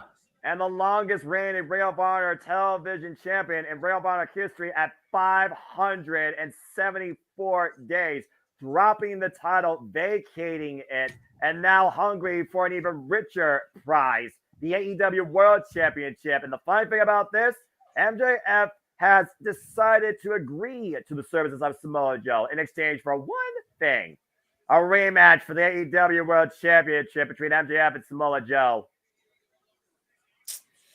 How about making a deal with the devil? That's a whole different form of a deal I don't know I would actually want to try and go with.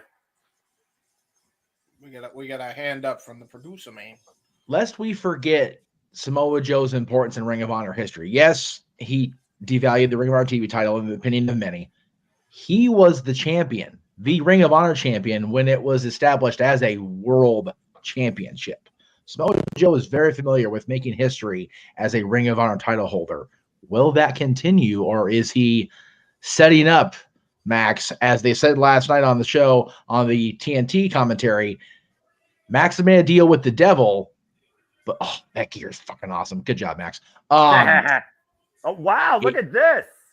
MJF Yes. rocking the Kings colors there, the vintage Kings colors. Ball in where the Lakers play, though, as he is our scumbag and our AEW World Champion, one of the Ring of Honor Tag Team Champions. There's only one, Maxwell Jacob Friedman, MJF. And MJF personally has committed to defending these titles until his fallen friend returns, no matter what the circumstance. And as we saw at Wrestle Dream, JJ, he defended them successfully on his own against the Righteous. But tonight, Bullet Club Gold poses a whole different threat.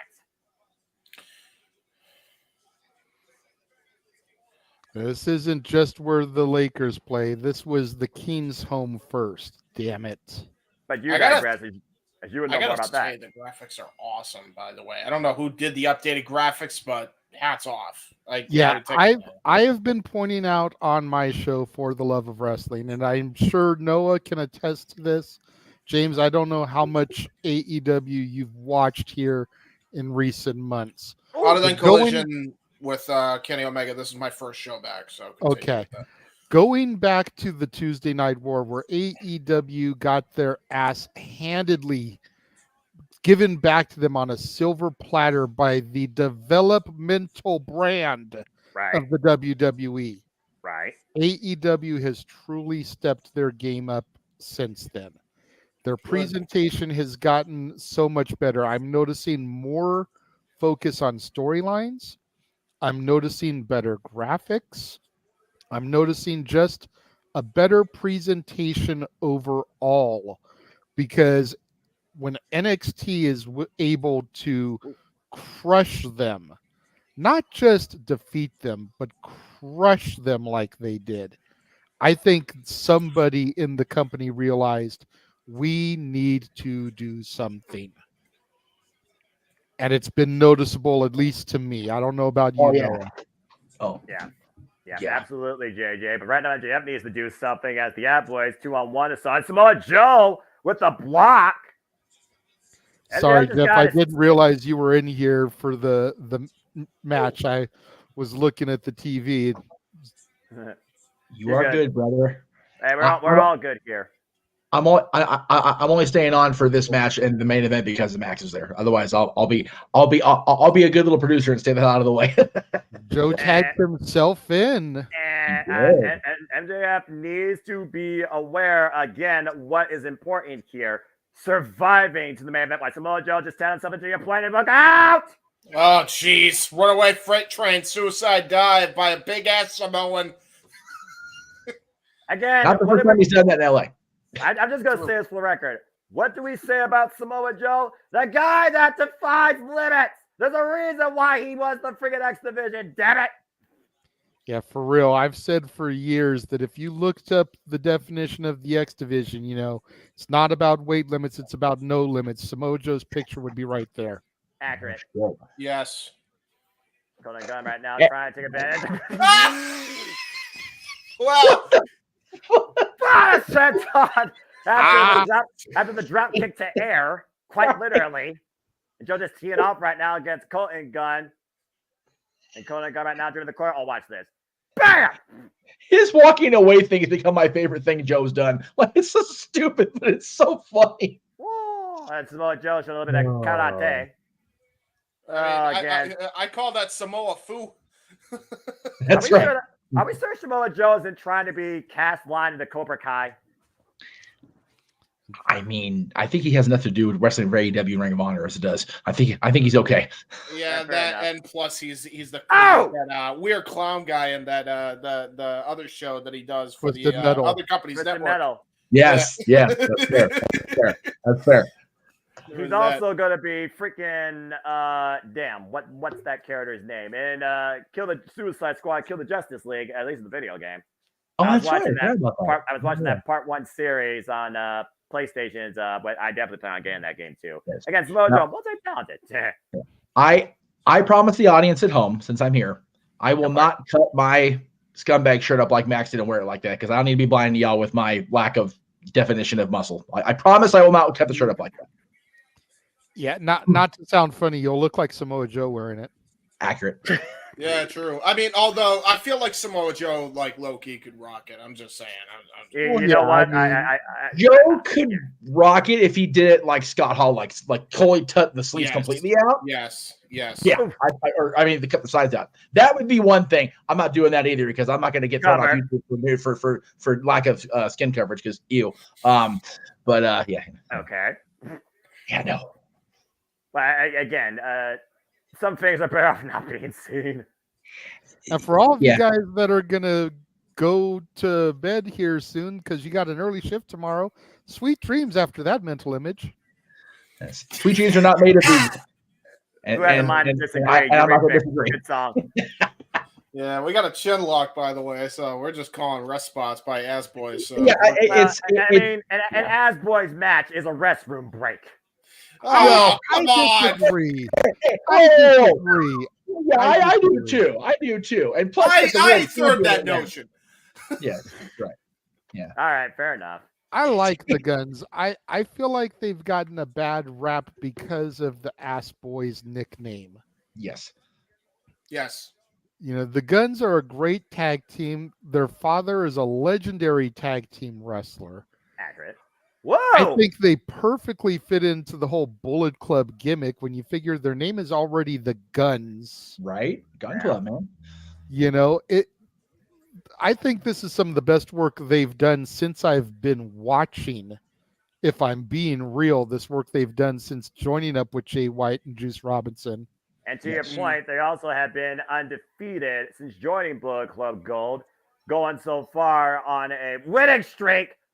4 matches in a row by MJF trying to fight out of the corner. Austin Constant up and over to the floor, and this is the chance that MJF needs to make a tag. AEW World Tag Team Champions, formerly at one time, by the way, the Guns, for 56 days before losing them to FTR. In fact, they beat the Acclaim earlier this year for those titles, and the Guns blocking MJF, who doesn't need to Samoa Joe. I feel like if this was a normal match, we'd be going to picture in picture at this point. Yes, Right? yes, we would. But I will say that that recent massage, recent cryotherapy by Dr. Hightower definitely helped him paid off because he was able to make the tag with Samoa Joe. Whoa! Ooh, That was close. A deep cover off the power slam, hook in the leg and the shoulder. Fundamentals, folks, by the way. It doesn't get more fundamental than Samoa Joe. And Samoa Joe hoists him up to the butt. Wait a second. MJF. I got it. Oh, no. I don't think this is wise. This isn't good. No way. No way. No way. Buster? Are you kidding me? No way. Yes, way, Ted. Oh, no. Jump back with the dick move. That's what MJF gets again. Your hubris being your own downfall. Again, MJF making it all about himself. And they might be going 3-10 to counter, front headlock, jump the kick. Meanwhile, boom, guns hook. DDTs! Jesus. And a kip up. Uh-oh, he's got that look. No. MJF, no. This is Australia. Is he going to go for it? No. Yes, do it, MJF. Tag. And there's Joe. Oh boy, this is not going well, is it? I guess Samoa Joe is here to make sure that MJF holds on to the Ring of Honor Tag Team Championships. That's what matters at the end of the day, not showboating. Tag was made. He needs to leave the ring. Paul Turner. He wasn't showboating. He was working the kangaroo. Wait a minute. Wait a minute. What? Wait, what? Wait. MJF is Samoa Joe in opposite corners. MJF has a gun up. Are you kidding me? You gotta be kidding me. Double muscle buster? No. Yes. Oh, no. Oh, God. Miscommunication. No. Clothesline MJF. Samoa Joe, by the way, folks, is the legal man. And now Samoa Joe isolated on the 310 to Yuma. Oh, my God. Joe's going to lose the titles or not. He's near the ropes. But Colton with awareness, hook of the leg, no, MJF pulls from the outside. Oh, boy. That was really close. That was a scary moment right there. I will say. Ooh. Well, MJF taking on the world as he's been doing since Adam Cole has been injured. Even with Samoa Joe, this is still pretty much a handicap match. yes. Given face first and the still ring steps. Again, Samoa Joe is the legal man. I forget which gun is legal, but they might be looking once again to send him on a 310 to Yuma. And Joe can wait a minute, what? Oh my God. What the hell's going on here? Oh, no. Adam Cole is here? And clutches, where the Ring of Honor Tag title? Man, oh, man. Samoa Joe got back in a clutch. And that was enough. That might have been enough. And there's a Wow. Adam Cole, baby. What the hell just happened? The Brochacho just kept the belts on them. Without getting involved at all. Didn't have to do a friggin' thing. Well, I mean, his music. Except be there. I mean, yeah. Was enough to cause the distraction that allowed Joe to get the Coquina clutch. But JJ, remember the deal. At the end of the day, Samoa Joe did help MJF retain those titles. He did. Here's Samoa Joe. And MJF and the handshake. So there you go. All right. So again, it is inevitable. We might get Samoa Joe versus MJF 1-on-1 again. But what is official, MJF and Adam Cole are still the Ring of Honor Tag Team Champions, baby. Oh, boy. Wow. Well, that's 1 out of 2 so far for our scumbag. Will he make it 2 in a row? AEW World Championship match still to come. That's our main event tonight on Full Gear. MJF defends the Triple B and his legacy against Switchblade Jay White. What a moment. Oh, wait a damn minute, dog. Oh, no. Oh, come on now. Damn guns. Well, The guns are attacking him. Well, you gotta imagine this was going to happen. Stupid ass boys. Again, Adam Cole can do nothing. He's not clear to compete. He's injured. And right now, he might be in an even more dangerous position. Oh, no. Oh, no. What the hell are these ass boys doing? Oh. Oh, boy. That's a steel chair. Oh, no. Well, he's not going into the main event at 100% if this happens. Somebody's got to stop this. MJF trying to fight back, though. Oh, no. Oh, come on, no! And that might have shattered MJF's knee, who we all know has been dramatically compromised this year during his AEW run. Every time he uses that knee for a backbreaker. Oh, no. And again, we need to get some freaking Law and Order out here. They're compromising the main event of the pay-per-view. Oh, no. No, not from Brett's rope here. Yep. MJF might not be clear to compete tonight. Ah! Oh, no! Hey, they freaking Pillmanized his damn leg. Oh, man. Oh, MJF is no doubt a dead man walking, now hobbling. How is MJF going to rebound tonight and defend the AEW World Championship?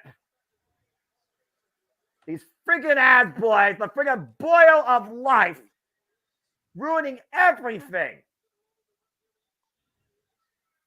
This Good is point not brought up good. in the chat room. You know. Yeah, that's I a don't good know. point. He didn't help him, and he has an ankle boot on too. Doesn't matter. He didn't have to come down there and distract at all.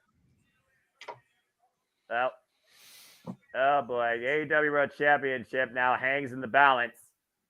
If MJF will actually be cleared to compete, let alone walk to the ring. This is not good at all. This is bad. If there's one positive we can take away from this, and I know it's a very hindered positive, there's still at least 2 to 2.5 hours we could probably give MJF to try and recuperate just to be in enough of a physical shape to defend the AEW World Championship. It's going to be a long night, though, for MJF. Noah, this is an AEW pay-per-view. There's 3 to 3.5 hours before we get to the world title match. Yeah, but I also look at the 3-hour, 58-minute, 30-second mark, and I think about how long that match can be. You got to consider that, too. But you know what? You very well could be right. Plus, I was adding the 0 hour, which the 0 hour doesn't add into that actual number. So, yeah, you're right. But still, how long does it take to try and recuperate from what could be a shattered knee? Yes, boss man. What is the timestamp you guys have in the upper left corner? 1 minute, 53 seconds. Okay, I've got 5. I'm a little bit behind, but I'm on YouTube. I'm not on Bleacher yet. So. I'm on Bleacher. See, I'm on YouTube, and I'm ready a minute and a half to go. So I'm ahead every damn buddy here. No, again, they're always a little different. I'm at minute 35. So again, we're all started. As long as the play-by-play man is speaking first, and he's and we all follow his lead, that's the key tonight, as we said before. So. You hear MJF say that Adam promised don't let Jay White leave with the AEW World Championship. Well, what the hell is Adam Cole going to do? He's hobbling in a boot. Right? MJF's going away in an ambulance to a hospital, and Adam Cole's in the damn arena hobbling in a boot. What the hell does this mean? Dude, this is crazy. Like, this whole pay-per-view just got turned upside down. Right? With about 90 seconds till we go live. Ooh. Well, we all know he's going to the UCLA Medical Center, which is right down the street in one of the best fucking hospitals in the world. So, you know. Well, I'm glad you know that. I was going to say, go ahead. He's probably end up going to Centinela. It's right around the corner. UCLA is kind of far from Inglewood, unfortunately. Westwood, totally take him to UCLA. And please, God, take him to UCLA anyway, because Centinela, shaky. Yeah, I would definitely. We have a situation here. We also have I was about to say, like, you know, who was the guy that he got the adjustment therapy with not too long ago? I forget what you call it, where you crack the bone. The guy that cracks backs. I know exactly who you're talking about. The chiropractor. Yeah, the chiropractor. Dr. Hightower, I think is his name. Yes. He needs to get with him, stat, or do the Kurt Angle method and get his knees shot with Novocaine. And ankle. Yeah, there you go. Well, go ahead and we'll see if MJF can still kick it into full gear come the main event as we transition now into the actual pay-per-view. It's gonna be a long night for Maxwell Jacob Friedman, though, and I'm concerned to say the least. Yes, I'm over on Bleacher Report now, so let's try to get synced up again. What are you guys seeing? Jay White with the title. Bang Bang Gang, Jay White with the title. And of course, MJF talking about if Jay White actually has what it takes to pull the effing trigger. Well, Hasbro's already just loaded the arsenal in favor of Jay White. MJF's going to be going in here way less than 100%. All right, I think I'm ahead of you. I've got confetti falling from Sheeta's win. Yeah, I don't have that yet. Tony Storm. Okay. Timeless Tony Storm. Yes. There, Sheeta. Okay, Swerve just put his hand over the camera and it went to black. Okay. I'll let you know when I see that. There's Swerve going into whose house? And Still can't believe he did that. Noah and I are in perfect sync. There it is. All right. And of course, tonight, him and Adam Page looking to send Swerve straight to hell. Mm-hmm. I am probably going to sit out for the first match, gentlemen. Dinner just got done being made over here, so I'm going to grab me some fajitas and eat. There you go. Jeff, feel free to take my spot in the booth for the opening contest while I get my grub on. I will still be on headset, though, and able to hear you guys, even though I won't be on camera. All righty, brothers. Sounds good. Oh, boy. A lot could change tonight at Full Gear. MJF's world might literally be ending before World's End as we know it. But he made that promise. Adam Cole made that promise. Will Adam Cole fulfill it? How does he fulfill it is the question. Exactly. His leg's only slightly less beat up than Max's is right now. But we've already seen the first shot fired, and it was a damn near lethal one. As MJF again is off to who knows what hospital. But we've also seen how far MJF is willing to go and defend what absolutely means everything to him. This is going to be interesting now because we got an injured MJF going to a medical center right now or a hospital of some kind to get his leg looked at. He just got attacked by the Guns. Adam Cole in an ankle boot could do nothing about it, or so we think. We got a devil in the arena. You got to imagine that's just running around rampant, and AEW done nothing about it. We don't even know if he's signed to AEW. We have no idea. There's a lot going on right now, folks, and we hadn't even begun the official show yet until just now.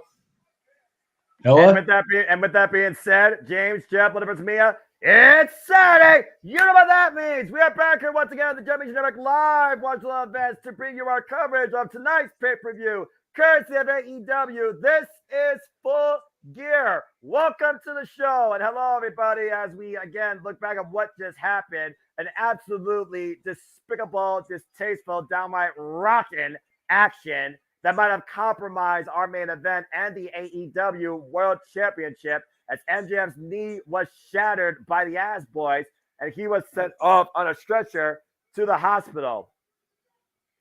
And again, you hear him what he said to Adam Cole. He said, "Don't let Jay White leave with the AEW World Championship. Promise me." And Adam Cole yelled, "I promise." But how can a man that isn't even cleared to compete fulfill a promise like that? We'll have to see what happens tonight as Full Gear continues. As our first match is about to get underway, and for those that don't know, I am the simple man of the simple brand, the voice of the Jam Man, forever grateful for professional wrestling.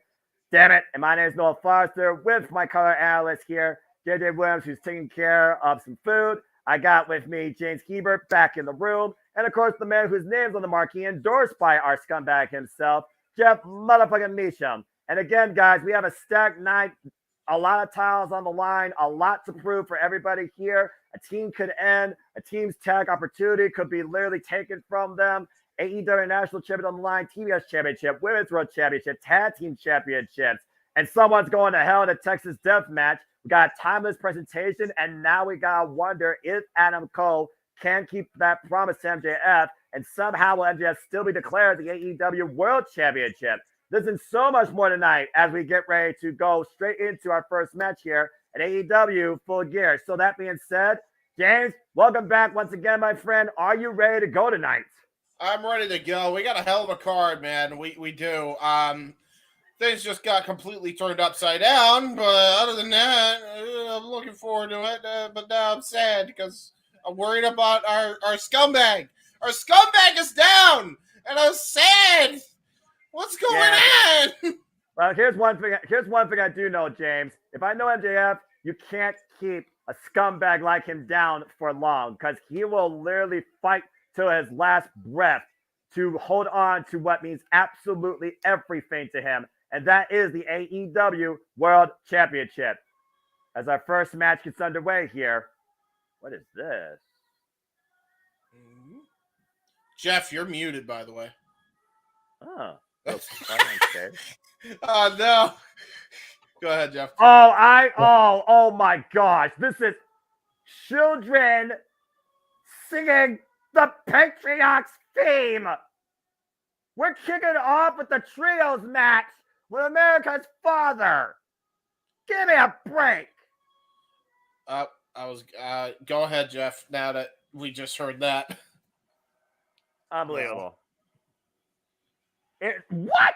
Inspirational, wise, selfish, loved, courageous, generous, compassionate, respected, sacrificing. Give me a freaking break.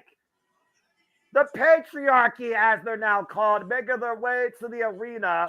Christian Cage leading Luchasaurus and Nick Wayne. The patriarchy?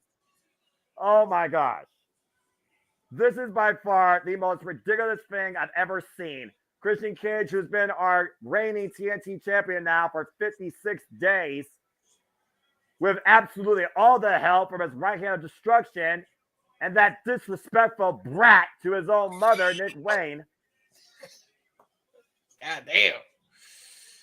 God damn. Yeah, how many adjectives can you define Christian Cage that weren't on that countdown that actually are accurate? When it comes to all the negative ones, the answer is yes. And there's Ken Jeong, Dr. Ken, and all the stars are out tonight, taking in the festivities. He's in the front row. Something's going down. Uh-oh. Huh? Well, by the end of the night, he's going to be at least one of their daddies. No. Well, speaking of a daddy, and not the good kind, sometimes, we got Reflect. Oh, no. This is going to be a long first match, I could already tell. The 21-time world champion, silent and profound as only he can, the Nature Boy, Ric Flair. Well, they're actually recognizing the other wins. Okay, good on Tony. There you go. Ric Flair, of course, will ride in AEW to be along the ride up to the end with a longtime friend and ally in the icon known as Sting. Hey, lights went out. What happened? What the heck's happening here? Do you know why he recognizes a 21-time world champion? Because Tony Khan is a mark for Jeff Meacham. That's why. He also respects legacy when you think about the NWA and what's happening here with the spotlight. Batista. No, not Dave. I see two bats. Ooh. I see a little silhouette of a bat. No, sorry. Wrong song. Three bats. Well, that could only mean one thing. The bat shield? The Sting's here. Oh, sorry, go ahead. Superstar. I was gonna say the Sting. Whoa, and Adam Copeland's pouring the Sting makeup tonight. I was gonna say the Shield as well, but So look at this trio. Adam Copeland completing the other half of Darby Allin as they escort Sting into this trios match where Christian Cage has threatened to end Sting's career and break Adam Copeland's neck. How cool is this? Yeah, I was going to say, man, I don't know. You said they couldn't work as a trio. Ed just got a rock in the half-face paint. This guy looks dope. This is probably the dopest he's ever looked. I'm going to be real with you. He looks sweet. Of course, we recently saw this trio in action for the first time ever on Collision, and they looked very strong together, beating Jake the Snake Roberts' crew of Lance Archer and the Righteous. James, I would like very much to give my hometown crowd, the Fabulous Forum, props for welcoming Adam Copeland back into an arena in LA. I'm not barf when I say this because I'm so mad I'm not fucking there. Giving Sting a hell of an entrance for his last match in Los Angeles. That is cool. And also we saw Steve-O too. Steve-O's there. Steve-O from Jackass. Down. Also there. The stars are out tonight in the Fabulous Forum, taking in AEW Full Gear. And this trios match is our opener for the night, guys. True that. This is crazy. I'm still popped, like marking out for Christian's entrance. Like that was so awesome. Good. Yeah, both entrances are pretty damn good, actually. Now officially known his crew as the Patriarchy. Tremendous. I feel like it was a Batman Forever situation here. Yours was good, his was better. The different showmanship. What a crowd they have on hand here at the forum as well. You'll love to see Let's see who gets a lesson here tonight of what it truly means to be a father figure of the right kind. Look, Tony, this is what your arenas can look like when you don't run the same 7 venues over and over again. Well, that's a whole different business conversation. Bell rings are underway as AEW Full Gear is trending worldwide on the Twix. And again, if you want to be part of the conversation here, like, subscribe, comment, tell a friend, and Super Chat Ken Steen Studio. Super Chat's as simple as that. Looks like we're going to kick things off with Nick Wayne and Darby Allin. Yeah, the two young guns of the teams here, calling out about tie-up. And I will say, right Twix or left Twix? I'm always going to be right Twix because I'm right-handed. Oh, and a right and left hand cheap shot by Nick Wayne to Darby Allin. That is the best answer you can fucking come up with, though. I got to give it to you, man. That's great. Right. This show tonight is going to be full of moments here. And just to point one out, you got to figure you've got Rick Knox in here as the referee, Pro Wrestling Guerrilla referee. This is Steen's final match in LA, and he is here in the match for this. Yep. This is a moment for him. A longtime Keens fan as well. Whoa! So in the original home of the Keens. As you said, not just the home of the Lakers, not the only team that's been balling in that venue. We gotta say, we had a crazy monkey flip by Darby, by the way, onto Nick Wayne. That led right into an arm lock and then into a headlock attempt after Nick Wayne tried to do a kip up. And the fact that Adam Copeland is feuding with his friend of 40 years in this opening contest after threatening his own health, I don't blame Adam Copeland one bit, considering that Christian Cage has made it absolutely personal with everybody in the opposition, including Ric Flair in the corner. Yes, very good point. Dag. Well, yeah, and to your point, you've got Adam Copeland and Christian Cage friends. You got Darby Allin and Nick Wayne friends as close as brothers. Exactly. Remember, Darby Allin was a mentor to Nick Wayne, as Darby Allin was raised and guided to a degree. Jesus. Well, that is an Irish whip if I've ever seen one. Things like, yeah. I was saying that again. You think about Nick Wayne and his father, the late great Buddy Wayne, and the influence that Darby Allin, of course, had from him, as Nick Wayne cowers in the corner and tags out his self-called new father. And wait a minute, no way. No way. Yes, way. No way. No Christian. Way. But it's a JJ. Adam Cole. Oh, well, never mind. So much for that fight. Oh, boy. Hey, ever thought we were going to see this sight again? Two men that their careers were essentially considered done, finished, and they're staring at each other face to face. Never mind. And the forum chanting holy shit, and there we go. Christian running like a scalded dog, tagging out to Luchasaurus. Well, again, it's random destruction, his damn insurance policy. And let's not forget Adam Coleman's debut match in AEW was against Luchasaurus, and he beat him and cleared the sheet. And now they're squaring away, and Luchasaurus, got Edge Guzzo. Whoa! Sorry, Adam Coleman being squared up in the corner with Luchasaurus. Jeez. We knew this was going to happen. We knew Christian was going to duck and dodge Adam Copeland at every opportunity. That way the payoff is going to be that much sweeter. Go ahead, James. I will say this, though. Adam Copeland, this ain't the first time he's fought in a giant like this. Remember his feud with The Undertaker. No way he's not prepared for a guy like Luchasaurus, even if he is definitely a different breed in both wrestling and in species. Oh! Irish whip, or I'm sorry, Russian leg sweep. Fuck. Yeah, Russian leg sweep, James. You're all right. There's a swinging net breaker after Christian Cage threatened to break the neck of Adam Copeland, tagged to Darby Allin. And who can forget Darby Allin Luchasaurus wars over the TNT Championship when Luchasaurus obliterated Darby Allin at AEW All Out in Chicago. Yes. Darby Allin up and over, looking for the sunset flip. Luchasaurus, and knows the heavy kinesio tape on Darby Allin's right shoulder, now caught in the grip of the right hand of destruction. Fighting back, though. Oh, need an uppercut. When is Darby Allin not wearing kinesio tape? I think that's the better question. Well, seeing Darby Allin without kinesio tape would be like seeing Darby Allin without face paint. Well, I mean, at one point, he literally showed his face to Christian Cage, and Christian Cage basically insulted that he's not the man. Oh, my God! Choke slam! Holy hell! On the apron! Oh, my God, they killed Darby. Yeah, possibly. You dino bastard. Look at the replay here. Watch the landing. Oh, my God. His other shoulder might be compromised, or his right hip. Welcome to the whole Jurassic right side of Park. his body. How's he not paralyzed after that? Yeah, go ahead, JJ. Oh. I just said welcome to Jurassic Park. Yeah, well. Damn it. Oh, my gosh. Holy effing shit. Luchasaurus hurts Darby Allin. Not cut right. Come on, guys. It's parody. It's parody. It is parody. He's right. That's fair enough. The music, I guess, cut right. Damn it. We're trying to get our crowd hyped up for karaoke tonight. Well, that's still much further ahead, okay? Let's focus on... This is the curtain jerker.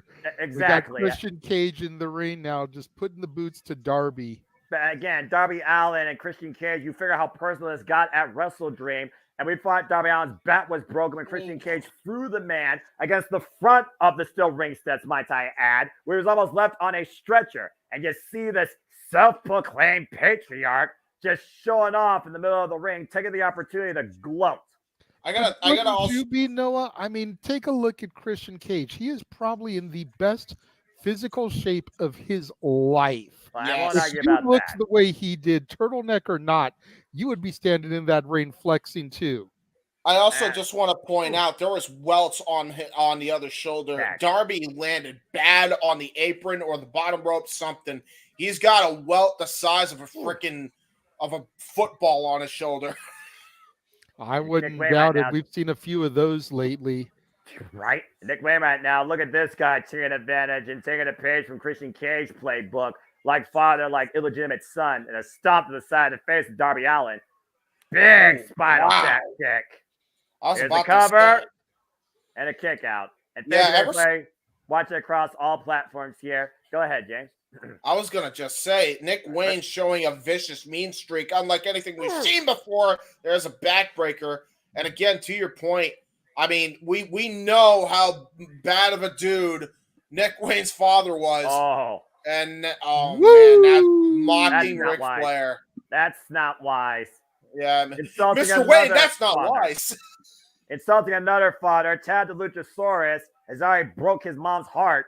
And Luchasaurus are going to break Darby Allin here. We talked about Darby Allin's relentless nature before. Again, we talk about also this business. You're never at 100% once you go into it. But I would say that Darby Allin has put more of his body, heart, and soul into this than most of the roster. Yes.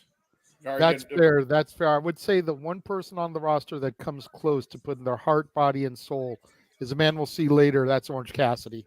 I agree about that. And also, of course, Orange Cassidy, Darby Allin, mutual respect for one another. Tag to Nick Wayne. And Luchasaurus hoisting Darby Allin up, drops him in the sidewalk slam, and Nick Wayne over. Beautiful move there. On cover 2, no. Yeah, a little variation there, Los Guerreros, but it would be the tilt-a-whirl backbreaker by Chavo, and then the Tohilo that Nick Wayne just did by Eddie Guerrero, God rest his soul. That was a little shades of Latino heat there. Another father figure there also, for being perfectly honest. And you see Darby he was a poppy. Cage, trying to take advantage of the Luchasaurus now draped out. Darby out find the world, trying to get out of that corner. Nick Wayne, big jumping uppercut. Wow! And now Nick Wayne looking to take Darby Allin for a ride. Nick Wayne, one of the youngest signs in AEW history, next to Billy Starks. And one of his debut matches was against Darby Allin. Darby Allin won that one, taking a bite out of his former friend and a disrespectful brat. I don't blame him. And Darby Allin looking to set up something big here. Oh, damn! Sunset flip powerbomb. Yeah, full code red, and we got a code red here at the Fabulous Forum, JJ. And it's not sponsored by Mountain Dew tonight. Yeah, oh man, I love Code Red. Sorry. Yeah, that's one of my favorites. It would be a favorite thing though to see Adam Copeland come in and obliterate Nick Wayne. I'm curious. Go ahead. I was going to say I'm curious to know what you think of Nick Wayne so far, James, since he's someone you haven't really seen. God, he's improved. God, he's improved. When you're in the bigger stage and you have somebody with the experience level of Christian Cage, it's got to speak dividends towards how far you can come as a competitor. And you see Christian Cage speaking of which, look at this! Oh, coming up to the apron, saying face first into the ring post. He came up from underneath the ring. Ah, that sneaky Christian Cagey. Now he's running away from Sting, and barricade goes the dinosaur. It's a huge, just clubbing shot, stopping Sting dead in his tracks. And there's the Patriarch coming back into play. Christian Cage, legal with Darby Allin once again. Darby crawling to his corner, but realizing that there's nobody for him to tag. Christian's like, go for it. Get it. Go ahead. Get up. Tag somebody. Oh, wait, you can't. And Christian Cage knows exactly what he's doing, as much as I hate to say it. Christian is underrated in his skills as a veteran. Yes. Oh, my God. Yes, he is. Great observation. I mean, we know how great of a world champion he is. And there's that arm rigger there into the bottom turnbuckle. That's shades of classic Christian Cage, by the way. He used to do that in the WWF back in 99. But to your point, JJ, I mean, the veteran experience, the timing of Christian Cage, everything he does is for a reason. He has a battle strategy. He proved that throughout all of his factions throughout all the years. He's got a reason for this. Whoa. Looking for the spear, trying to pull a page out of his friend out Copeland's playbook, and both men went head first to each other. Both men down the middle. Adam Copeland ready for that hot tag, wants to make his former friend, man who is close like brothers to him, pay. Well, again, JJ, they talked about it. Adam Copeland and Christian Cage, they've been friends for 40 years. And there's a tag, Adam Copeland! And look at him run! Look at him run! Just get the tag, Luchasaurus, who saves once again Christian Cage. Beautiful maneuvering by Christian. Coward. That's what I call it. Coward. Yeah, well, call it cowardice, call it intelligence, Noah. He avoided it again. Execution. Yeah, execution, DDT. Wherever they hit Luchasaurus, now I'm Copeland. Sky Luchasaurus looking for it here. Here, the shoulder tackle on the apron. Takes Luchasaurus off his feet. Now Nick Wayne caught up in the fireman's carry. What the hell? Whoa! And Nick Wayne saved, but meanwhile, Darby Allin coming! Oh, Jesus. The battering ram, the cannonball, whatever the hell you want. A sting. What are you thinking? What sting? Fly, Sting, fly. No, fly, Sting, fly. No. Fly. Oh, Jesus. He did the thing. Over Ric Flair and wiped out Nick Wayne and Luchasaurus on the floor, rather than leaping from the apron. We'll just say this, Noah, barely over Ric Flair. Accurate. Oh my God.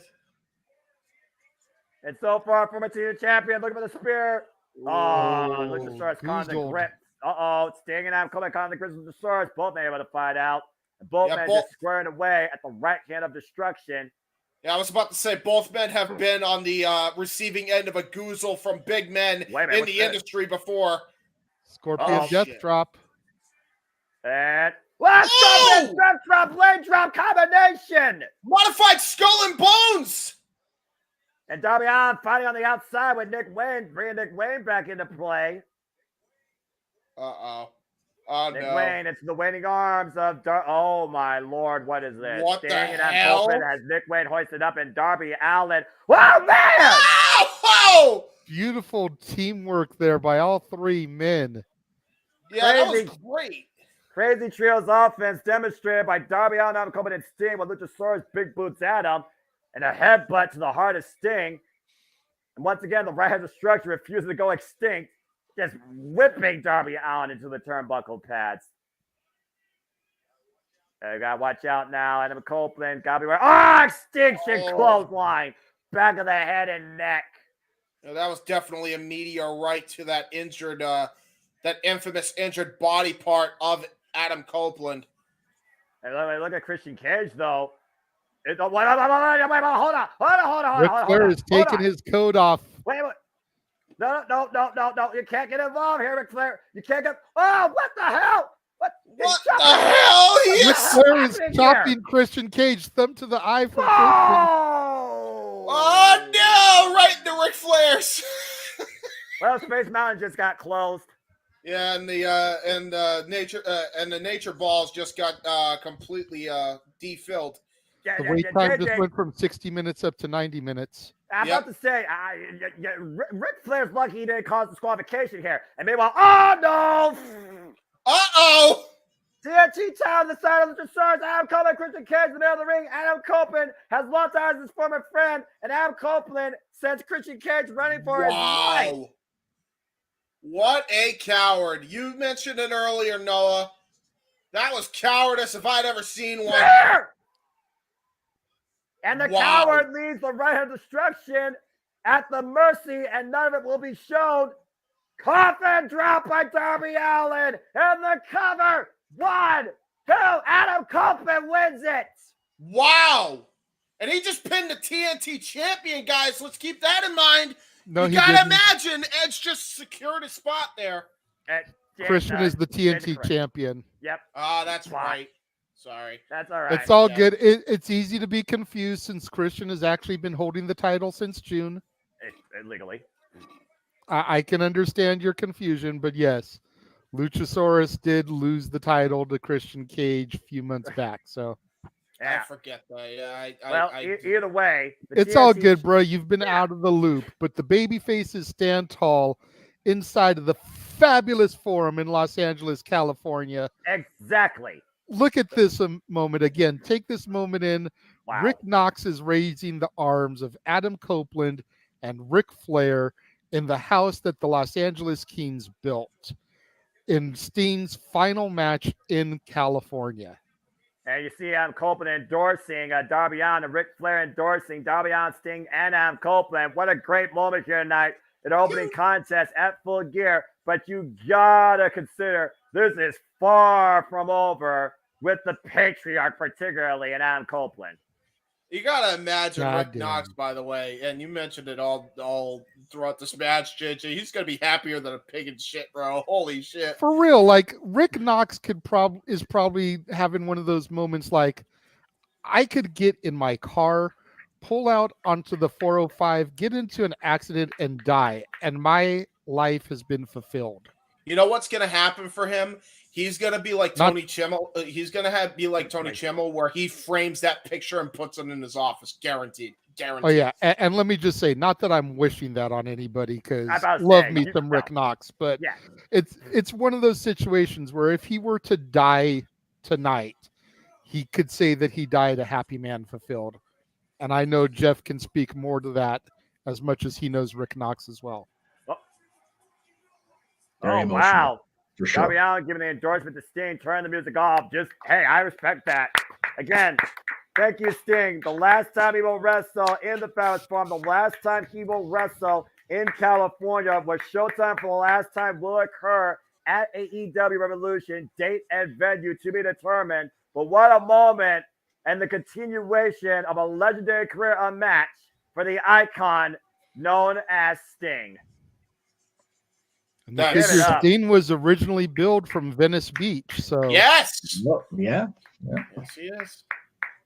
What a moment! I think he legitimately got scouted in Venice Beach when he was bodybuilding. So there's a lot of history when it comes to the Stinger in Venice Beach. Him and Warrior both. With Bassman, JJ Rick Bassman discovered him. What a discovery! Right. Oh man, I know the two of us having the time of our lives This is one of those that oh God, it's great to watch, but God damn it. I know. Yeah, Jeff. it's you emotional. can fault me. It's all good, bro. No. I'm not faulting anybody at all. Like I am fucking jazzed for this Disney thing. Like, oh my God, I can't wait till later. But yeah, it's cool enough for me to see the form give Sting this love because like everybody's been saying, this is JJ, you said earlier or last night or whatever it was, a couple days away from probably having been born there if my mom's water had broke early. I mean, really. So very cool to see this arena give this love to the icon. That was very Hogan-esque, by the way, Jeff, with the way he was kind of hot dogging and grandstanding in the ring. Yeah, absolutely. Well, yeah, He stink. He deserves to, Yeah. I'm just saying. Oh, and well, we all deserve to give him that love. I'm just saying. You know what? James is probably a good point. I got it. I know what's going to happen now with this signing. It's somebody that's well respected, and after his son's legal stuff, he's going to need money. Hulk Hogan's the signee for that. No.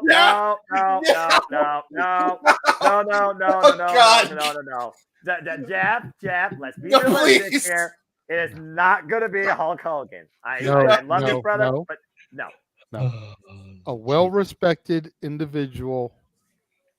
It is Vincent Kennedy McMahon. No! There you go. No! Shane O'Mac is on the attack. There we go. Oh my God! No! Are you all right? He's got a puke. Hey, still to come tonight. MJ White. We'll see you. AEW World Championship. I'm gonna be serious. I'm gonna be serious for a minute. I'm gonna be serious. Okay. The new signee to AEW. Oh boy, we gonna have a problem here. That's right. Yeah. It's his birthday. By God, he deserves a recognition today. Well, we got a problem with our scumbag thanks to the actions of those despicable guns. And Tony Schiavone's on the stage right now with Jay White and Bullet Club Gold. And this has to play into whether or not MJF will be actually able to compete tonight for the AEW World Championship. I didn't hear made my own pants piss. That's how funny that was. Jesus that Christ. Was the best.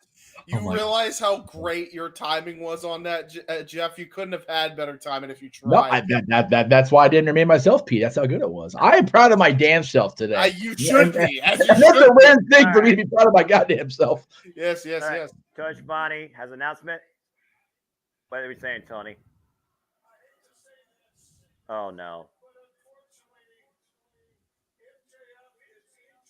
MJF is injured. What?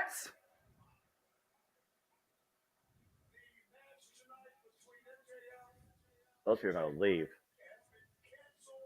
Ladies and gentlemen, the match between MJF and Switchblade Jay White has been canceled. The winner by default and new AEW World Champion is What about that boom? Wait a second. No. What? Is it just me, or does the AC Adam Cole logo look like the old fucking Rescue Rangers logo? Accurate. Yes, and it also looks like a combination. Hold on. What's Adam Cole got to say here? His brochacho.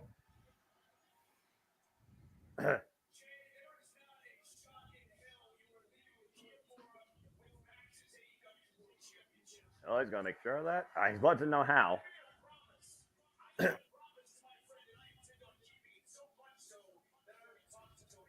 What? Uh-oh. MJF can't defend. What? On one damn leg? You can't. You gotta be kidding me. What? Wait. Yes. Jay White Adam Cole for the AEW World Championship. You gotta be kidding me. What is going on? the hell?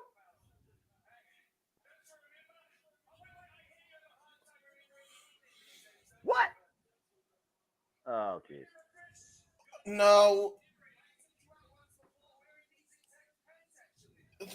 Jay, that was Okada by accident, not you, but okay. But still.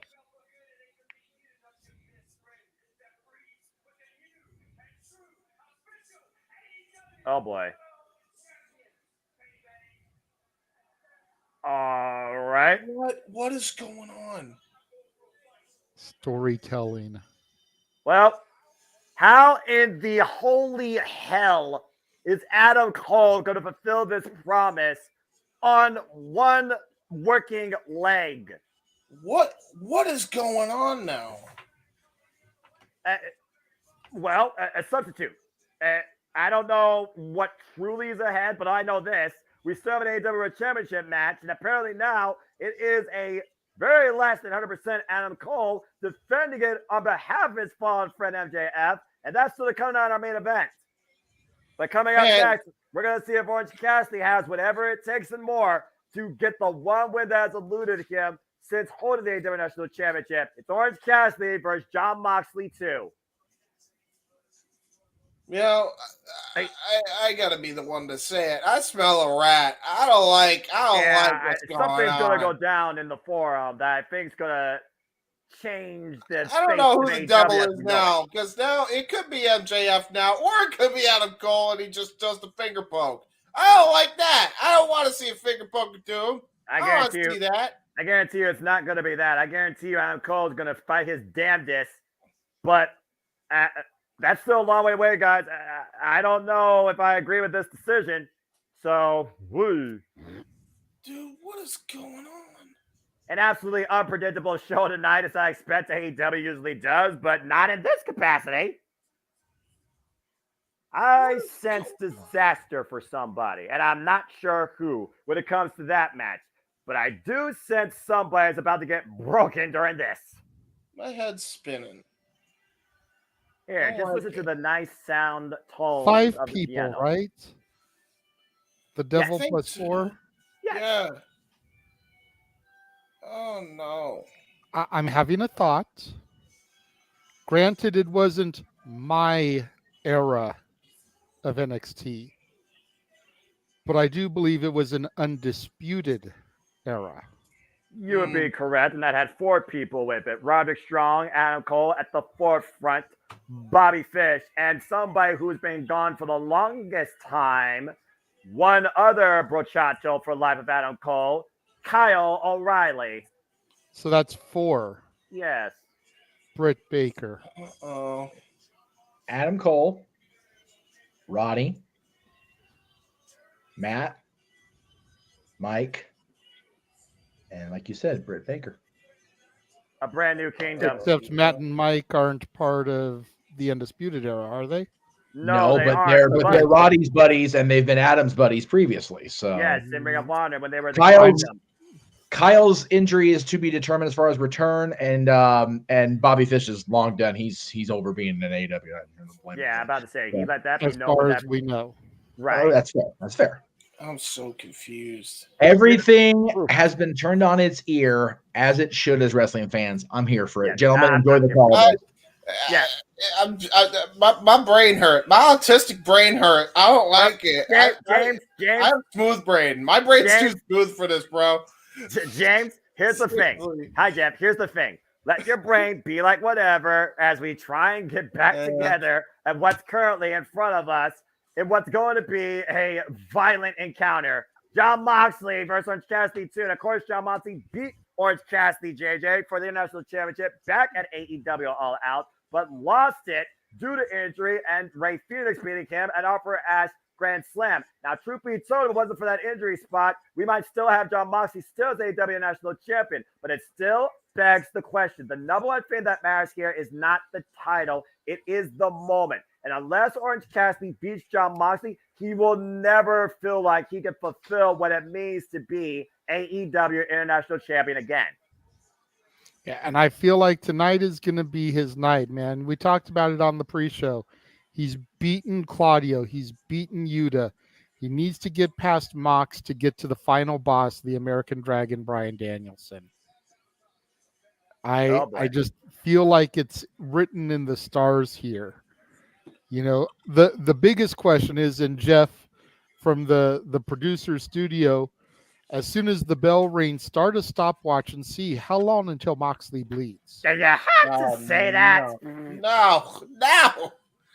It's become a damn it, he already has a bandage.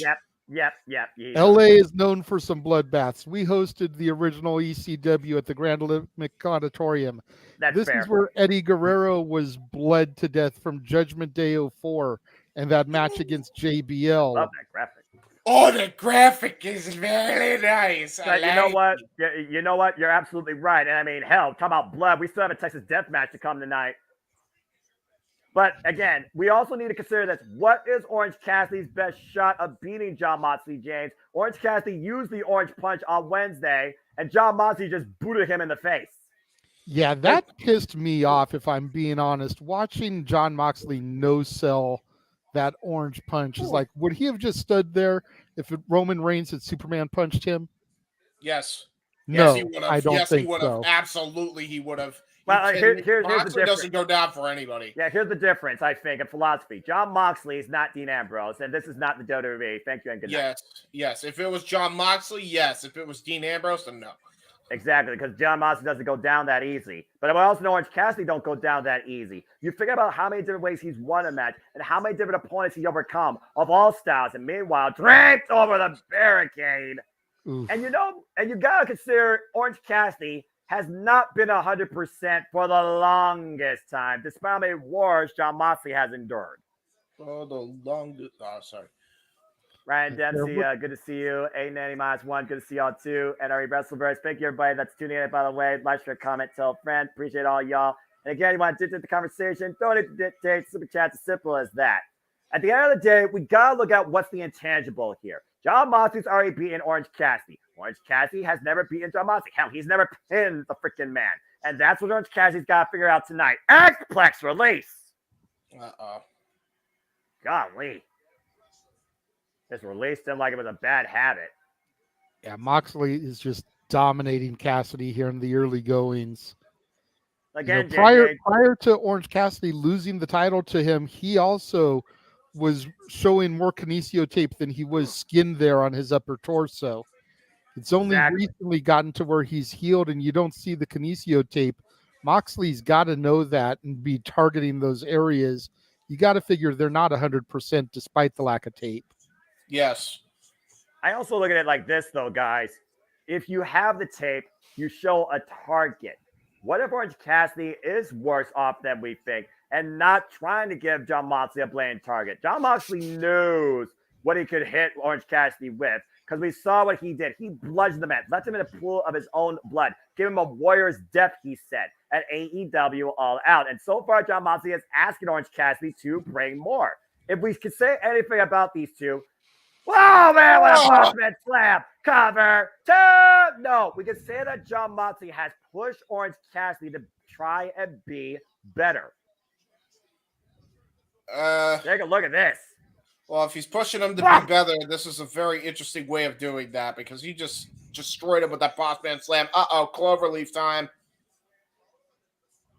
The stops in the midsection, by the way, hyperextending the back, and you see him step over into a move straight out of Hiroshi Tanahashi's playbook.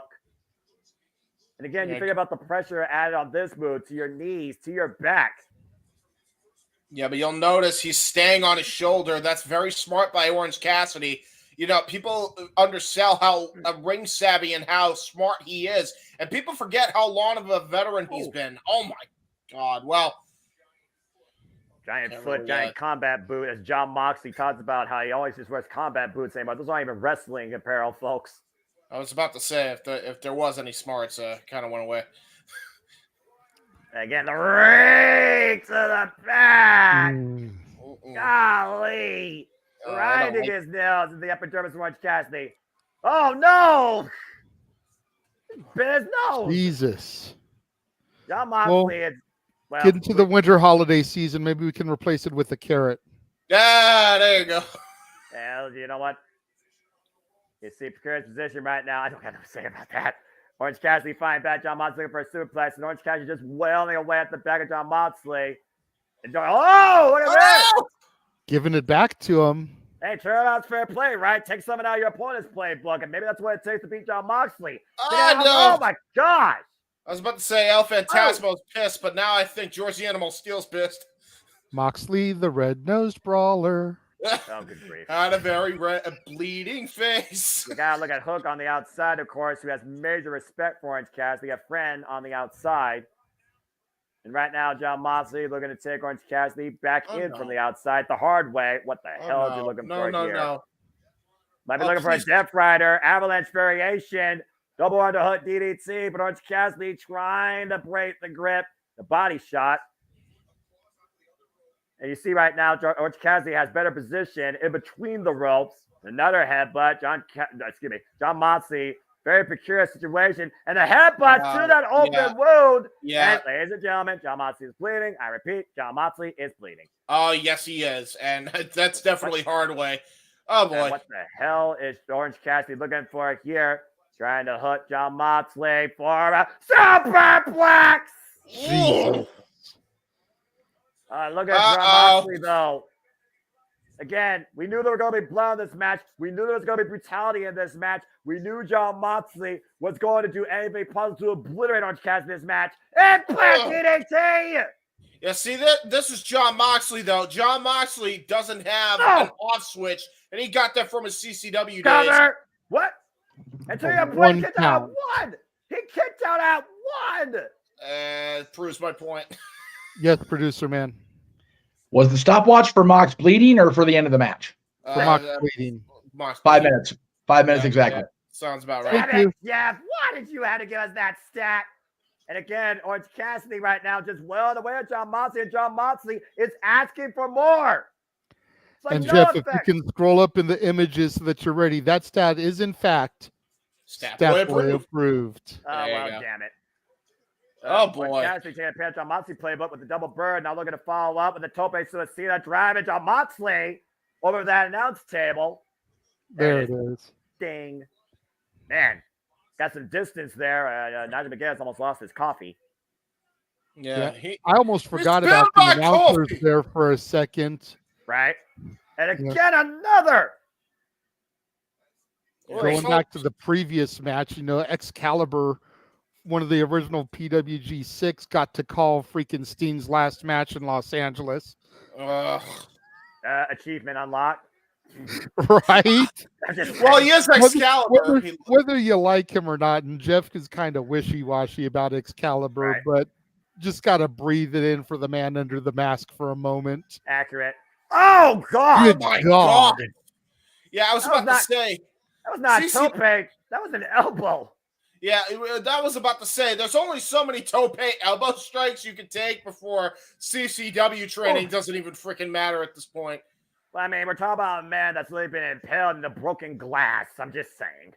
Yes, John Moxley is not built normal, but you could very well say the same thing about Orange Cassidy, who's built different. Orange Cassidy up to the top rope again. John Moxley, a little route here. Oh, no, get to the midsection, and he's got him hooked and different. No, counter. No, counters. Oh, wait, no. Once again, hooked and looking for that stun dominator. Yeah, countered out of the X-Plex, too. Oh, my God. Moxley immediately hammering anvil elbows. Everything Orange Cassidy is throwing at the man has no damn effect. Maybe I guess I am a little bit Nostradamus because Moxley now is a red-nosed brawler. Hey, yeah. I mean, we might need to stop this match to protect Orange Cassidy at this point. John Moxley's really looking to end him. Yeah, he's looking for that bulldog choke, too. Finish him. Finish him. Dun, dun, dun. Yes, producer man. Tra-la-la-la-la. La-la-la-la. Nobody else is going to get that joke. Oh, Lord. I'm sure someone's going to in the chat. But can Orange Cassidy find a way to escape this bulldog choke? That's a different question. Well, right now, he's got him on his side. And a counter! Yeah, there it is. To your point, got him on his side, was able to get him up. Got him up, maybe Gusto or no, wait, counter, baby. Beach break. He's got to get him, though. Nope, that body drop will roll through. Orange Cassidy rolls through. Big PK. Oh, what the hell? This Mox is isn't human. indestructible. Yes. Exactly. Look at Red Rum. Wait a minute. That's Hook's move. That's Hook's move. Oh, wow. Yeah, Coquina clutch. Red drum. The consomme. The chokehold. And John Moxley might be fading as he's grasping the top turnbuckle pad. Yeah. Oh, wow. I was talking about George the Animal Steel earlier. He's biting that turnbuckle pad while clawing at it.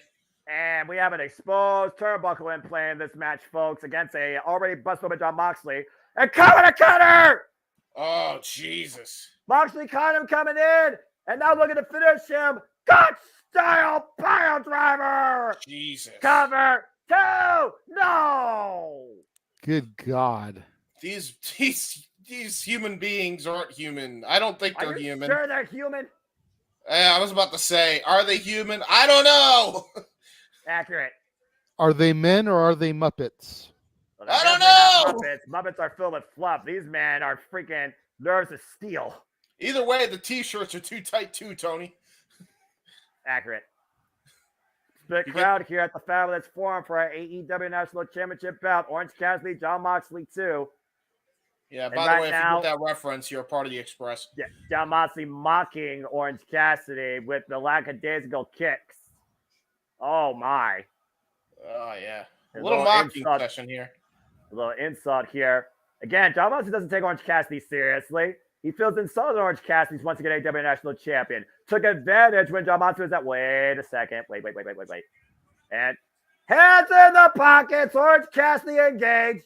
And meanwhile, oh my God, Mox. Oh my God. Giant head first the exposed turnbuckle pad. Moxley down. What is rule number 1 of weaponry, Noah? He who sets it up ends up taking it. I was about to say as well. Even if it was inadvertent. I mean, again, but John Moxley again still in fight mode. He came and see. Arm punch connects. Oh man. Moxley still on his feet. Second arm Another punch one. Connects. Down to a knee, back to his feet again. A third arm punch finally takes Moxley down. He's still on his feet. My God. Wait, the rope for the trap pin, cross leg cover 2. No. I swear Moxley's just a freaking bull. Again. He was a bull in another life. Cassidy again knows that's not enough either. A fifth orange punch. Moxley finally down to a knee, but the elbow pad is off. Maybe an elbow strike. And yeah. Emphatic exposed orange punch and hooked up for the beach break. The cover to Orange. He did it. Good shit, Orange Cassidy. Uh-oh. Noah got frozen right after that happened. Oh, no. Oh, no. Oh, there we go. For Orange Cassidy. Oh, my God. Dude, you want to talk about a guy who has changed my opinion about him from the moment I saw him to now. Orange Cassidy is fucking that guy. He is so good. Yes. 6 orange punches and a beach break. That is what it took tonight for Orange Cassidy to finally, once again, feel like he has regained that weight worthy of calling himself AEW International Champion. It was not about giving the people what they wanted. It was about getting what he needed. Orange Cassidy has beaten John Moxley and is still AEW International Champion. What a fight. And John Moxley may have acted like he was a bull on a parade, but that bull-like instinct was not enough to get the Duke tonight. Well, man, it was not easy, though, guys. He had to dig down extra deep for that one. Those orange punch had more than enough pump behind them you fought at first, but it took 6 of them, including the assist of an exposed turnbuckle pad to the head twice to get the better of John Moxley just for one night. And I still feel like at the end of the day, he has not beaten everybody in the Blackpool Combat Club. And of course, with the Yuta still bucking up to Hook, I don't think this rivalry is over, but at least Orange Cassidy can finally say, I did it. Yeah, he did. Good Lord. Moxley and his cut up face bled all over the stinking place. Yeah, there you go. As he do. Congratulations, Orange Cassidy. Bloody Mox. Oh no, Mox. Well, there you go, guys. There's the official graphic. It is official as Tony Khan has made it known. Tonight, Jay White goes one-on-one for the AEW World Championship against not MJF, but Adam Cole. What is going on? So is Adam Cole going to be the world champion if he wins? I don't know at this point, James. I don't. Samoa Joe subbed for Adam in the tag title match. Adam is subbing for MJF in the world title match. It'll be okay. Yes. I hope. Well, as we still don't know who's going to be the best tonight to hold the AEW World Championship, let's not forget, guys, starting this Wednesday, the Continental Classic comes ahead. 12 of the best wrestlers in AEW in a 2-block round-robin tournament through December that culminates at World's End, the Continental Classic. And one of the men that might be in here now is Mark Briscoe. Mark Briscoe's going to have fun in this. I'm going to join Mark Briscoe being a part of this. That crazy redneck kung fu karate man, crazy chicken man. Damn boy! I love that guy's spirit. JJ, to your comment earlier, if what we think is going to happen is going to happen, Adam Cole will be the devil. Or is that? Yeah, we'll find out. It does. The logo. I heard your comment. It looks like the Rescue Rangers. It's kind of scary. Not going to lie. So Mark Briscoe apparently throwing his hat down the Continental Classic. That gives us 3 no participants. Oh no. Well, folks, it is time to get timeless. Yay! Hollywood's darling, Toni Storm, makes her way to the ring to challenge Hikaru Shida for the AEW Women's Championship. A moment of silence as we take in the starlet and her current performance. She's lost her damn marbles. I said a moment of silence, damn it. Renegade has spoken. No, that means we have to Timeless Toni Storm and her butler Lufer with a tray of shoes looking to once again become the AEW Women's Champion for a record 3rd time. The comparisons to Meryl Streep, Marilyn Monroe, and all the leading actresses and starlets of Hollywood. The stars are out tonight in the Fabulous Forum, but will we see the portrait of a star once again become the portrait of a champion? Can I say before I go off screen how much it tickles me that Luther has a role in AEW, not doing the crazy Luther shit? I was about to say, he looks really good as a butler, right? He does! It really just looks works good for him. I don't know why, but he really looks good with the suit. Oh my God. You know that was a Jericho thing. You know that was a Jericho thing to make that happen. Absolutely. Wow. And from the portrait of a star to the leading role of a champion, the Shining Samurai on an 8-match winning streak, our 3-time AEW Women's World Champion, Hikaru Shida. Holy Shida. She's here. Hikaru Shida, of course, who beat Toni Storm for the title at AEW 200 to win the title for a record 3rd time. Our longest reigning AEW Women's World Champion in history. The woman with the most main event matches in AEW history. The leading superstar and athlete. The first one to get 50 wins in AEW. Hikaru Shida is a history maker. Yes, this should be a phenomenal match despite Toni Storm's new demeanor. So, since it's Toni Storm, should we do the match like this? No. All right, what the hell? There you go. AEW National Championship. I'll put it down. I was about to say, we should have Noah just not speak and just mimic it all. like act like he's speaking, but not actually speak, and he has to speak in No. I gotta go silent. No, don't do that. Don't do that. Toni Storm. I was just thinking. I was going for You're good. You're good. I know. Toni Storm. Whoa, Toni Storm ripping the script up. Well, all right. Improvise this evening. Well, bring it, Aubrey. Here we go. All right. I mean, hey, all the greats improvise on the spot, right? Of course, this has been a great rivalry with these two. This is their 3rd ever singles encounter. They are 1-1 against each other. Because she had driving her knees into the torso of timeless Toni Storm.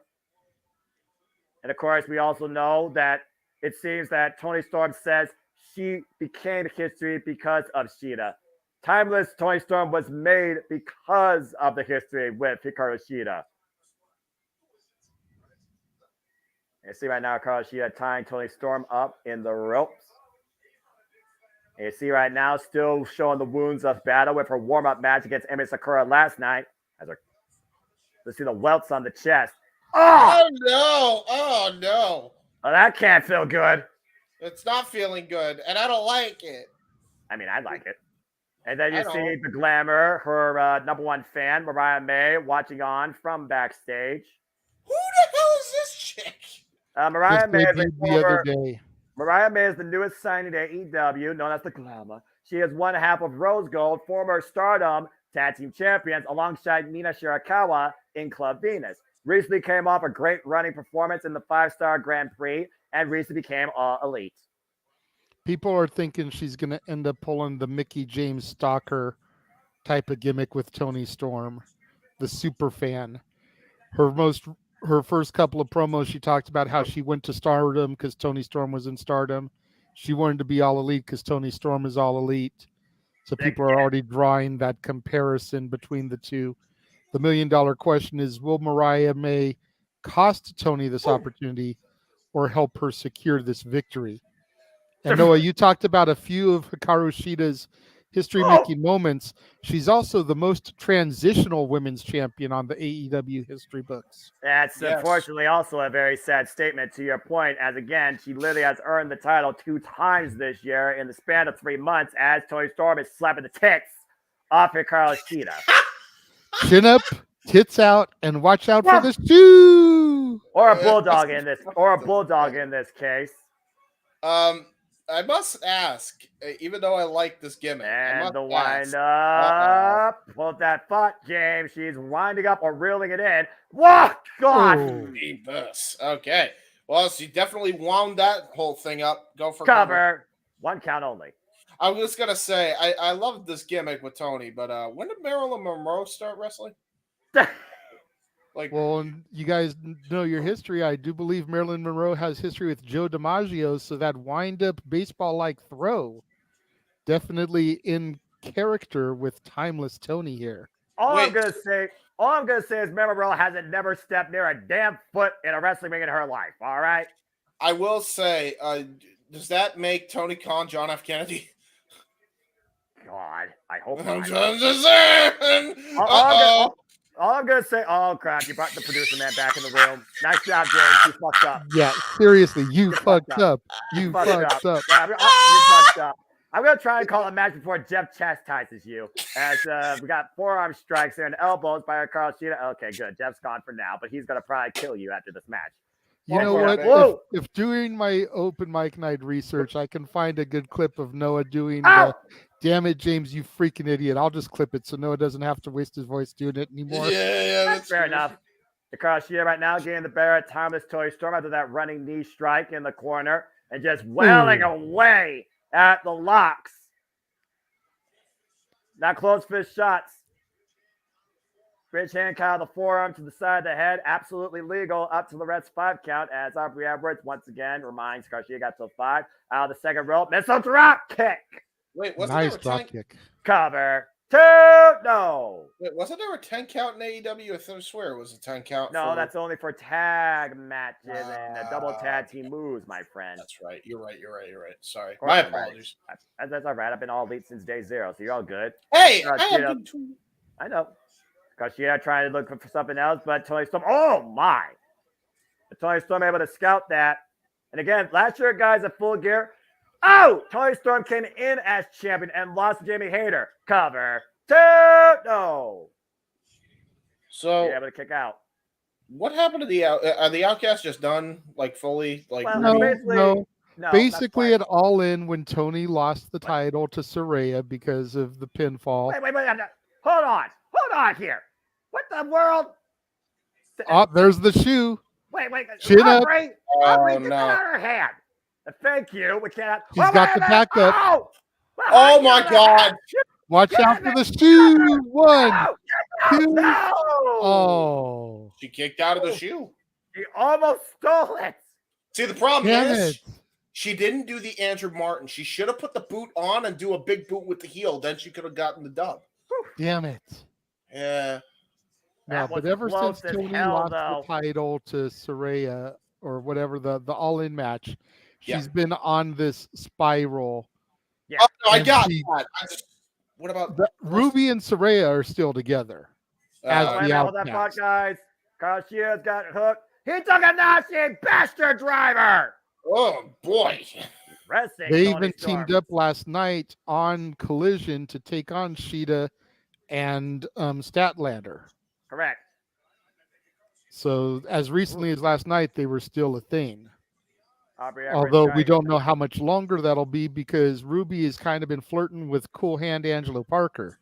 Yep. It might be a fallout of the outcast as the runaway might run away from her friend. And to go with your point, JJ, we called off her as stated when Tony Storm challenged Saraya for the AEW Women's World Championship. And that's when she was illustrious. It was after that match she decided that she was timeless. And since she's become timeless, she's been undefeated in AEW. Oh my gosh, Sheeta unleashing her rage tonight.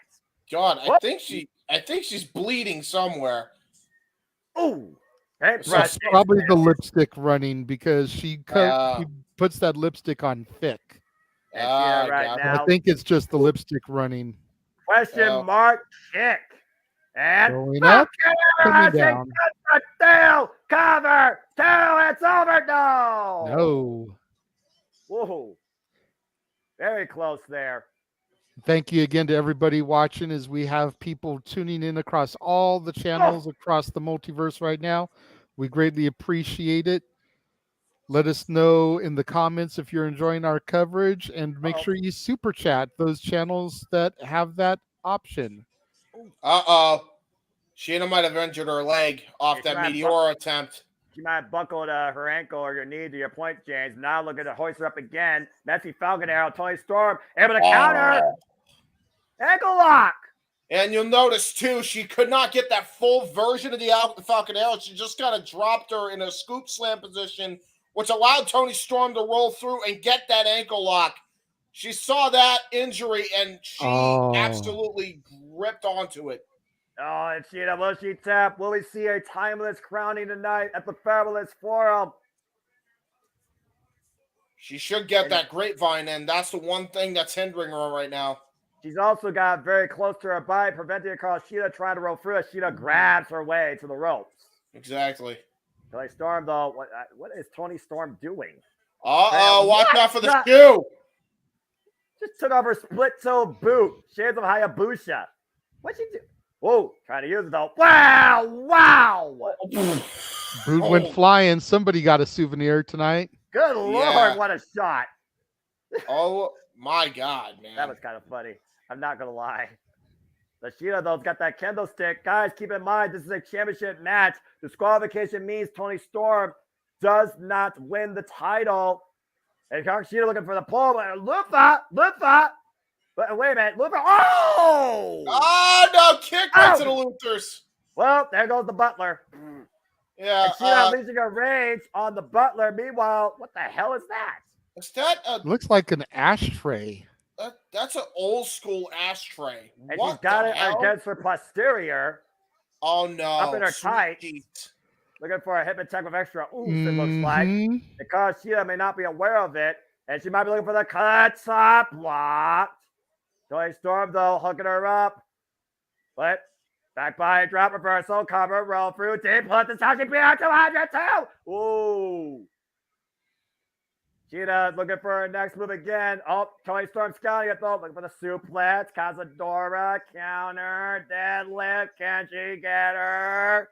Oh, God. Big suplex. Uh-oh. JJ. Oh, yes. Back that ass up, Tony. Wait, take two. There's a retake. And she's rearranging her ass. Because it's falling. Oh! Oh, my God. And a loaded hip attack with an ashtray and the cover. 1, 2. You gotta be kidding me. 3. I don't know if you could count that. Aubrey clearly saw that. Yeah, I was going to say, I'm not trying to ridicule Aubrey here. You know me. I've been good all day. But how could you not see that ashtray That was falling out of her obvious. ass? Like, for real. Dude, like you had a whole pan just fall out of her cheek. That was beyond obvious. Fuck. That was more obvious than a Jeff Jarrett guitar shot. Like, for real. Yes, This it is was. a Hollywood scam. This is a catastrophe. This is a tragedy. This is a crime. Hikaru Shida screwed. Tony Storm steals the AEW Women's World Championship. You have got to be kidding me. And the award for Best Actress in an all-elite wrestling pay-per-view goes to Timeless Tony Storm. Now a 3-time AEW Women's World Champion as Mariah May comes out with a bouquet of roses. The portrait of a champion completed at the Road for the Gold just outside of Hollywood. Tinseltown crowns a new leading star, Tony Storm, new AEW Women's World Champion. What is going on? What the fuck? I still feel like they failed big time in their presentation of Timeless Tony by not doing any kind of pre-show vignette from Hollywood and Highland Hollywood and Vine, the Oscars home. Like, for real, they missed some golden, pun intended, opportunities and presentation with this gimmick tonight, considering where they are. They are literally in good traffic, 20 minutes away from Hollywood and Highland, where the Oscars are held every year. If you're From the Walk of Fame. The ashtray is still stuck on her butt cheek, half hanging out of the crack of her undergarments. If you're crying at this feature presentation, you clearly do not know anything about freaking classic cinematography. I mean, come on. You have got to be kidding me. You could have just taken it out from the bottom of your pants, Tony. You didn't have to try to get it from the freaking below. Now, see, if this was WWE, that would be up on auctions.wwe.com for someone to bid on. Tony Storm's top admirer and her butler Luther leave with the AEW Women's World Championship and go backstage to the normality with the remarkable Renee Paquette and the successful Eddie Kingston in his latest Ring of Honor World Championship defense. Oh my gosh, that was a moment. That was ridiculous. That was a moment, and me in my Jasmine shirt in honor of Timeless Tony, the black and white with the silhouette. Now, Noah, is that going to be the only women's championship to change hands tonight, or is Stat whack because Stat has gone stale? Stat whack. Okay. Chris Stalelander. Stat. First slap. Whack. Because Noah always says that Stat is where it's at, and I say that Stat is whack. Yeah. Just as long as you don't hear "Stand Back" from Vince McMahon's debut in AEW, that's all we're asking. Stand back. Stand back. He might be able to buy the rights to that theme by this point. Probably not. I mean, considering the fact that he's saying it, I'm sure he probably owns those rights. Yeah, true. As Kingston just raised the stakes on the Ring of Honor World Championship and Interstrong Openweight Championship, he has decided to put both titles on the line against the winner of the Continental Classic to crown a Triple Crown champion. So, hey, Eddie Kingston, way to raise the stock of both titles, way to show your commitment as champion. Good luck. But now the lights go out, and that could only mean one thing as I see ladders in the ring. Will the members of the House of Black rise? All rise for the Judgment Day. I mean, the House of Black. Sorry. I mean, the Judgment Day, House of Black, Judgment of Black. All I know is Judgment Forbidden Day. Door, Judgment Day versus House of Black. Who wins? Yeah, House of Black. Simple as that. Oh, I don't know about that. I was going to say, I don't know about that, brother. Listen, I don't know. Rhea's in a tough situation because she's got her husband on one end and then her boy toy on the other. So there's a problem. There's already a conflict of interest. Yeah, but let's be real. Rhea's going to beat the piss out of Julia Hart just as quickly as Buddy Matthews is going to beat the piss out of Dom Dom. Now she missed her face, but that leaves Malachi and Brody versus Finn and Priest. Listen, the way both teams dress, you never know. They might like it. I don't know. Well, all I know is I witnessed a Hollywood scandal, and now I'm wondering what I'm about to see in this ladder match for the AEW World Tag Team Championship. Oh, As you the did. Gates of Black Throne ascend upon the arena. That was not a Thank you. wonderful. That was not a scandal. It was. Yes, it was. You just said it was a scandal. It was an award-winning performance by a timeless actress. You both stop it. Both of It you. That is was. not It even was. worth it. I'm That only is- kidding. No, you shut up. That I- goes in the blockbuster bargain bin at the very bottom of it. I will say it You are was a time- absolutely right, Noah. You are absolutely right. It does belong in the bottom of the bargain bin at Blockbuster because Aubrey Edwards did a piss poor job as referee once again Yes. with that Yes. blatant ashtray hanging out of the ass crack of Toni Storm, and she could not call it to disqualify her. You are absolutely right, Noah. And that was for once, and this is when the world ends before world's end. For once, ladies and gentlemen, I agree with this bloody loot against Aubrey Edwards because Aubrey should have saw the damn ashtray. How do you not see a metal plate out of somebody's ass on some damn pantyhose? You freaking blind idiot! James, flip that, please. He Right. just co-signed about Aubrey Edwards for the first time ever. Well, for that the needs first to time. be a clip. The only time. So I got told to shut up. I was going to go off on that, but don't disagree with JJ. I'm out. I'm good. I'm good. For the first time in ever, Anyway, Noah agreed Aw. about Aubrey. Cute child. That's nice. all right. Anyway, back to reality. As we got again, fatal four-way for the AEW Tag Team Championships. As those fashion monopolies, they're not the good guys. They're not the bad guys. They're just looking to be the guys and take everything in AEW. And it might start tonight, climbing the ladder and claiming the AEW Tag Team Championships. They're not the good guys. They're not the bad guys, and they definitely aren't the top guys either, Noah, as FTR makes their way to the ring. I was gonna say, whose son is that? Roosh. All right, thank you. Yeah, I was going to guess Roosh's. Oh, I don't know. It could have been Dragon Lee, or I mean, Dragon Lee's in WWE now. I'm sorry, Dragolistico, or it could have been Dragolistico, or it could have been I don't know how, but it could have Preston been Vance. Yes, Preston Vance. Pero Vance- Peligroso. That means Pedro he knows how to pick him if that's the case, because damn, he must got a mommy himself. All the way. Where's George Lopez? Is he in the Fabulous Forum? And once again, James, I think pissed off the producer. What? Why are you giving me that look? James is on one tonight. His return, folks. In fine fashion. I am behaving myself. I wasn't. First off, I was talking about Peg. I know what you were talking about. Okay. But how about you talk about this, JJ? No, how to pick the women. The The good revolution women. is televised. Thank you. We get some normality here. Ricky Starks, do your thing, dog. We love you. Ricky. Absolutely. Yeah, keyword, James. Keyword, James. He's absolute Ricky Starks. And you Big can't Bill. teach that. Damn right. 42-day reign as the AEW Tag Team Champions after beating FTR, obliterated them, being perfectly honest, on Collision following Wrestle Dream after FTR decided to defend the titles against Aussie Open. And again, Ricky Starks and Big Bill, they were denying everybody. So what ended up happening? Tony Khan gave them everybody, but Ricky Starks and Big Bill wanted to make sure they absolutely prove their value. And so we now have a fatal four-way ladder match. Yes, Jeff.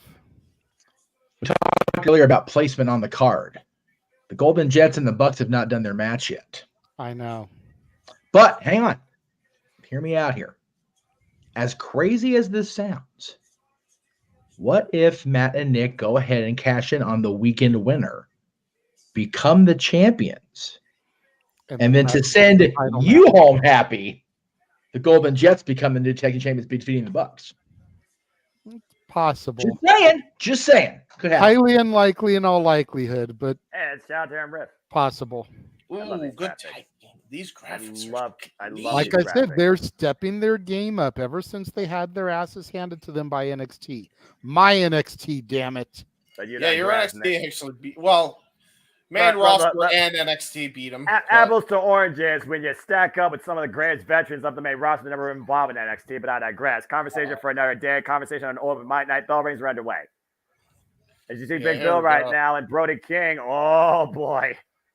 Meat division coming here. Yes, the Meat Division. I love it. Meat Division, Brody King and I would say Big Cass, but it's Big Bill. I keep forgetting. Damn it, James. And of course, damn it to the rest of the field, stopping that encounter as we got a freaking 8-man melee right now and no one going for a ladder. JJ, ding, ding, ding. I see something in the chat that is green. Yes, we got a super chat from our good buddy Walter Cruz at Rage of Wrestling. Thank you very much, Walter. It says, Jeff, make me a shirt for the network. Have FTB on it. Fuck the Bucks. Yes, that and I agree. Be quiet. Yes, LOL. I agree. Walter will be joining the panel later on this evening for Disney Karaoke. So make sure you guys tune in for that immediately following our coverage of Full Gear. You do not want to go anywhere. A splendid time is guaranteed for all. I don't think there's no splendid time involved here, JJ, after that freaking axe smash from a right hand by Dax to the jaw of Malachi Black. While Ricky starts and Dax are in a tug of war for a ladder. Bars. Malachi Black, oh no! Ladder pendulum into the jaw, I believe, of Dax Harwood. Ooh. Yeah, I was about to say, I mean, we remember what happened last time there was a fatal 4-way match at a TK promotion show. It didn't end well for somebody that took the Canadian Destroyer and damn near don't give him ideas, James. Don't give him ideas, especially considering both those individuals aren't involved in this match. But you got one of the most intense individuals in AEW involved in this match. That's Roosh as he climbs the ladder against Cash Wheeler. And these two know there is no way they're getting those titles this soon. Oh boy. Here we go. Here we go. And James, let's not also forget that earlier this year, you and Noah called while Jeff and I were at the forum a ladder match for the Trios tag team titles. Yes. As it was the Death Triangle versus the Elite combination of the Bucks and Kenny Omega. Yeah, we did. Game 7, the best of 7 series for the AEW Trios Championships as the Elite won. FTR right now, way to scout Roosh coming in, looking to give him the horns. Brody King now trying to take Roosh off the apron. Is he Jalisco now coming into play? Those Fashion League Monopolies, no love lost with FTR after tagging with him and winning an 8-man tag up and over. Oh my! Oh my goodness! 4 men on the outside and a luchador in a mask in the ring. Somebody's going to fly over the top ropes. I don't think that's wise. Probably right. I don't think that's wise by Dragolistico. I'm just going to point that out. You realize Wise and Lucha Libre with Lasagna Economics will go to the same science! Don't play Kyle Lowe. It's the field on the outside. Now go on. Take a look at the replay here. Freaking Cash just throwing himself in Roots, wiping himself out in that human car crash.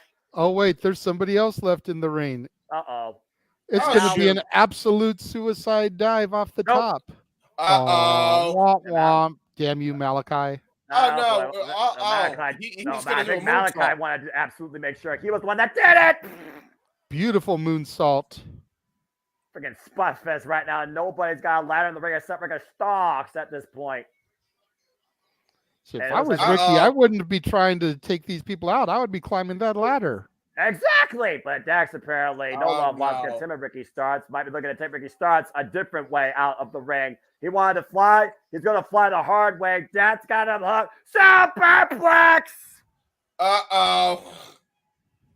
And everybody falls down.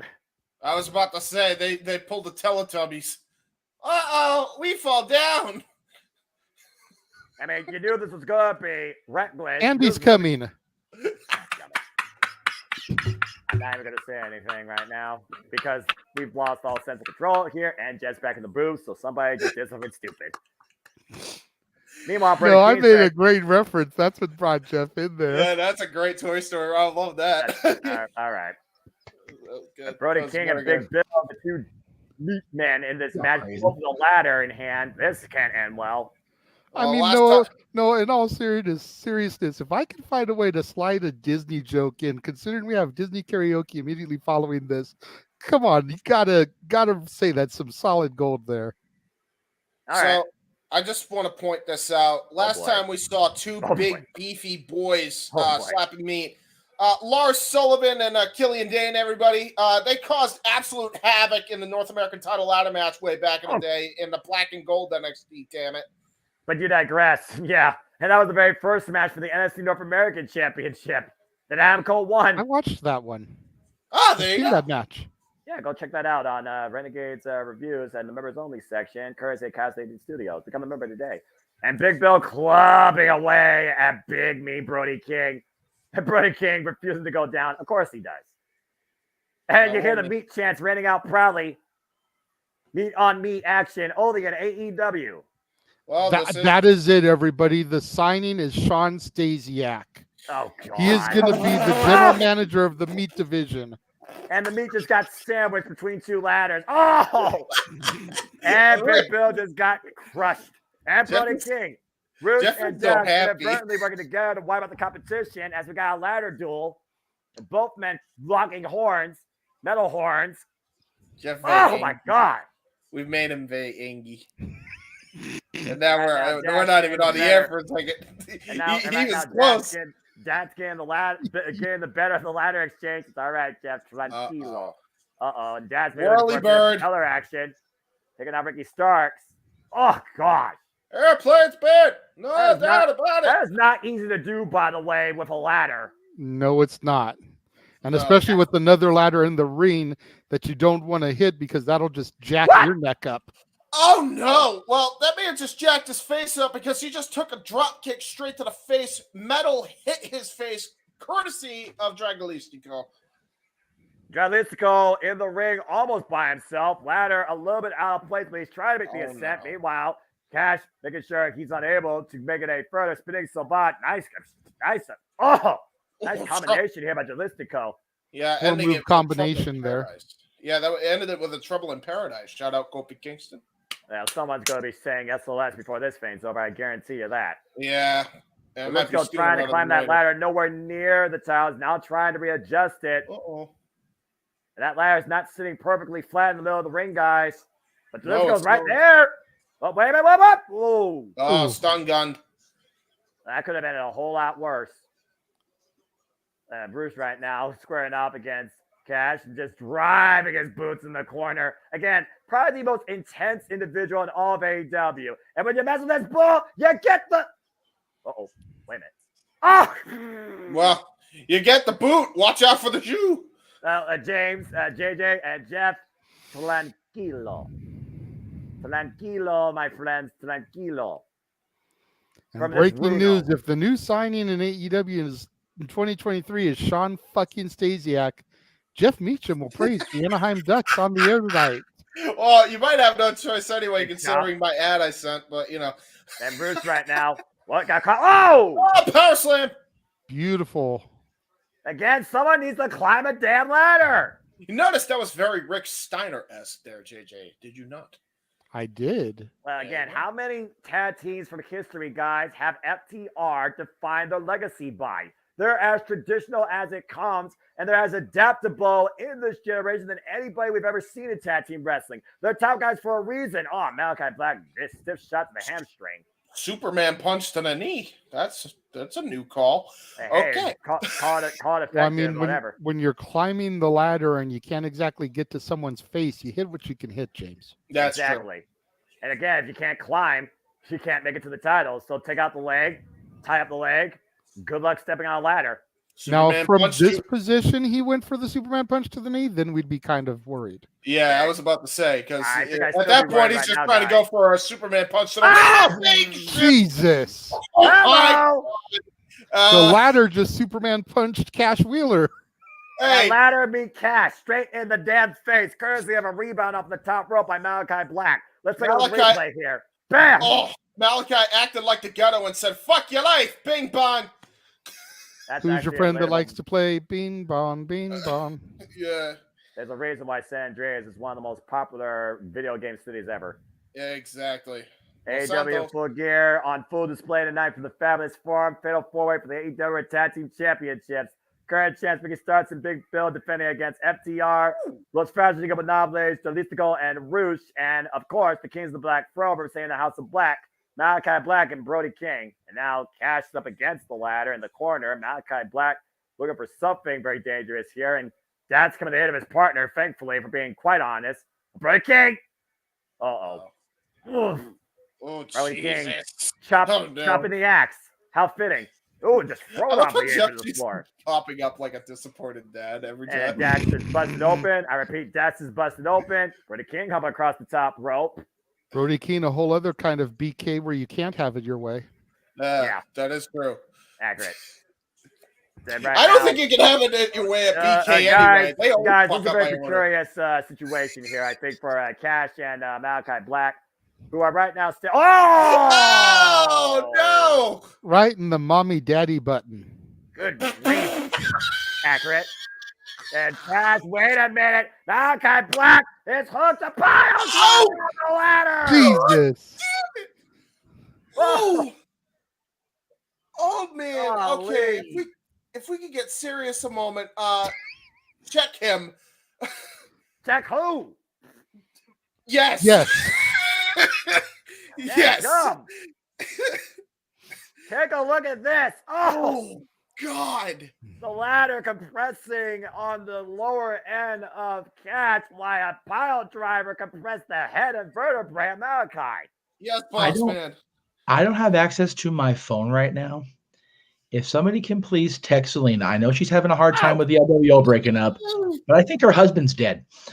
Well, Brody King just died as well. Okay. Just smashed into his face. Brody King. I thought it was Malachi or something. Yeah. Both, Jeff. The answer is both, as we got 4 men down right now in this human car wreck. Oh, my God. And Ricky Starks back up, taking it to Dax. Absolutely taking it to everybody right now, JJ.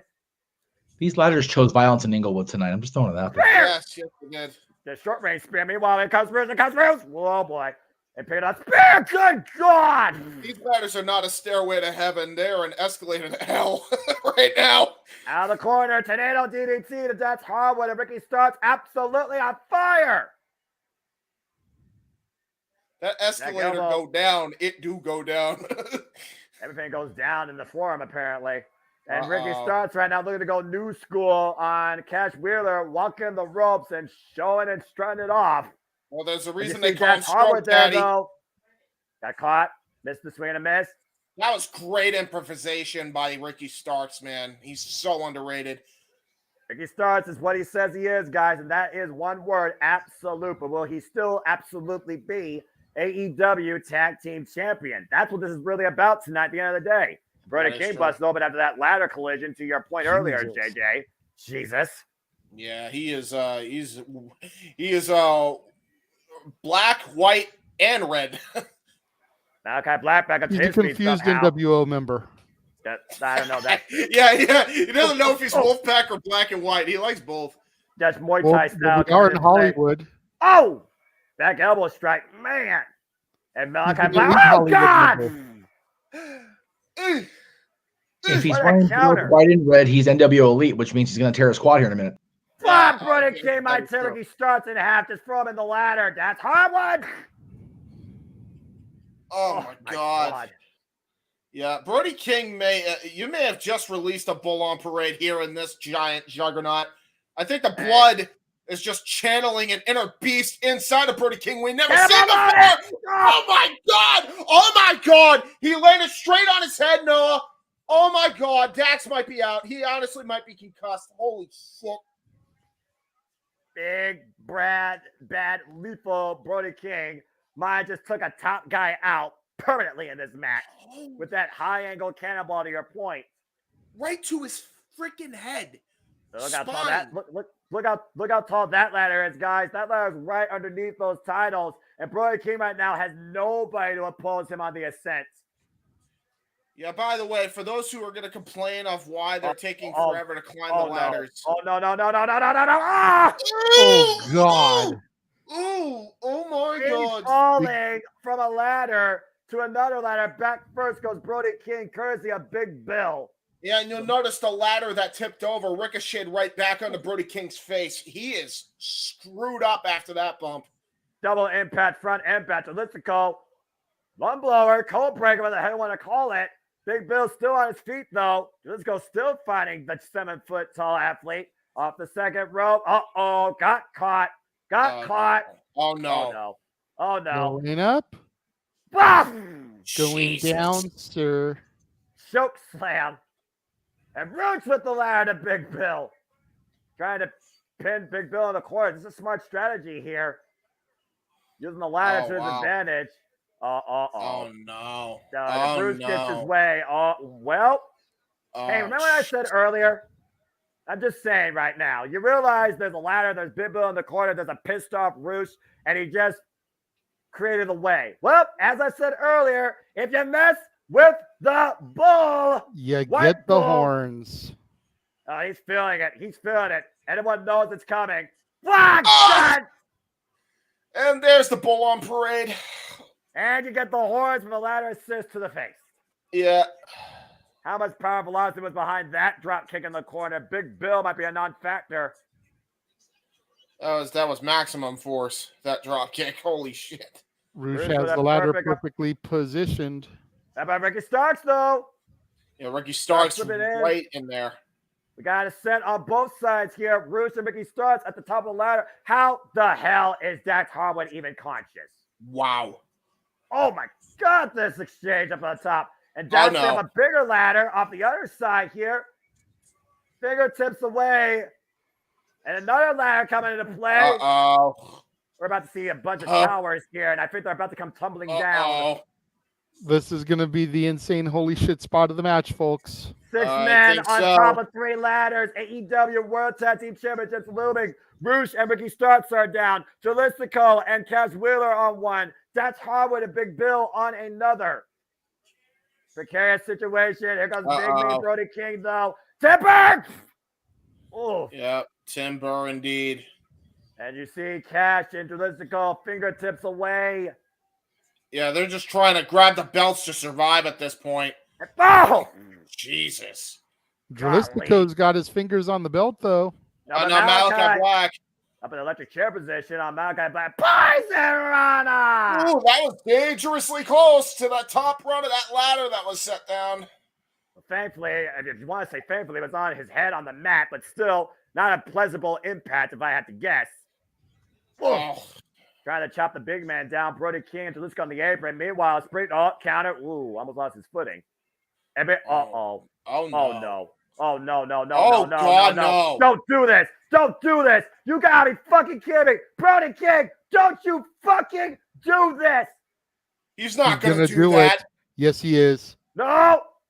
Oh my God! Gonzo bomb on a fucking ladder. Oh my God, they killed Jalisco. That was a Gonzo freaking pile driver. What in the fuck? Oh! Dude, I have a concussion watching that. Oh my God! The landing and the fall. And that ladder buckling. I'm surprised Brody King didn't twist his ankle. He might have. Well, what the hell? Cass Wheeler, no. Big Bill now. Might be looking at saying Cass Wheeler for the right. But Dax, though, sends Big Bill down to the floor. Now Dax and Cash, FTR, the only 2 men in the ring. It is a freaking cacophony of destruction here. Oh, no. Good Lord. No, Dax is going for a big splash. And Cass Wheeler crossbody! Jesus. Busted ladder. Oh, Brody King through the buckle ladder bridge. Brody King has eaten all types of shit in this match. Oh, my God. Violence Unlimited personified. Look at this. God. That was a brilliant crossbody. You'll notice, too, Cash almost lost his footing, and he could have landed on that ladder that was set up right there. That could have been really bad for Dax. I have seen less horrific. Go ahead, I have JJ. seen less horrific car crashes on the 15 freeway. Yeah, you're out there in California. We're out God damn. We don't have this shit. Ricky Starks and Dax Harwood right now up on the top of the ladder, fighting it out. The title's really right behind Dax as he just wails the head of Ricky Starks. And Ricky Starks being, Big Bill, Malachi Black coming into play. And Big Bill, the end! The spinning back heel kick. Clothesline says Malachi on the outside. Big Bill, the assist from Ricky Starks. And Cash is there. Cash with a towel again. Ricky Starks and Cash at the top. Oh, and a towel to the face. And Ricky Starks at the top by himself. He grabs one. Ricky Starks and Big Bill retain. Wow. Nice. Holy hell. Absolutely insane. You want to talk about car crashes? That wasn't a car crash. That was two semis with about 8 people involved. Golly. You've never heard of an 8-car pileup? A normal day in LA, if I have to guess. Well, I said all the two semis. too normal. I was gonna say the semis because of Big Bill and Brody King. Carnage, destruction, broken, battered, blues, bloody bodies, and shortened careers probably, but an absolute statement as Ricky Starks and Big Bill outlast the field and once again prove why they are the AEW World Tag Team Champions. Paraphrasing Wyndham Rotunda, God rest his soul, ouchie wouchie. Oh my Stars God. align tonight. Insane. What a freaking match. My God damn brutal. Especially Brody King, man. I feel bad for him the most. He's still pissing blood, by the way. Like he's got a gusher on him. Hard way. Everybody's just checking everybody on the outside. Jesus. Well, we know our AEW Tag Team Champions currently stand is still Absolute Ricky Starks and Big Bill, but now the question is got to be asked, who will be next to challenge them?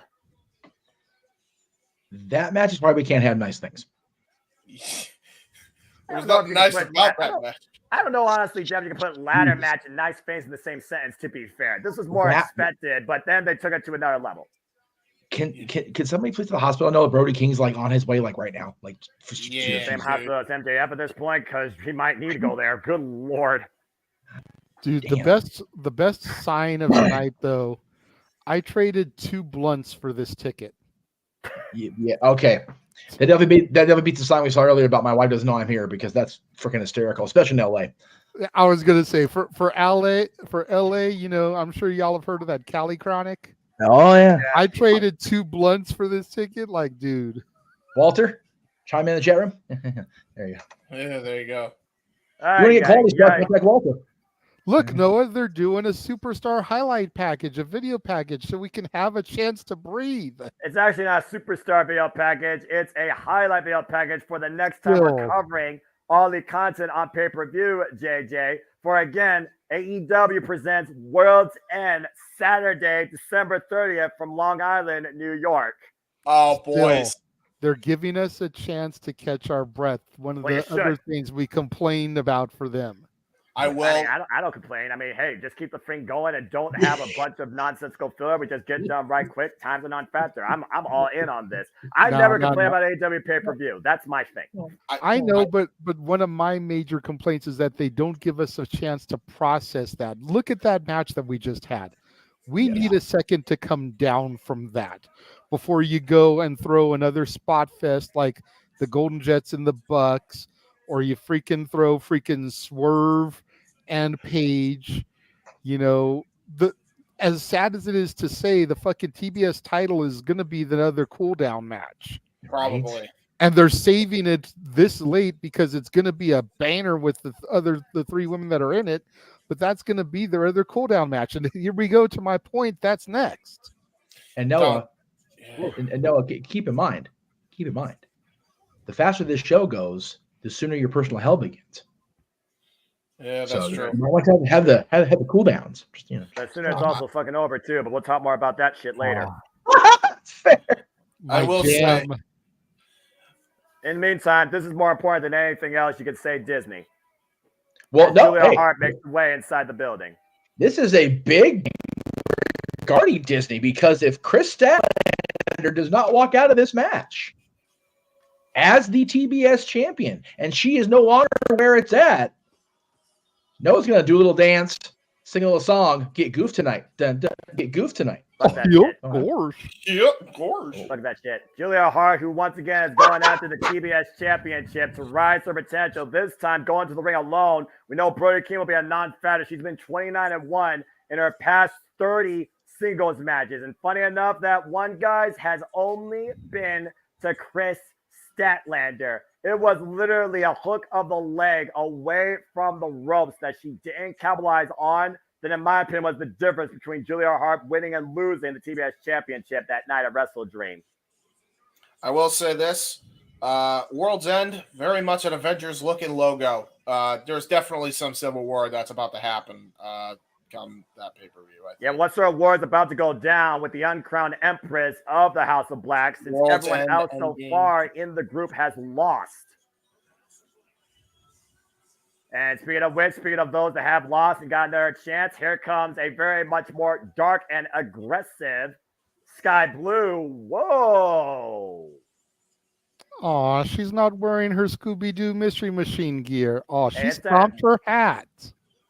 Sky Blue taking a page out of Julia Hart's playbook, looking to be an old queen crown tonight, and has the highest 2023 win total. Again, we've seen this metamorphosis of Sky Blue ever since Julia Hart missed her in the face. And Julia Hart said she gave her a gift, and then she gave it back to her in the form of a blue mist. We have an uncrowned empress and a dark queen looking to take on somebody more than woman and take her crown. And speaking of which, here comes where it's been at since Double or Nothing this year, despite the critics. She has not been pinned. She has not been submitted. She is going into her 14th defense. Chris Statlander, 174-day reign as TBS champion, taking on anyone, anytime, anywhere. I will give Stat credit for being a fighting champion. I will give her credit for being able and willing to put that title against anybody that's wanted to step to her. Representing the Cobra Kai there with her gear. That's the G.I. Joe Cobra. But I digress. But it's just time to move it on. Her reign has just gotten stale. And I've talked about it here on the pre-show on Simply Predicting. You can't find me a better built character, especially in the women's division, since Jade Cargill than Julia Hart. You guys want to talk about Julia Hart, Noah? He's got, you got Chris Statlander. I got to go with Sky Blue here. There's something about Sky Blue tonight that I have not seen in her. And I know there was the mist, and a lot of that's influenced by Julia Hart. But I don't know, man. Something's going on when it comes to her. Whoa, and Sky Blue immediately going after the champion. You saw the soul nod. If nothing else, there is a common goal here for Julia Hart and Sky Blue, since both have lost to Chris Statlander in singles encounters. As Sky Blue stacks them up like cordwood. There you go, Chris Statlander demonstrating her power that brought her to the dance in the first place. Instead, whoa, good agility there. Able to kip up there underneath. Double clothesline takes down both challengers. There's a cover on Sky Blue. They're going. Kick out at one. Cover on Julia Hart. Kick out at one. If nothing else, Chris Statlander is proving her dominance in the early going. To your point, though, James, like I said, since Sky Blue got misted by Julia Hart, we see a new aggressive hunger, nature, dominant performer out of Sky Blue. And I've already talked about how far Sky Blue and Chris Statlander go back to AEW in Chicago. But yes, to JJ's point, Julia Hart's been the most prolific character in AEW and the most predominant singles female competitor this year. Cover, roll through, two, and a kick out. Well, let me ask you this, James. Noah's always talking about how in a triple threat, there's your pin person, your fall guy, and your buffer. If you're saying that to keep your eyes peeled for Sky Blue, then who do you consider to be the fall guy, and who do you consider to be the buffer in this match? That's Chris Statlander and Chris Statlander. Sorry, no. And let's see. Whoa, miscue there. And again, so far it does seem to be a handicap. Sky Blue and Julia Hart are trying to take out the champ. Oh, and look at this face-off here. Again, we've seen the tensions lately with Sky Blue and Chris Statlander. Stands by her, his friend Willow. Oh! I will say. Oh, boy, here we go. Dark Sky Blue or Happy Sky Blue. She was always packing with the cake. That's all I will say, and I will leave it at that, because I'm not like a lot of these people online that are going to just take a picture. Get over yourselves. Jesus. Hey, you know what? I'm with you on that. That's why I was a little bit bummed she wasn't wearing her Mystery Machine inspired gear. I couldn't mention the Scooby snack that she was packing. As rolling sets on from the apron, takes Chris Statlander out by Julia Hart. Now Sky Blue following up. Take over to Harris. Beautiful maneuver. Hey, listen, She can feed me Scooby snacks all day long. You know what I'm saying? Okay, let's get back to the match. Let's not drive Noah Julia crazy Hart with right all now. of our talk. I think you and I are driving Jeff crazy. What? We've been on board together, you and I. You know, we should do this more often. I'm just saying. There's a reason why one person here actually focuses on professional wrestling at the forefront of women, damn it, but I digress. So Noah, honest question. And Jeff, since you're here and went ahead and interjected yourself here, God. If the last match with Big Bill and Brody Keane was featuring the meat division, does this match have the cake division? Yes. Depends on who you ask. Depends how people look at women in wrestling, but I digress. As a double super kick just took out asking Jeff. And we're down I to asked Julia Noah Hart. too. We're down to Julia Hart and Sky Blue. This non-verbal communication, and finally, we'll see a little bit more of what stands between these two. See, this is the moment I've been waiting for. Ooh, Sky Blue extending her hand. All right. Well, both women here with a common goal, or are they truly together? And at the end of the day, Sky Blue and Julia Hart are fighting to become champion right now. They're just willing their way, double leg takedown. Julia Hart just dribbling Sky Blue like a Laker. That's a good call, Noah. I don't know what Sky Blue was doing with this. Like, what was she trying to do? Like, Probably channel the mist, if I have to guess. I'm just waiting for the mist to come out. Sky Blue channels blue mist. Julia Hart channels black mist. And again, like I said, ever since Julia Hart misted Sky Blue, we've seen a newfound level of aggression out of her. You think about Sky Blue's recent runs lately in her matches. She beat Emi Sakura. She beat Marina Shafir, literally binding her body. And she beat Red Velvet to get to this match in the first place. Oh, what a PK. I just... On target cover. Maybe a goal. Attention! Go! That drop suplex by Chris Statlander coming back into play, where I've said again, the afterthought here, to my opinion, has been the TBS Championship. And right now, again, Chris Statlander taking advantage of the field. Sky Blue able to get out of the corner, takes Julia Hart out. Oh! The knee of the side ahead of Sky Blue up in the fireman's carry. Go ahead, Noah. No, you're fine, man. I was just saying. Bang, Samoan drop to your point. I was going to say that's been kind of my point the whole time, though, is Statlander has become the afterthought in her own division. She is the champion and she is the afterthought. All of her contenders are in the foreground more than the champion is. So why not get the belt off of her and move it to somebody that is more in the foreground? Personal bias aside, because I know how much you love Stat. Oh, grip around the throat. Well, yeah, that's true. Wait a minute. Schoolboy roll up by Sky Blue gets a 2 count. Again, it's also one of those things where I don't think somebody necessarily. Oh man, what a high kick!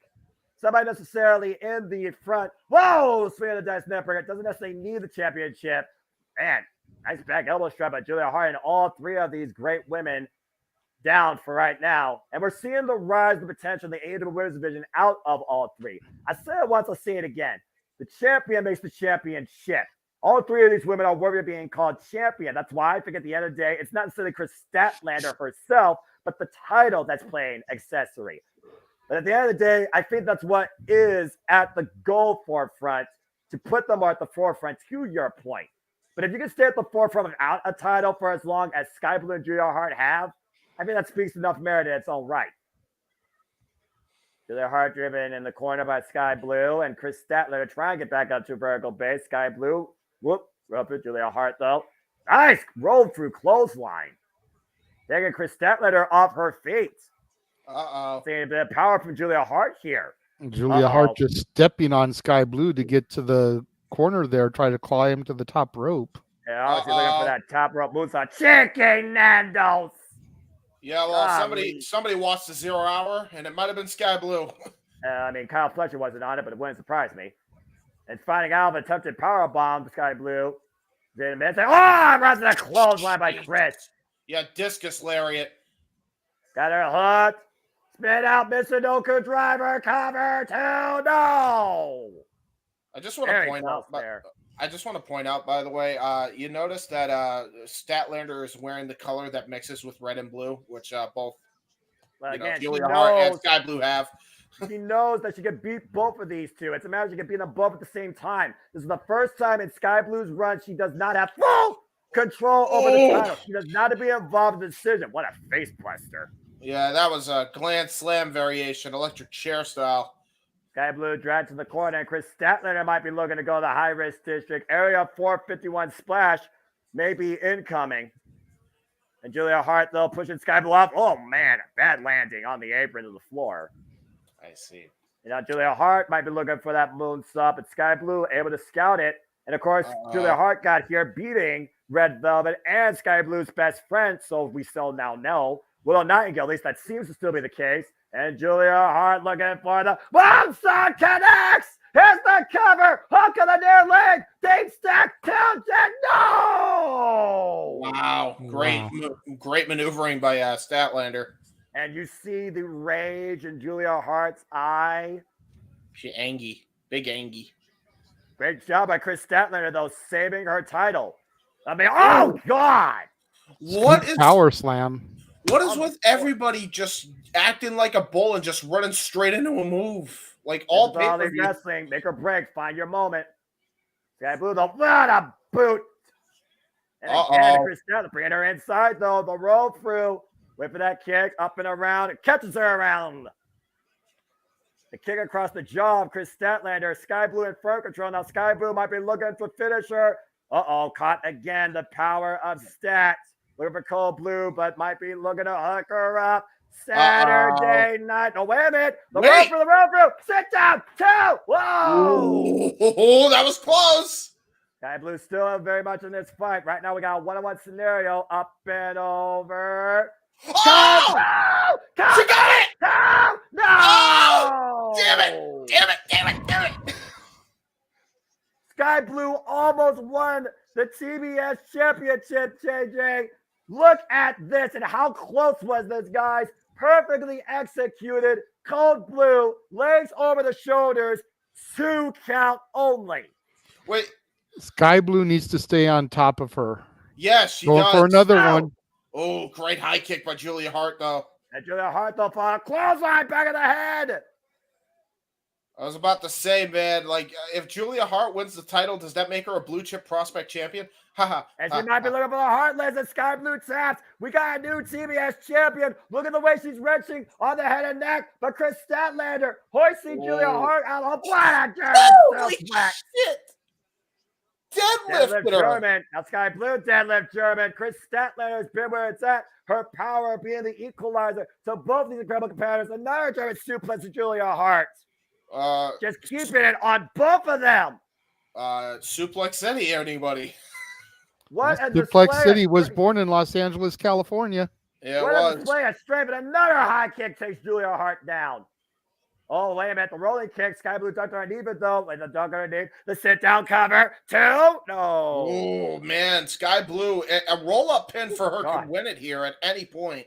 Exactly. Statlander able to scout her. Sky Blue up and around. Hooked. Uh-oh. Oh, Saturday Night Fever. Cover. 2. A clothesline. And Julia cover. 2. Julia Hart. She did it. Julia Hart did it. Oh, wow. Holy shit. Oh. You know what this means, Noah?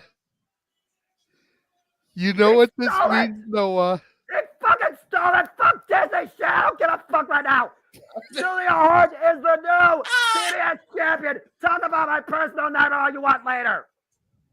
All the momentum in the world. Julia Hart has capitalized on it. Julia Hart pins Sky Blue. Julia Hart, the new TBS champion. I don't fucking believe it. Wow, man. That makes the House of Black 2-for-1 or 2-1. And Julia Hart's first ever championship in her AEW career. She picked up the scraps set by stats. Again, the triple threat. Champion not involved in the decision. And Sky Blue has led to a new TBS champion. No, don't hold it up like Great Khali. Unbelievable. Congratulations, though, to Julia Hart. An incredible moment, reaching her full potential as the house wins at the expense of Sky Blue and Chris Statlander.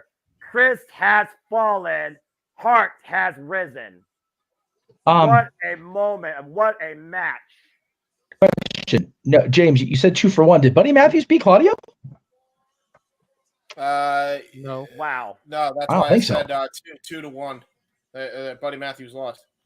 So you meant you meant 1 and 2. No, actually, yeah, you're right. 1 and 2. She's the only one. I was like, oopsie. I don't know. Sorry. Botch. Maybe the House of Black should have won with how much punishment they took. God damn. That was an incredible match, though. Great effort by all 3 women here. Demonstrated why, again, they deserve to be called champion. As Julia Hart finally risen to her full potential, the house wins, and Julia Hart, for the first time ever in her AEW career, is now champion. But a hell of a run by Stat, as we have a momentary break here for y'all to talk about some nonsense. It looks like you also got a super chat, JJ. Wow. Yeah. Oh, fuck Noah facepalm. Real quick, can we talk about how Taz, as they were pitching to the DraftKings ad, hated his life as soon as it was mentioned? Like, I noticed that right away, and I'm like, yeah, come on, get to the end, let's go. Like, he couldn't give a shit about Yeah, just like whatever. I don't care about this damn commercial. Oh my god, that's awesome. I don't play DraftKings in Brooklyn. I don't give a fuck. Let's go down the ring with Toya Schiavone as we continue tonight's festivities, folks.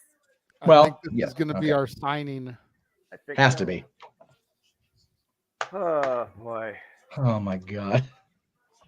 Thank you, Big Baller G, for the super chat, by the way. Yes. Because, and the reason Big Baller G is saying that is because G said that if Noah had to dance, he would dance with him. So Big G and Noah Foster will be doing the dance along with Eye to Eye immediately following Full Gear on Disney Karaoke. So make sure y'all stay tuned in for that. All right, who's the newest member of All Elite Wrestling? Let's find out. What? Oh my god, Ospreay's AEW bound. They did it! They signed Will Ospreay! Wow. Eat your heart out, WWE! They got the Aerial Assassin! Meh. Wow! Well, I mean, a guy he is that's pretty much competed across the world in TNA, in Rev Pro, in NOAH, and still contractually obligated New Japan Pro Wrestling has determined his long-term future. Sign on point. Ladies and gentlemen, Will Ospreay is officially All Elite. What a pickup. Why? Man. Well, I guess, hey, Biddy War 2024, I've already settled on my mind. And I guess I can't blame him. He got to continue to travel to his family. He's already had marquee matches of the year in All Elite Wrestling. He's on the run of his life, and he's getting more money than ever for his family. Congratulations to Will Ospreay. Let's put pen to paper and make this thing official. Good for him. That's all I got to say about that. So, why JJ? What's with the Just because he's already done work with AEW, so this isn't like it's a blockbuster signing. Yeah, maybe. But it's still there you cool. Go. It's like, it's another New Japan guy that signed with AEW. What a fucking shock. They have a working relationship with New Japan. No disrespect to Ospreay. I love the dude. He's an amazing talent. But, Wait. Pipe down, bro. Oi.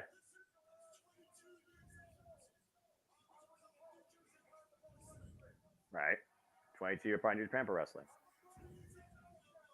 30 years old now.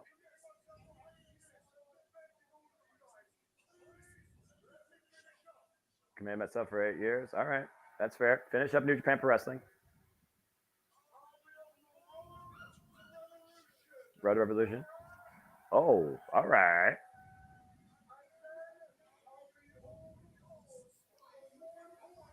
The All Yours in Revolution. There you go. Said himself. Will Ospreay has officially come 2024 four-time All Elite bro. What's that? Oh, you definitely got plenty of the best in AEW. And he's already talking about Wembley Stadium. If he's not in the main event, then I think they've already fucked up.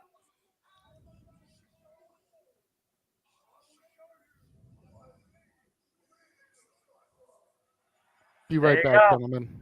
I love Elite bro. competitor of a whole different form of the definition. Will Ospreay has officially declared himself starting 2024 at the end of his New Japan Pro Wrestling term, All Elite.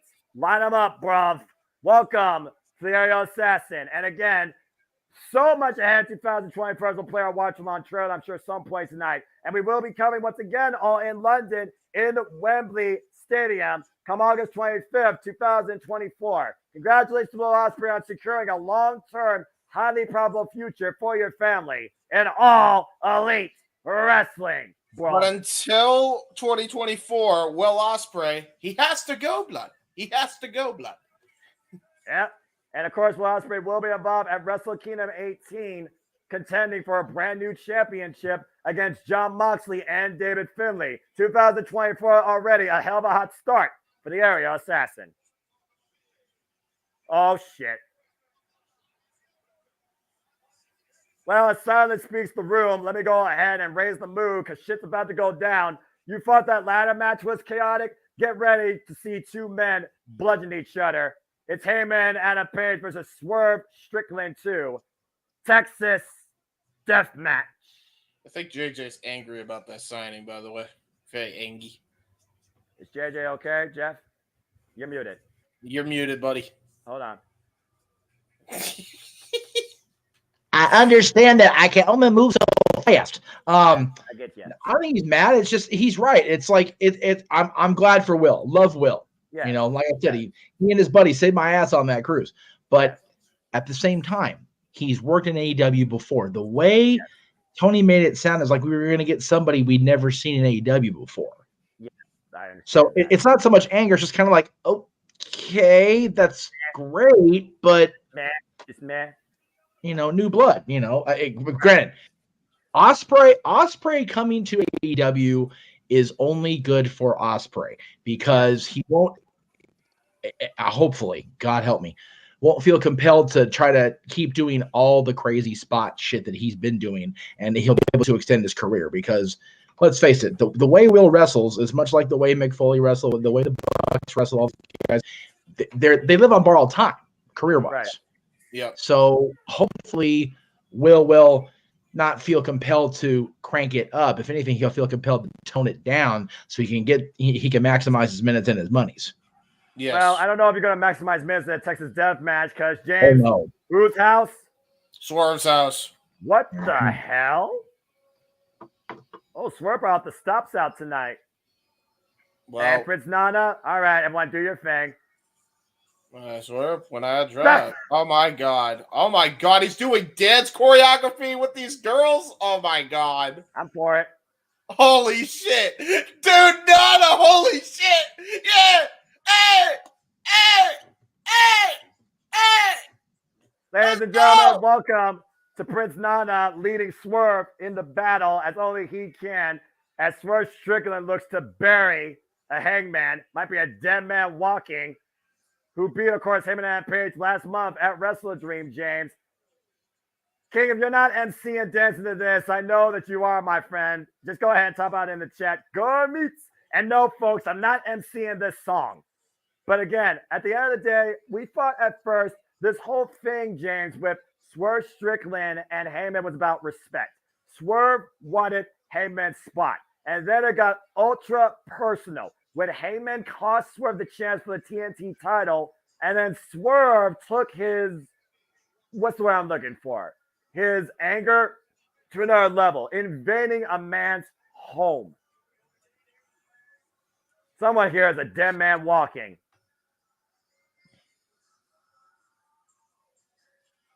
Hey, I like the girls dancing on the ramp. That's good back choreography. That's very good. Swerve's house! Swerve's house! Swerve's house!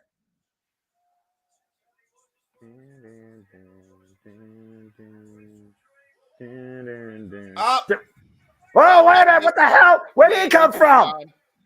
Heyman and Page, they waste no time here. Both these men, Bill is wrong. Didn't get a chance to talk.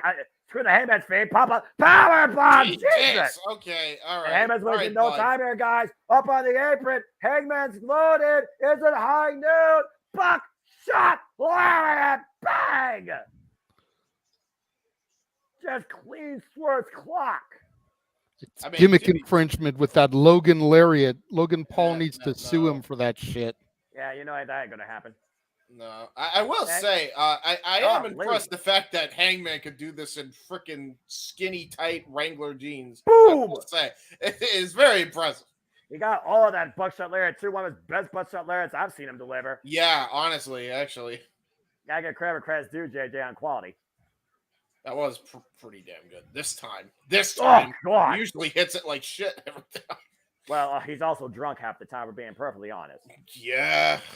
He also hit it as like the second move in the match instead of the last move of the match. Well, to be fair, this is a normal match, JJ. This is about pinning your opponent. Remember, this is a Texas death match. This is about punishing your opponent. Point being is that he's not doing it when he's worn out and exhausted from having wrestled a match. He hit it like the first thing. Yeah, he's not wasting no time. He wants to punish Swerve Strickland, so he pulled out his best shot from a wrestling standpoint. Now he's going to pull out his worst move from a weapon standpoint. And so far, the guy's still cheering play. Again, guys, let's keep in mind, Heyman and Page is undefeated in Texas death matches. He's beaten Lance Archer, he's beaten Adam Cole, and he beat John Montero this year. And is that a staple gun? Oh, man. He's taking Page out of Mr. John Cena's playbook with the duct. I'm just saying.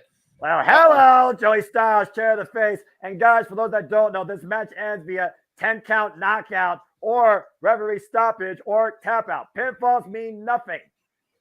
Oh, no. Heyman right now making a house arrest with duct tape. House arrest. That's good. I call it as I see it, bro. I mean, yeah. I mean, it is Swerve's wait house. a minute.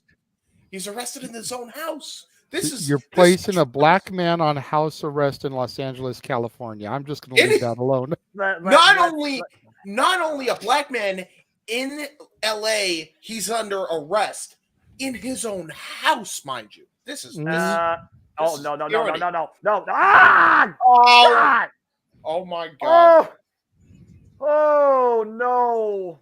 Well, that's a whole different type of piercing that Swerve didn't need. Oh no! Not again! Not again!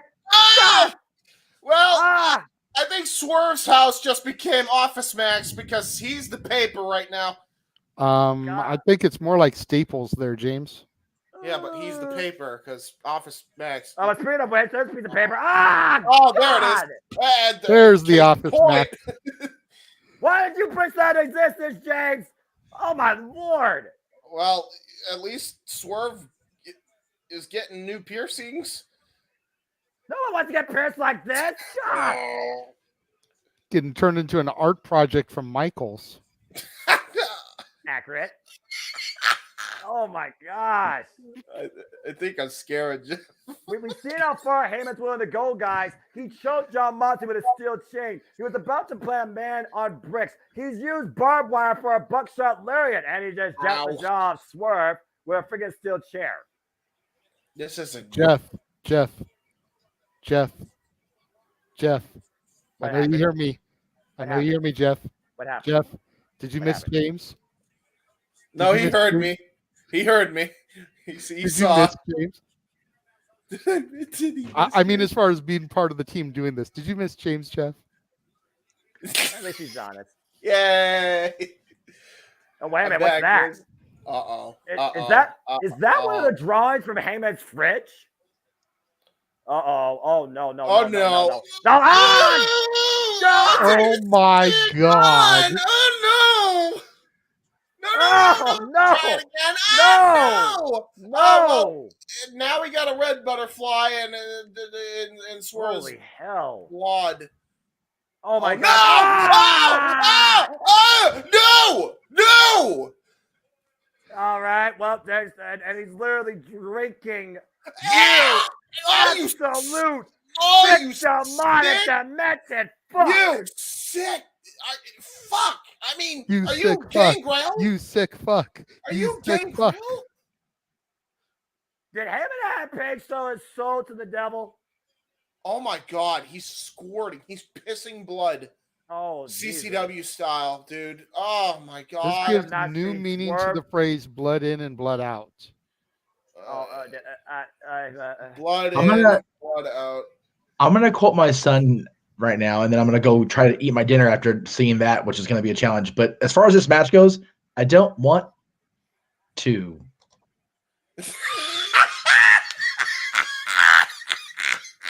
Hangman Page with his barbed wire chair as Swerve is literally bleeding like a sieve. Well, you know, black can crack. Oh, and a low blow! That genuinely might have been one of the most genuine reactions from anybody on any panel we've ever had ever. That's correct. Yeah, it has been the highest form of the definition of the word. So, As Nana has officially took the duct tape off Swerve's wrist. Oh my gosh, and I'm freaking kicking the upright. San Francisco 49ers be proud of that. To Heyman and Page.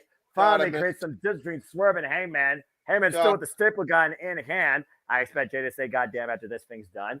And again, another staple to the chest. And I will. No! You just awoke a demon. Yeah.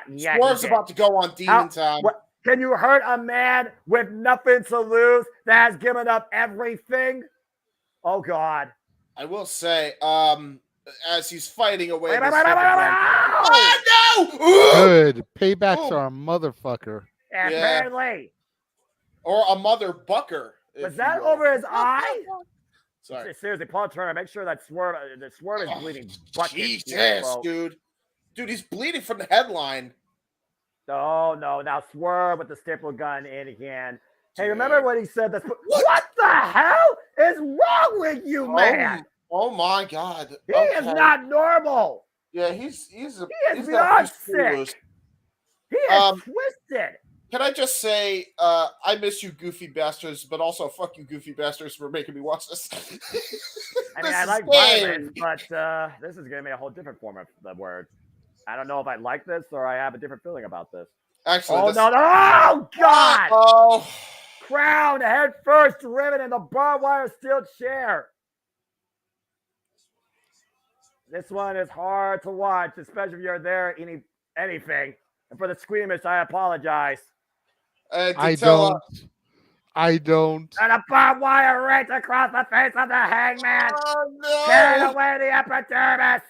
Hey, Datella, if you're live in the arena, I don't know if you can hear us. I hope you didn't eat any lunch there at the Fabulous Forum. Ladies and gentlemen, this is AEW, where the kids don't play, the men fucking bleed. Cutting straight to the point. Or in this case, stapled straight to the point. Hey, I'm as real as it gets. I'm not the only realist in this room. Swerve Strickland right now, wiping away the blood, looking to find something else to his head. Oh, God. No. To Matthew's point, the difference is Moxley bleeds because Moxley bleeds. These two men are bleeding because this is a blood feud. Well, Big if anybody has the skin made of paper, it's definitely Mox. He's made of paper mache at this point. Well, how many death matches John Moxley's bringing been for his a career? Brick in the ring, gentlemen. Yeah, that's a cinder block. A cinder block. Moxley's a motherfucker that's made out of like the school toilet paper from like back in high school and shit. Elizabeth, you may want to leave for another 10 minutes, sweetheart. Yeah. Elizabeth. I love you, Elizabeth, but yeah, girl, if you can't handle this, girl, I don't blame you. Step away. And right now, Heyman and Page not stepping away from Swerve, just squaring away at him. And I was also going to say, guys, you realize I made death matches that freaking, wait a minute, out of the corner. Triangle clothesline got caught. Meanwhile, Swerve, oh no, might be looking for the CML driver on the cinder block. Boatman on the apron. I'll get to James here in a moment as I look and see which man breaks their neck. I don't like that it's on the apron too. There's not going to be any give. And right now, again, there's no give when it comes to the guerrilla warfare. These two men are unleashing on each other in bloody, barbaric combat. Little combat. He's fighting him. Oh, no, he's fighting him. Now up in the fireman's carry. Driver on the center block of the apron.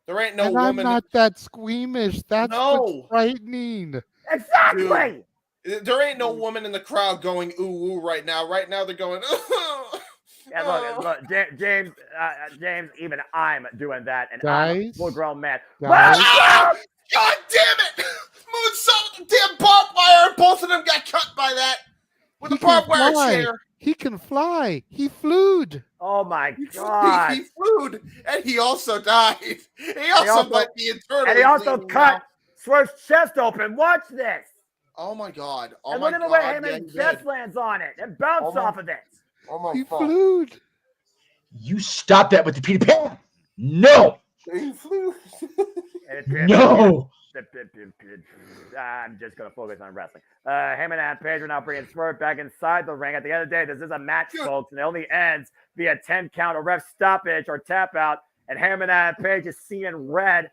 A brighter shade of red than I've ever seen before behind those eyes. And Prince Nana coming into play. Prince Nana, this is one that you seriously If get away Hangman from. Page flew and he's no. channeling Peter Pan, he's one barbaric fairy. Counter! He got hooked!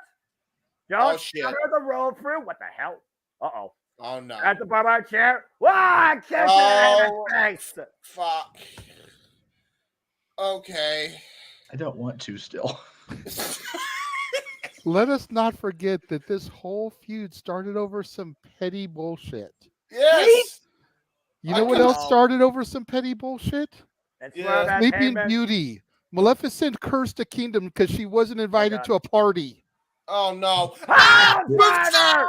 Tombstone pile driver on a barbed wire chair! Oh, Undertaker's sad. I am too. Oh. Cover a body bag. Get 2 body bags out here at this point. We need a mortician, not a damn doctor or physician. Swerve Strickland, you will rest in peace. There's no peace here, damn it. No, only blood and only violence. Only war. Only war. Paul Turner, up to, I think, 8. And again, Swerve dropped right into the briar patch. 9. He's up. Somehow face the Prince Nana, JJ. Swerve is back up. This madness continues. Oh, boy. Yeah, this might be one of the best last man standing matches we've ever seen. For better or worse. It's not last man standing. It's a death match. And that's just one way of winning it. It's the same concept. 10 count to get up. No. Is that no? There's not this much blood in a regular last. No, you're right. No. I'm just saying. And they can win via submission here. Actually, last time we I quit. End the match. I quit. I was about to say there's the only time I can remember there was this much blood in the last man standing match was Cena versus JBL, and that was over like a decade and a half ago. Yeah, Judgment Day 2005, still one of my favorite matches to go back and watch at times, and he still drove the man through a plate glass with a friggin' part of a truck. And meanwhile, him and Adam Page are going to send Swerve to hell. And Jedi off the second rope for Barbara Chin. Swerve able to get out of it. Now looking for a powerbomb sunset flip counter. Heyman able to fight back. They'll throw the chair. Oh, no. Oh, a crown top of his head. Drilled on his back and stuck in his head and hair. Some people and now Swerve looking to take Heyman off the top rope. Uh-oh. And power bomb on the power chair. Batista man. Oh, no. Golly. And Swerve springs to the top rope. Oh, no. Swerve, stop! Oh, my God. Through the barbed wire chair. Heyman has to be fucking out. And this freaking madness already.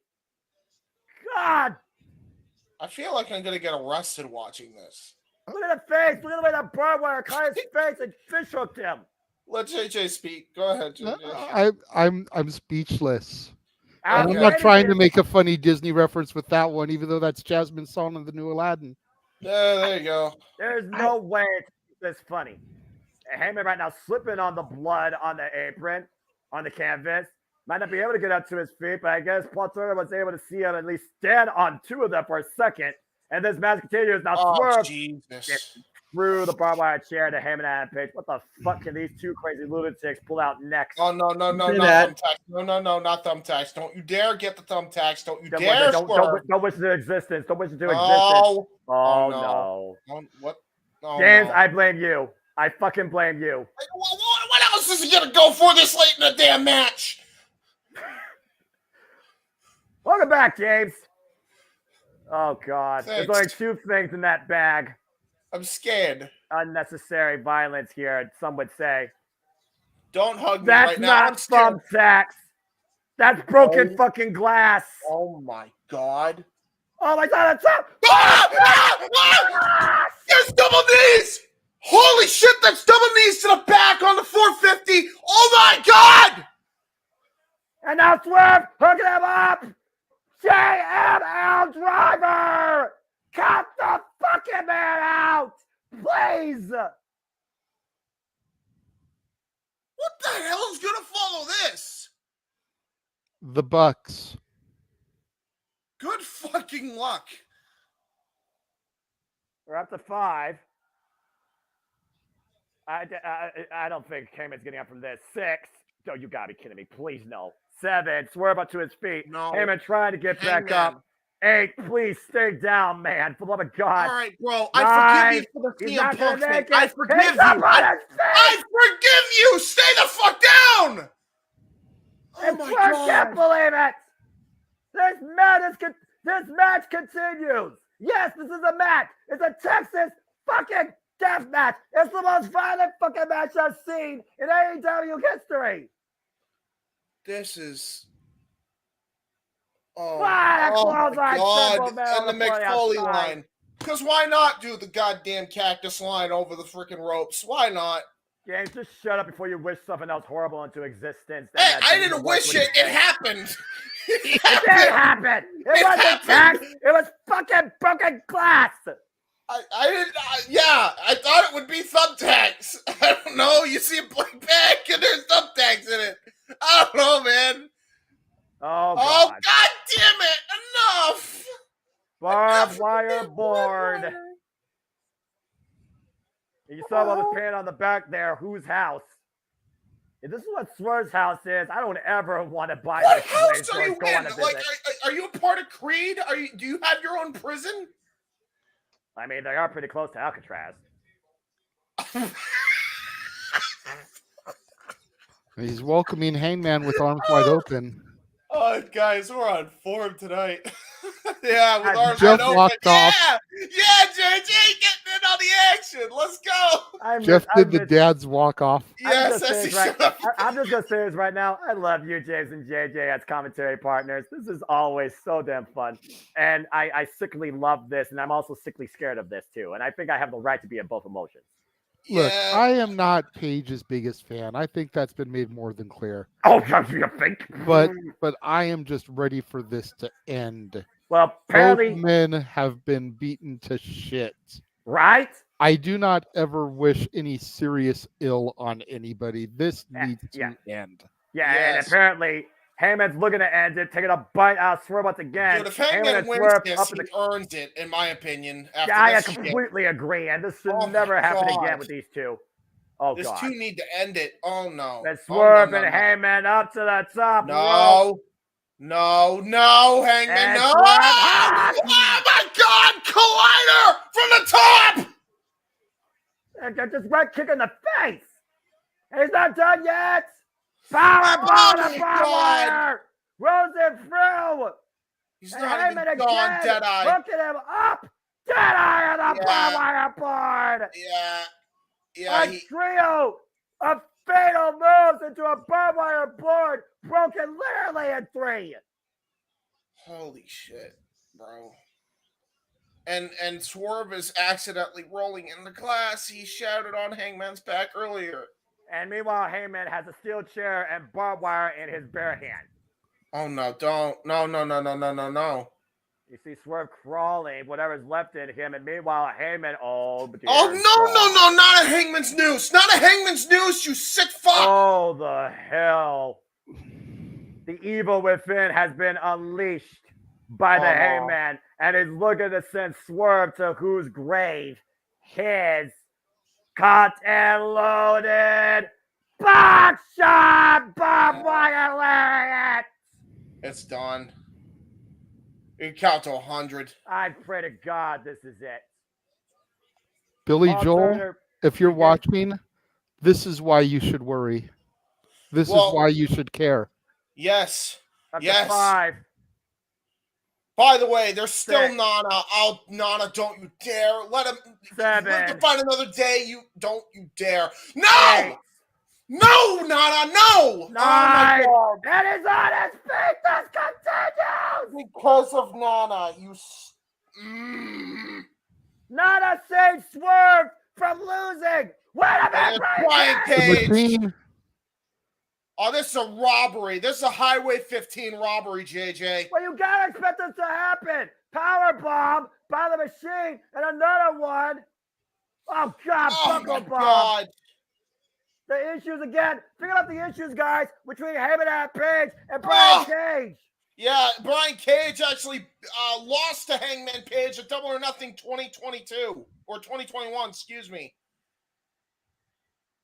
And He now hasn't forgotten. a normal table is coming out into play, and yes, folks, this Texas Death Match is fucking continuing. But you notice, guys, and I know Jeff is catching on to this, they're not booing Brian Cage. Nope. That's because he's a SoCal heritage boy. He's part of the old championship wrestling from Hollywood. Yeah. We've documented on this show one half of Natural Selection, along with one Sean Ricker, better known as Eli Drake or L.A. Knight. Oh, Yeah. oh no! Oh no! Your boy just got spiked with barbed wire. Oh, discus elbow with it. That's enough. Barbed wire wrapped again. It's not enough, Jeff. Otherwise, this will be over. He's Now, not Robert in the Clark- match. It doesn't matter what they do to Brian Cage. Well, no, right now it does because he needs to get Brian Cage the hell out of there. And here Quite comes frankly, Nana Nana. coming into play with a steel chair. Oh, the back of Heyman. And Prince Nana, run for your damn life, you fucking idiot. Oh, no. Oh, no. Not Nana. Come on, Heyman. Nana, don't deserve this. Don't do this. Don't do this. Swerve when I drive, and I swerve when I drive, and I swerve, and I'll die. Dance, bro. Oh, yeah. Can we love it? Uh-oh. Got him hot. Got him in front of the table. Oh, my God. To the floor. Prince Nana is dancing no more.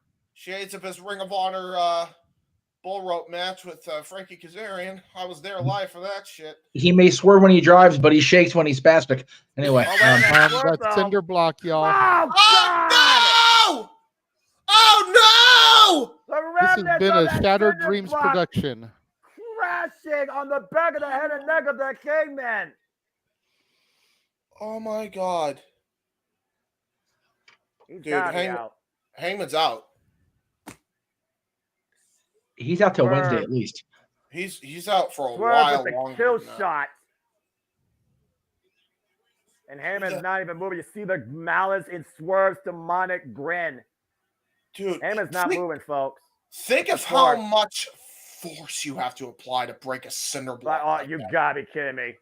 Even no way. Trying to get up. No Heyman. way. Wait a minute, that's a steel chain. No. That's a steel fucking no. chain. No. That's a Oh, chain. Jesus. He's going to choke him. No, dude. No. Oh, like, James, remember, Heyman used the chain back at Revolution to the Hangman Moxley to win. I think Swerve's literally looking back at Heyman's history, and it's coming back to haunt the Heyman. Oh, no. He's going to pull Wardlow style with this. I know we played Haunted Hangman with the Hangman during Halloween, but this is a literal hanging, folks. Nah, dude. No. Heyman's got to keep his fingers in between that chain. Otherwise, this could be literally a lethal choke. It gotta be enough. This is fucking enough already, okay? You beat the fucking man within an inch of his life. You already been the man's home. Enough. You want his spot? Just take it. You don't have to kill somebody to do it. Can somebody What call a LAPD? Count fucking faster. Yeah. Call the damn army. I know they're right around the corner from the arena. Can we yeah, like no. Call the National Damn Guard. Nine. Somebody. Chad, it's over! It's over! It's finally fucking over! And he was We're still fucking squirming to with get up. this Texas death match. For the love of God, don't ever let this happen again. Golly. Dude. Yeah, good luck following this. Seriously, like you don't got a shot in hell. I don't care if your names are Adam Cole and Jay White. Good fucking luck. Well, no, they'll produce a classic. As much as I dislike the two of the people in the match, I feel bad for the Bucks and the Golden Jets. Dude, they're screwed. They're so screwed. bad. Royal screwed. And Swerve is officially a made man, in my opinion. Oh yeah. I don't know what to. I mean, we know the roots of Swerve from Lucha Underground. We know how far that Heyman's been willing to go in the past in a Texas death match. Again, undefeated 3 of these, and he literally concussed and hanged the Hangman. That is one of the most lethal, brutal, violent, bloody battles I've ever seen in my fucking life. Swerve needs to win the Continental Classic. Oh God, that's something like that. Yeah. There's no turning back now for Swerve. He wants Heyman's spot. He doesn't have Heyman's spot. He just cemented his own. So I take back what I said earlier. Not the tag title match. This match is why we can't have nice things. Oh my God. That was. I've said repeatedly the one only death match I saw live in person between Supreme and Ian Rotten when I was in the control room at XPW made me dry heave. I literally got up and was doing the same thing. Like that was worse, legit worse. Yeah, I mean I've seen some death matches that were really brutal, but like that was uncomfortable. They were just putting themselves through sharp objects most of the time. They were putting themselves through literal. They're literally ripping died. Yeah, James, JJ, Jeff. They were literally ripping each other's flesh off their bodies. Yeah, I wish Attila could pop in right now to talk about that shit live in the arena because she's probably either. My God, she's probably either sobbing or in the bathroom trying not to puke herself. If we're being real. Like I said, it's well documented my feelings for Adam Page, but even I'm like, goddamn. I think we're gonna have an unexpected cool down because we're gonna have to clean the ringside area. My God. Yeah, good luck cleaning all that. That would be a good up. Opportunity to do that announcement, but you know they've already screwed the pooch there. Well, why don't Jeff Meacham and you run like some sort of announcement or promote some shit? Because we do have that super chat that came in. Go ahead. Yeah, Walter. We can run, and then if you want, Jeff, after we do this, find either the Friends of the Multiverse or watch along trailer and run that afterwards. But Walter sent a $5 super chat. Thank you, Walter. Says Tony Khan's exaggerating ass made it sound like he signed Batman and fucking Robin showed up. No disrespect to Ospreay, good addition, but a letdown. And I agree. Well, hey, maybe Ospreay can, lead his own version of the Teen Titans, and be Robin. Oh, sorry. So we're gonna go ahead and we're gonna throw to the updated watch along trailer. Show everybody what's coming up, beginning with the Thanksgiving Eve Dynamite and going all the way to the Bash in Berlin. Right here across the Jeff Meacham Network, Multiverse of Media. See you on the other side, folks. Please. 3, 2, 1.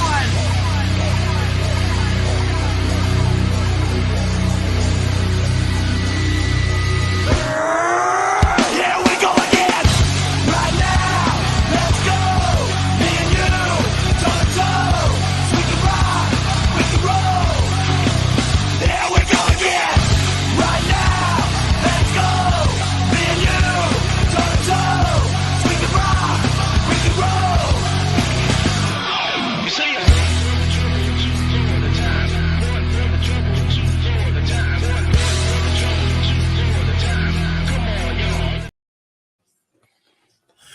Wow, I'm yeah, Limp Bizkit, yeah, yeah. Yeah, whoever did that, great show. Yay. And that song is copyright free. Yay. Yep, I've been going back through old open mic nights looking for clips, and I came across one where you had used that for your video package and had mentioned how it was copyright free. I was like, you know what? Let me try this, see if anything's changed on that, because Jeff was kind of tired of the same song for all the promos, and it worked. So that's the new song for our watch along trailers. By the way, The Ocho, the Lionheart, the Demigod, the Ayatollah of Rock and Roll coming to the ring in the Forum, a historic concert venue with Judas playing.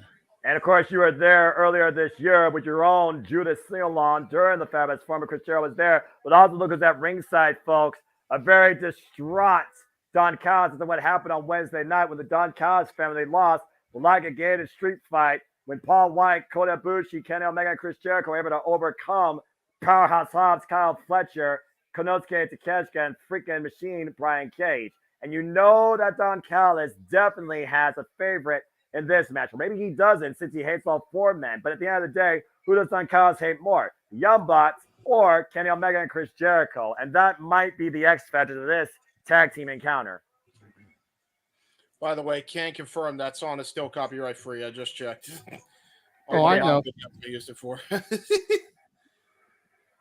I have it set for monetization, but unlisted on my channel, and it hasn't been pinged yet. We ran it last night. It didn't get pinged, so. Oh. At least until the day comes where they start coming after us for it, we're going to use it, damn it, because that song is too awesome. Just like this song of one Kenny. Oh, Mega! That must be the battle cry. Battle Cry, Double Sky, both instant hits on my playlist for this incredible professional wrestler and athlete, the mentality of a whole different plane of existence. Kenny Omega, of course, a former AEW World Tag Team Champion alongside Heyman and Adam Page. They held the titles for 228 days as we have two former AEW World Champions together. Chris Jericho, the very first champ, 182 days. Kenny Omega held it for the second longest record now, 346 days. And again, as I said earlier, Chris Jericho has tried on 3 other occasions with Sammy Guevara, with MJF, and has failed to capture the AEW tag titles. And since this duo has been in some existence with one another since Wrestle Kingdom 12, 2018, where you really could say that match was kind of like the idea for the blueprint of what became known as All Elite Wrestling, it's a very real possibility if the Golden Jets win tonight, they could be future AEW Tag Team Champions. I just want to point out that Kenny Omega and Chris Jericho got a bigger reaction than the Young Bucks did in their hometown. I mean, it's Kenny by God Omega, and it's freaking Chris Jericho. I'm just saying. And I wouldn't have said anything if both teams got a lukewarm reception. That was not the case. Well, the Young Bucks were pretty heelish in their match on Wednesday, and Ontario is closer to their hometown than Los Angeles is. California boys, as you always say, JJ. Oh, I'm sorry. I'm still trying to recover from what the fuck I just witnessed and called. That was the craziest damn shit I've called in my life. Ding, ding, ding. We have a super chat from Mansfield in regards to open mic night because he is fading fast.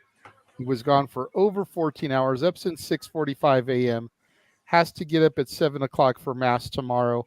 So in case he doesn't make it and this burns into a solo, not a duet, Noah, you are singing I See the Light from Tangled. Oh, there you go.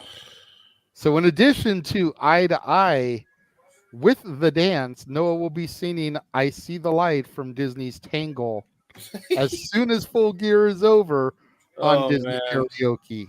As Aubrey Evans is in the ring with the 4 competitors in the ring for this tag match where a tag title opportunity is on the line. That's still to come tonight following this first half of our presentation. Bell rings are underway.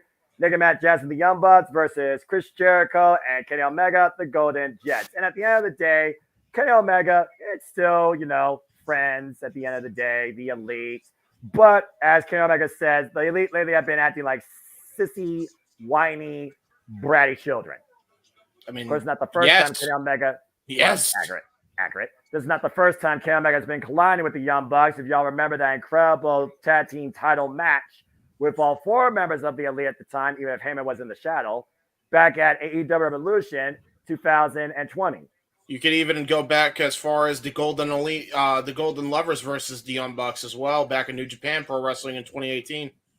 And when they had the Civil War fallout of the Bullet Club, what became the Golden Elite. Yes. Kenny Omega right now in the ring. There's a drop down by, I believe that is Nick Jackson, the younger brother. Nick Jackson with the knee here, up and over.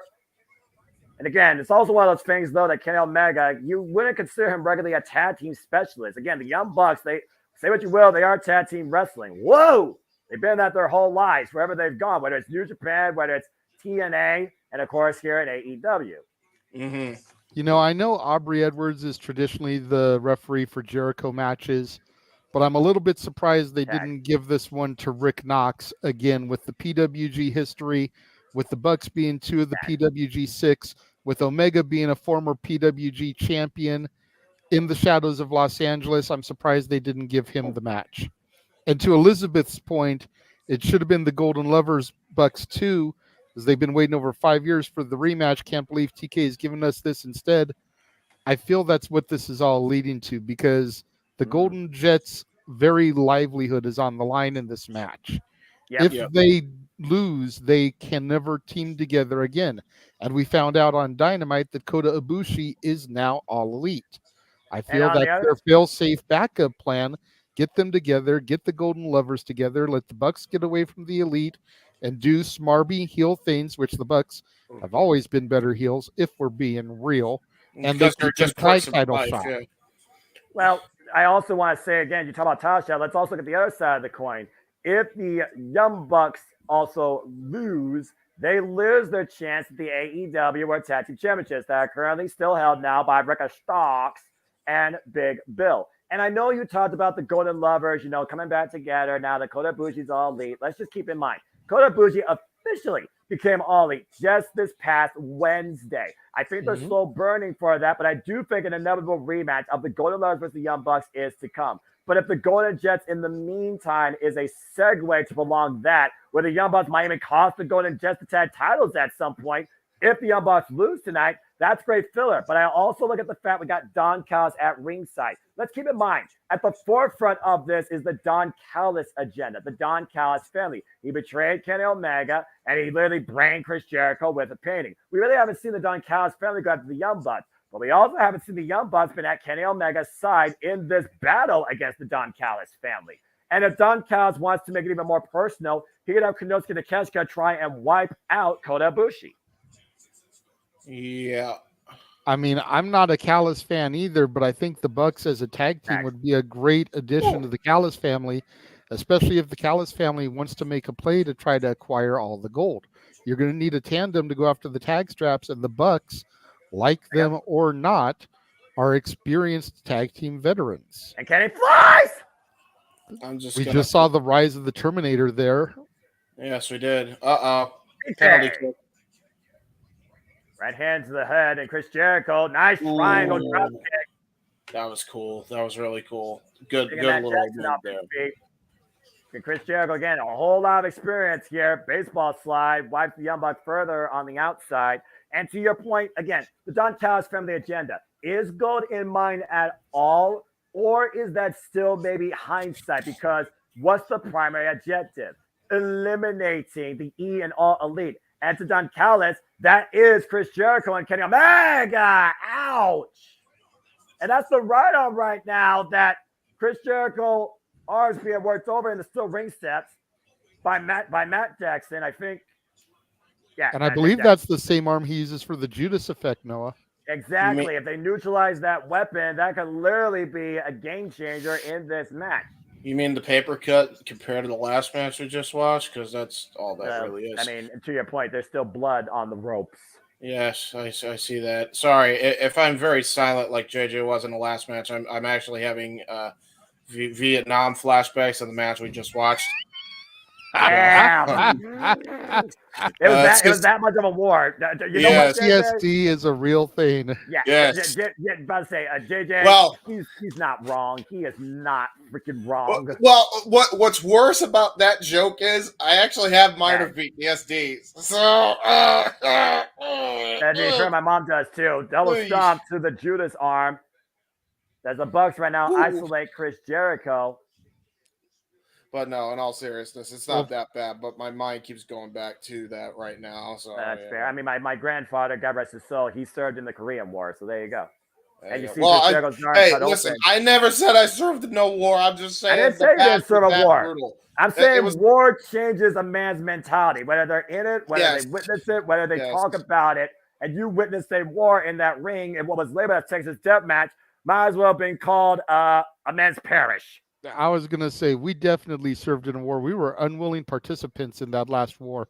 Yeah. Golly. And everybody in the Kia Forum. And I want to sue for restitution. Where's Mark Sterling? Where's Joseph Park? Where are they? First off, don't trust Mark Sterling for your life as far as a lawyer goes. I think that guy's as crooked as his suit tie. Okay, well, Joseph Park, we can trust him. He's good. Okay, Joseph Park, I do trust more. Smart Mark Sterling was intelligent about one thing. He put his bank behind Jade Cargill. Accurate. Oh! There's what's his face? Dr. Jong, Ken Jong. Yeah, Ken Jong's enjoying this. I know exactly who this person is. Freaking Masked Singer Judge. Good grief almighty. I will say, as much as I like him now and enough time has worn off, every time I see him, all I do is get flashbacks to that Monday Night Raw where he guest hosted. That was awful. Let's not talk about that bygone era of some guest hosts that should not have been part of even that in the first place. I'm just saying. Well, here's a little tidbit that you may have known. While he was, in fact, a doctor, he was resident at Kaiser in Fontana, which is probably about 10 miles away from the Ontario Arena. Oh, well, there you go. A little bit more history. SoCal roots there once again. Again, all the SoCal roots are coming out tonight. What a drop kick! That definitely is a difference maker right there as Kenny Omega stands ready on the apron. Again, I gotta wonder if Don Callis has a screwdriver in his blazer and is ready to screwdriver anybody in this bout. Oh, here we go. Tag to Kenny Omega. Oh, my goodness. Kenny Omega right now with the hot tag coming in against his brothers in the Elite, the Young Bucks. Kicked in the midsection, though, by Nick Jackson. Now Nick and Matt looking for a 2-for-1. Kenny Omega off the ropes, busting the jug, sneaked down. Kenny Omega blasts the shot, though. Whoa, God! Insecurity from Omega. I never seen Omega hit Insecurity. And again, Kenny Omega taking control as he usually does. Now might be looking for the steamroller because, Nick, you can't escape. Oh, he did escape. Well, scout it. If he can't, why does he call it the "you can't escape" when people escape it all the time? And they don't escape it all the time, and I think that just goes back to like the movie reference. I'm not sure that's a Terminator reference or not, but you know how much Kenny Omega is into that type of stuff. Wow. And right now, look at this. When is he just going to get a move called "Get to the Chopper"? Well, you know what? Get to the backstabber. How about that? Off the steam. There you go. There you go. Again, Kenny Omega, former AEW World Tag Team Champion. Of course, him and Adam Page and Kenny Omega won them against SCU on the Jericho Cruise before they lost to FTR. And FTR, of course, beat Kenny Omega and him and Adam Page at AEW Full Gear. Mm-hmm. Oh, man. Yeah, I know, right? I feel like everybody's still trying to, get their brains and their stomachs together. We just saw. But that's rope through though by Nick. Cover. 2 count only. Yeah. Oof. The 3 members of the Elite know each other so well. Jericho is kind of the odd man out, only because he's only fought in the Bucks and Omega individually, like twice. There's a V trigger. Hello. I don't think the Young Bucks know how much a V trigger hurts, but now they do. By the way, notice I'm calling this like a golf match. I'm very, very exhausted mentally from what I hear. I find you're just trying to do a My Chemical Romance cosplay. Yes. When I was a young boy, my father took me to the city. A non-copyright. Well, I stop. Noah's voice is completely shot, bro. Thank Christ. Thank Christ. You're watching, man. Anyway, he's doing that on purpose. No, he's I'm doing not. that on purpose so that people won't super chat. No, I would say he's doing it on purpose, but I can tell when his voice is screwed up, dude. His voice is Absolutely. Well, I mean, I called a man chastised with the 666 getting hung and concussed with a cinder block. I think I have every right to have a strained vocal cord. Yeah, Joey Styles, eat your heart out. And also, just to clarify, that means Noah, you will still have to sing, but I would go low monotone, my friend. Very low monotone. Yeah, probably. I understand what that means. Unless I do or walk. Hit them low notes. Going for the walls of Jericho here. Well, I mean, he went for the Jews of Fat inside cradle, small package. Woo! And Chris Jericho finding back. Oh man! What a rolling roundhouse! Guitar Crusher. DDT! Vintage DDT. Okay. Oh, yo! Meeting in the back. Roll up to no. The roll up on Jericho. And Jericho able to scout him. Yay! He's looking for the walls. Lion. On Matt Jackson. And we all know the history of Matt and that compromised back. Matt Jackson. Emmanuel, after this match, all we have is the main event. He has a compromised back, yet he has not gone to Dr. Hightower once. I guarantee you that. If Chris Jericho really wanted to make this even more painful, he could step over into the Lion's Tamer, but he's sitting deep right now on those walls. Meanwhile, Nick looking for, whoa, and Kenny Omega takes Nick off the apron and drives him into the barricade the hard way. And Jericho brings Matt towards center. Good.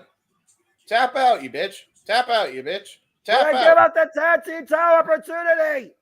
Tap out. You are not in a match where you just sacrificed your entire livelihood just like Hangman did, okay? And never mind your life. I don't forgive you for what you did to Punk, so please, kindly tap out. No, you're just going to kick him because that's all. I mean, to be fair, it's smart strategy. Again, like JJ said earlier, they've been working that right arm for the Jews effect, but also that means he can't retain the hold on the walls of Jericho. It's smart strategy, whether you like him or not. I was going to make this joke during the Hangman match, but at this point, Hangman earned his stripes. I'm not going to make it, but I'll make it here for these guys. So when is somebody in the crowd, going to like flip off the Young Bucks for being pricks, and then the elitists come in and like harass people because that's so cool, guys. So cool, guys. Please stop doing that. You're out of your fucking mind. Anyway. Well, if I thought they could see me, I'd flip the Young Bucks off, but that's just me. Yeah, you might be next. Be careful. If I was there, I would do it totally. I mean, you have a higher chance of getting harassed if you're a female. Unfortunately, Jesse and Kelsey can attest. Yeah, it's sad. But anyway, that's all. Thank you for coming to my TED Talk. Damn it, James, you freaking idiot. Kenny Omega and Chris Jericho set for the ride by Matt Jackson. Walter says he's flipping them off right now. Yeah, cool. Okay, I will too. Oh, wait. I'm next, guys. I'm next. German suplex on the apron as I'll keep the play-by-play going the best way I can. Matt Jackson and Chris Jericho, the two legal men in the ring, and Matt Jackson missed in the corner. Chris Jericho, nice bulldog. Yeah, that was no Guitar Crusher. That was just straight up. No, that was just a straight-up bulldog spiking Matt Jackson's head. A lot of spiking tonight. Los Angeles Lakers are playing. I need a spike in my drink after what I witnessed. Sorry. You wish you were drunk during that. Uh-oh. Yeah. And now Jericho hung up. Swanton bomb. Matt Jackson, Jericho in cover. 2. It's not over. Wow. Jericho forced to kick out while Kenny Omega was being restrained by Nick Jackson. And, of course, Chris Jericho is no stranger to tag team gold, guys. Let's think about how many tag team accolades Chris Jericho has had in his career. Whether it was WWE, whether it was, well, primarily most of them were WWE, for being perfectly honest. So, I mean, again, it's one accolade that Chris Jericho has not achieved yet in AEW. That is true. Looks like the Bucks want to continue to add more insult to injury with a former still enemy. Let's not forget Chris Jericho assaulted the Young Bucks' father during the early days of AEW Dynamite, and the inner circle of the Elite rivalry were a thing. JJ, you started work. They might be going till 12, brother. I figured the show was going to go till 9 our time, midnight your time. Well, I mean, again, 3 hours, 58 minutes, 30 seconds. I'm sure the timestamp, once this thing concludes, will reflect that, if not a little longer or shorter, based on what happens in the main event. And Jericho right now just welding away against Matt Jackson. Big Frankensteiner out of the corner. Yeah, no doubt. Oh, no! And that kick was good right in the uprights. Yeah. And now Nick Jackson right now looking we for heard of the Lion's Whoa. charts, but he just kicked him in the Lion's balls. Sorry. Again, Aubrey didn't see it though. You see Kenny Omega arguing right now with Nick Jackson, while Matt Jackson right now has a hand behind his back. Oh no! I guess we changed the super kick party to the uprights kick fiesta, huh? Well, again, how bad do the Young Bucks want to prove something against Kenny Omega and Chris Jericho for themselves versus anybody else? That is how they won on Wednesday against Commander and Penta. Now looking to once again hit Jericho. It's a fact! On Nick Comfort. 2, it's not over. Kenny Omega breaks it up. Good boy, Kenny. Oh. Jeez. This is a personal battle, particularly between Kenny Omega and the Buck. Whoa! Wow, good swanton. Off the top rope, springboard, tap to Matt. Very good athletes. Shame that doesn't match their personality. And this could be it, guys. And JJ, get ready to have your middle fingers up and freeze frame if you want, because a BTE trigger might usher in your worst nightmare.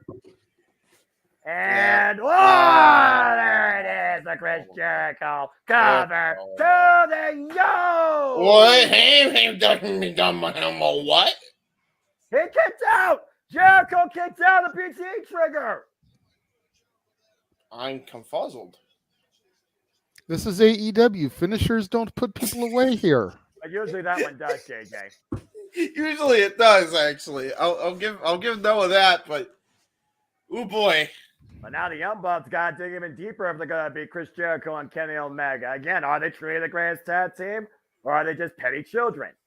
Yes. And they might be looking for the Meltzer driver. Wait, Kenny Omega. The answer to that is and a roll up by Jericho. Cover 2. No. The answer I will say is yes for both. About to oh no. Uh-oh. There's a missed super kick. Oh! Super kick by Jericho. There's a super kick by Nick, though, to the arm of Jericho. Gotta be wincing and pain, and Aubrey pushed off. Wow! Oh, yeah. What yeah, happened? to the arm of Jericho. To the arm of Jericho. Drink it in.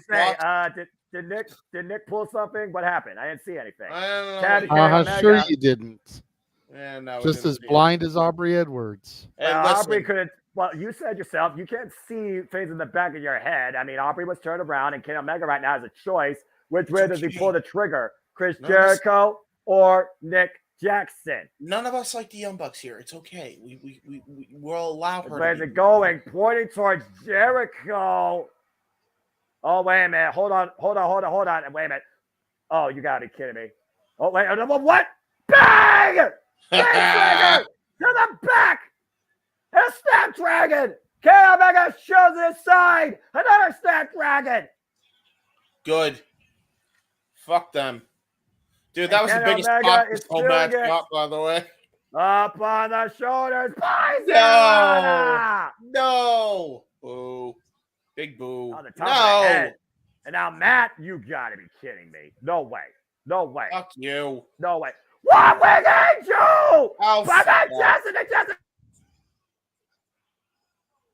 Oh, no, it froze again. What? Well, to be fair, Kenny Omega's kicked out at 1 before, but that was when he was really angry that they mentioned Kota Ibushi. So, that was before he showed up to AEW. What? Did my thing crash? Yeah, for a little bit. You're good now. Okay. It happens. It's been a long stream, guys. You realize the timer's been going on for 6 hours, right? Yes, I do. Yes. Okay. We realize that. Even StreamYard, its best browser and best technology, has its limitations. Go figure. Yeah, exactly. This has been a hell of a match, though. Kenny Omega still in this fight, as well as Chris Jericho. Dude, there's still cinder block dust everywhere on the ring. There's only so much cleanup you can do. Oh my God, they might win this. Oh no, Noah! No! Matt Jackson trying to fight out of the one-winged angel here. Oh, it's over. Oh shit, he went for the straitjacket German instead. I might have to call Noah. You call the action, JJ. I don't know the moves, James.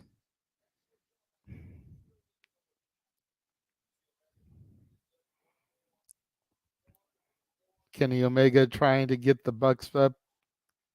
He's about Looks to like go he's for calling a again for the V-trigger. V trigger again.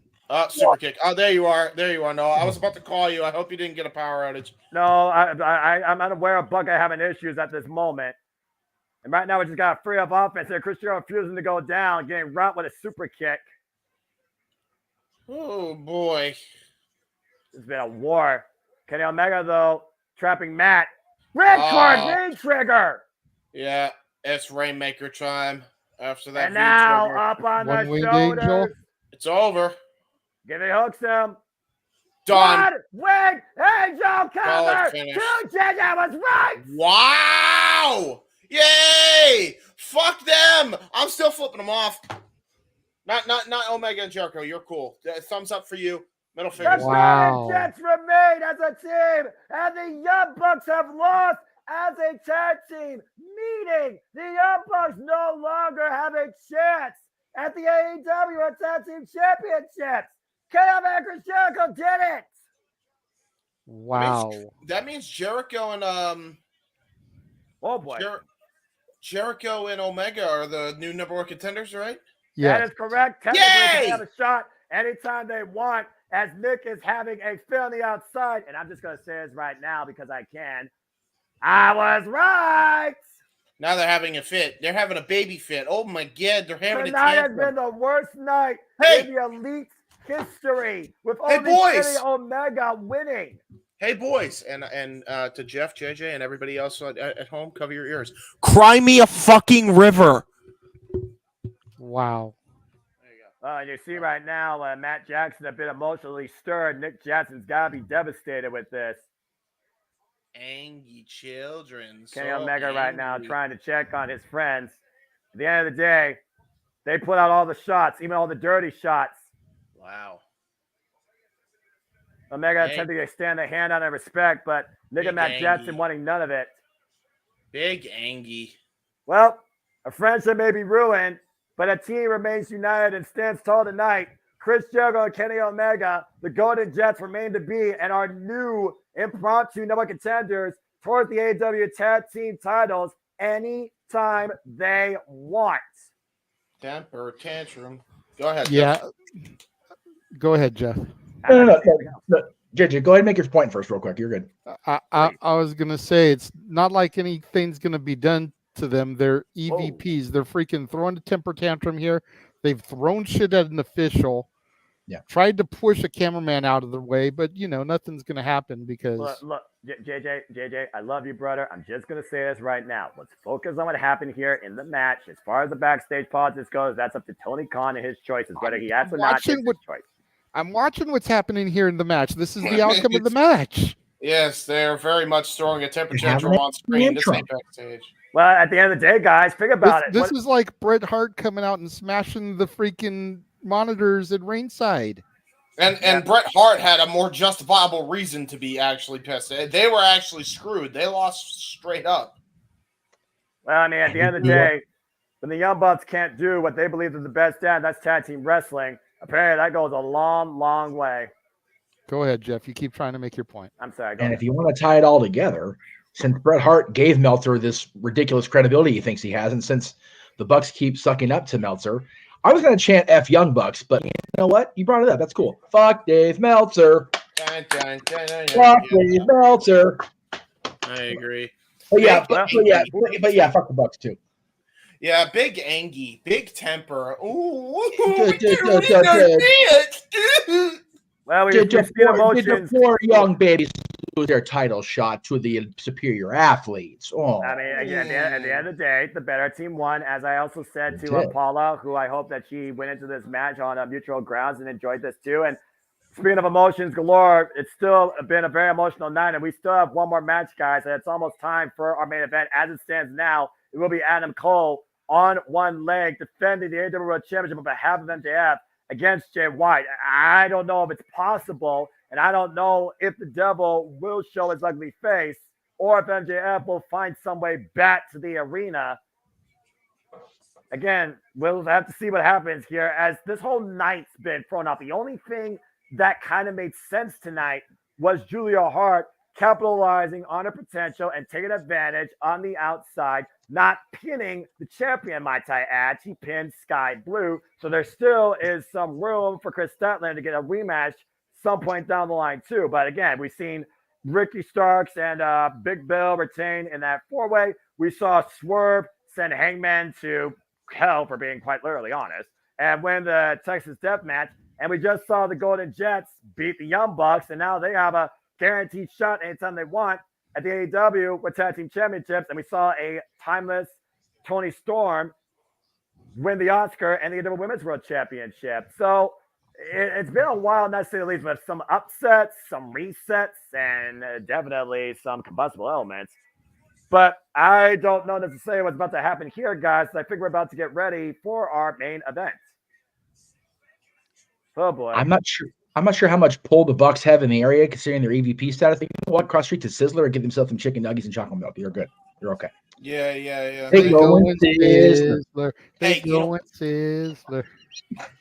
They don't deserve Sizzler. They deserve freaking McDonald's for how they're acting. Goddamn. That may be accurate, but Sizzler is literally diagonal from the forum. It's literally right there. When we and Jeff went, we parked the car, walked across the street to Sizzler, ate, and then walked across the street back. Accurate. Okay. All right, guys. How the hell is Adam Cole going to do this? That's the question. Is that Knox the main event, or is that Bryce? That's Bryce. Oh, damn. I was going to give Rick some mega love for that. You see Adam Cole hobbling his way, wearing one half of the Ring of Honor Tag Team Championships.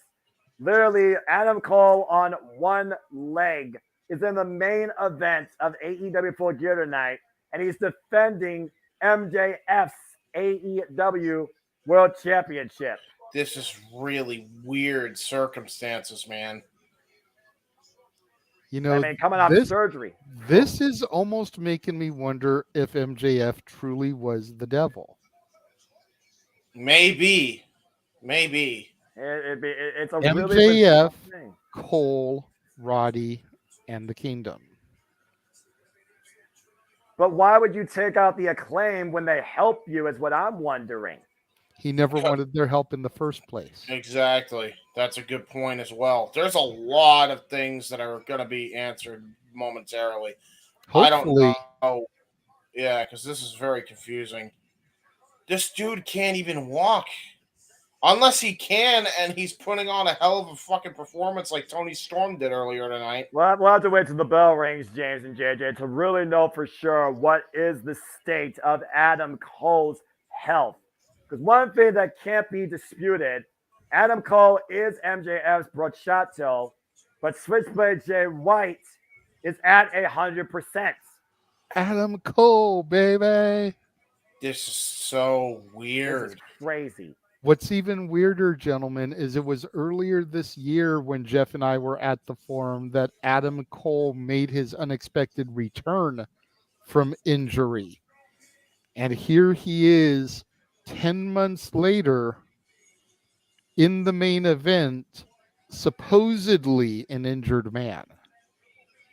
Right. And on the other side, you got the Bang Bang Gang with the Bang Bang Bells. He's christening it. Switchblade Jay White 100% with the golden guns at his beckoning call. Guns up. Again, we saw what happened when Switchblade Jay White invaded the Forbidden Door. And remember what he said earlier. It's a fact. Not only did Switchblade Jay White injure Adam Cole during that fatal four-way, he pinned him to retain the IWGP World Heavyweight Championship. Let's also just say this right now. I mean, the devil could also come out here and interfere in the match if it's not MJF or Adam Cole. So there's so much unanswered questions, and my brain hurt. I don't like it.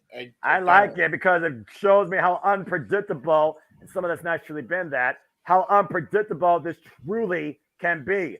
At the end of this night, though, we're going to know one of two things. We're either going to see somebody on their level, or we're going to breathe with the Switchblade and his new era. And that is undisputed. Oh, boy. Let's make it official with the Dapper Yapper, Justin Roberts, for introductions. And once it's about time that bell rings, James, you'll know what to do. Oh boy. Woo boy. Representing. Oh, wow. Adam Cole. Baby. MJF's wow. tag partner and better than you, baby. One half of our tag team champions. And hobbling on one leg. Oh boy. This is going to be a very long match. 13-0 in AEW singles competition. Switchblade Jay White of Bullet Club Gold, unpinned, unsubmitted since arriving in April. It is what it is, guys. James, you're back. Bryce Ransford drew the assignment. Jay White has the title. This is our main event of the night. It's been a long time since I've said this to you. James, you know what to do. Okay. Representing MJF, defending the championship. What a sentence. Adam Cole and the challenger Jay White. And both men are ready to go here. We're waiting to ring the bell.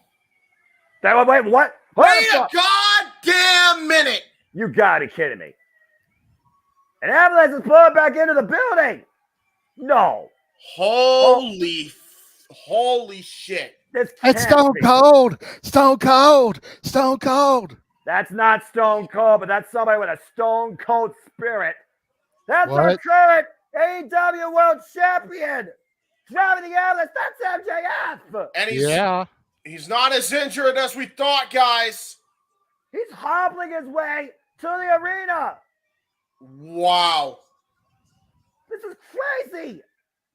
Okay, so if the bell rings and MJF comes in. There's music playing. What? This is wild. Wait. And you got MJF. Oh wow, look at this. Officials trying to stop it from happening. Discretion, the better part of valor. MJF, you'll get another day. Worry about your own well-being. No, dude. Look, think of everything that Adam Cole's done for MJF. There's no way he was going to let this happen. No way. He was seeing this on TV. He knew what was about to happen. He couldn't let this happen to his friend. There's no chance in hell MJF, after everything him and Adam Cole have been through this past year, he was not going to come back and make sure his friend doesn't get hurt more than he is. He'd rather sacrifice himself and his championship on his own merits than let his own friend, who legitimately has an ankle bracelet on his damn boot, get anyone near this psychopath. I don't blame him for coming back. Well, okay, I guess the match still stands as it stands originally. Go ahead, James. Here we go. Holy shit. I was so delayed. Again, we talked about the merit that we've seen and the new humility of MJF, but this has to be foolish at the end of the day, man. Yeah, well, but pride. It's foolish, but Max is a fighting champion. Yes, he Max is. has proven over the course of the last few months that he is willing to come to and show a side of himself that he never imagined that he would show to anybody. Maxwell Jacob Friedman has become more vulnerable in the last 4 months than he probably has ever been in his entire fucking life. Yes. And we can thank Jeff Meacham and Aaron Rift for turning him into the scumbag that we all know and love today. That's fair because, said, Adam Cole first. Well, that's true too. But also, just to bring people up to speed, let's just put it in perspective. Oh, actually, no, you're right. No, MJF won the title last year at Full Gear, 365 days ago. This is his 364th day as champion. For the early half of this year, he refused to defend that title until he was forced to. And he beat the likes of Bryan Danielson in an Iron Man match, and the Four Pillars at Double or Nothing, and Kenosuke the Casket Eliminator, and freaking cover by Jay White, 2 count only, and Ricky Starks at Winter is Coming. After Adam Cole stepped up to MJF, though, and tested his merit as a fighting champion, they had a draw. Then they decided to become friends for a blind tournament. The bromance of the summer you didn't know you needed but better than you, baby. They won the tag titles at AEW All In Wembley Stadium. They may have invented that show. MJF retained after the match was reset. And ever since then, have been at each other's call. Now we come tonight with MJF coming in, not only successfully defending the Ring of Honor Tag Team Champions with Samoa Joe, and the Guns assaulting him, destroying his knee, and sending him to the hospital. MJF now comes in here, an injured man, defending his AEW World Title. You got to wonder how long they're going to allow the Guns to be out there running interference and attacking MJF. Like, I know Adam Cole is on one leg, literally with crutches, but like, there's got to be somebody to come out to play equalizer and help have MJF's back. Where's Samoa Joe? Where's Roddy in the Kingdom? Man, Samoa Joe don't care. That's the answer for you. Samoa Joe did his job tonight. Oh, wait a minute, MJF playing battle guys against the Guns on the outside, though. Trying to fight the world here. It's a handicap affair if you really think about it. And once again, the Guns taking advantage behind the ref's back. And well, but you would think Samoa Joe would care, James, to your point, because Samoa Joe wants to be the one to defeat MJF. So you would think he would want to have him help keep the belt with MJF so that he can be the one to dethrone him. And again, the Guns once again assaulting MJF's leg on the outside. Bring once again the steel chair to play Bryce. Well, they got red-handed and they're about to be ejected. As they should be, damn it. Let me take this one, gentlemen. Let me take this one. The Gun Boys, the Ass Boys. You're out of here. Get the fuck back to your stupid Neverland Ranch. You ain't got to go home, but you can't be ringside. No. Bye-bye.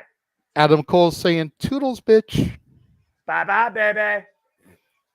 Bye-bye-bye. But now we might actually have a better fighting chance for our scumbag to leave it tonight. Still the AEW World Champion, but still, guys, MJF comes in here an injured man after what the Guns did during the 0 hour. He's nowhere near 100%. And Jay White, why would he even assault Adam Cole when he's not even involved in the damn match? Just wanting to make this as personal as possible. He doesn't want to just physically beat MJF. He wants to mentally beat him. He wants to literally destroy everything that MJF has become. Yeah, while tormenting emotionally and mentally Adam Cole in the process. And right now, ripping all away that shirt, buy that shirt on shopaw.com today and just throwing it at Adam Cole. Again, Adam Cole, you cannot get involved in this match. You're not medically clear to compete. And Jay White just instigating him to get inside the ring. Again, Jay White, Grand Slam champion from New Japan Pro Wrestling. Main evented Madison Square Garden. And you see the resolve on our scumbag. That's not resolve. He just pissed off. He just pissed off the original Devil. That's what he just did. He pissed off our scumbag. Our scumbag's very mad. Well, I mean, considering since Jay White's been in possession of his property since October 4th. Yes. Oh, right back to that knee. By the way, there was a sign by a fan that said, "I'm a poor." I thought that was funny. Oh, that's your own problem. Back elbow strike, and no one's won yet. For those that are going on in the chat, as our main event at AEW Full Gear continues here for the AEW World Championship. To get back to the original grabber, by the way, it is MJF on a bad knee versus Switchblade Jay White. And MJF's going to have to dig deep more than ever if he's going to come out tonight still our AEW World Champion. You need to get, I told you to get the Novocaine treatment. Now he's just headbanging Jay White against the top turnbuckle pad, unleashing over a month and a half of pent-up rage and frustration while he hasn't been in possession of his physical property. JJ, how are you feeling right now? Yeah, I'm doing okay. I'm taking it all in. I'm kind of half paying attention to the chat. half paying attention to the match. Not sure if that camera placement is good. We don't need a close up of MJF's junk, but I digress. But how about we got it anyway. Right on Jay White. Adam Cole apparently appreciating this. He needs to get his knee relocated somehow. No. Now this is foolish. I'm sorry, guys. This is foolish. He can't do a drop kick right now. I don't know what he's thinking of doing right now. You know, going for the kangaroo kick, baby. You know exactly what he's thinking right now. You can't do it right now, dude. Drop kick. He just did, James. And he somehow he kept up, and now he's trying to get feeling back in that leg, but he can't even do his stuff. He can't do a suicide dive. He can't do a Pillsbury flop. When you push a man beyond his limits, there's no telling how far he's willing to go or what he's willing to do. Again, this is everything that MJF has created.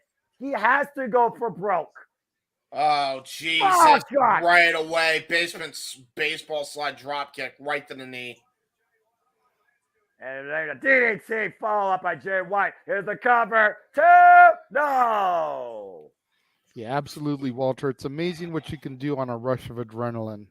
Yeah. Wow. And this is the brightest lights, the most important moment, the biggest challenge, whatever sort of friggin' headline you want to put here. This is our main event, AEW Full Gear, MJF's biggest match, biggest test in his career, AEW World Championship.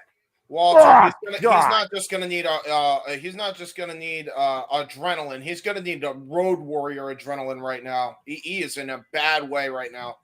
Yeah, I mean, you see the face, you see that grimace there. The agony in MJF has to be absolutely excruciating. Yes. Jay White is exploiting it to the highest of his pleasure and momentum. And MJF right now, Irish whip. I don't even know if he can go all the way. Nope, to my point. There you go. The knee gave out. Couldn't even Irish whip him all the way to the other corner.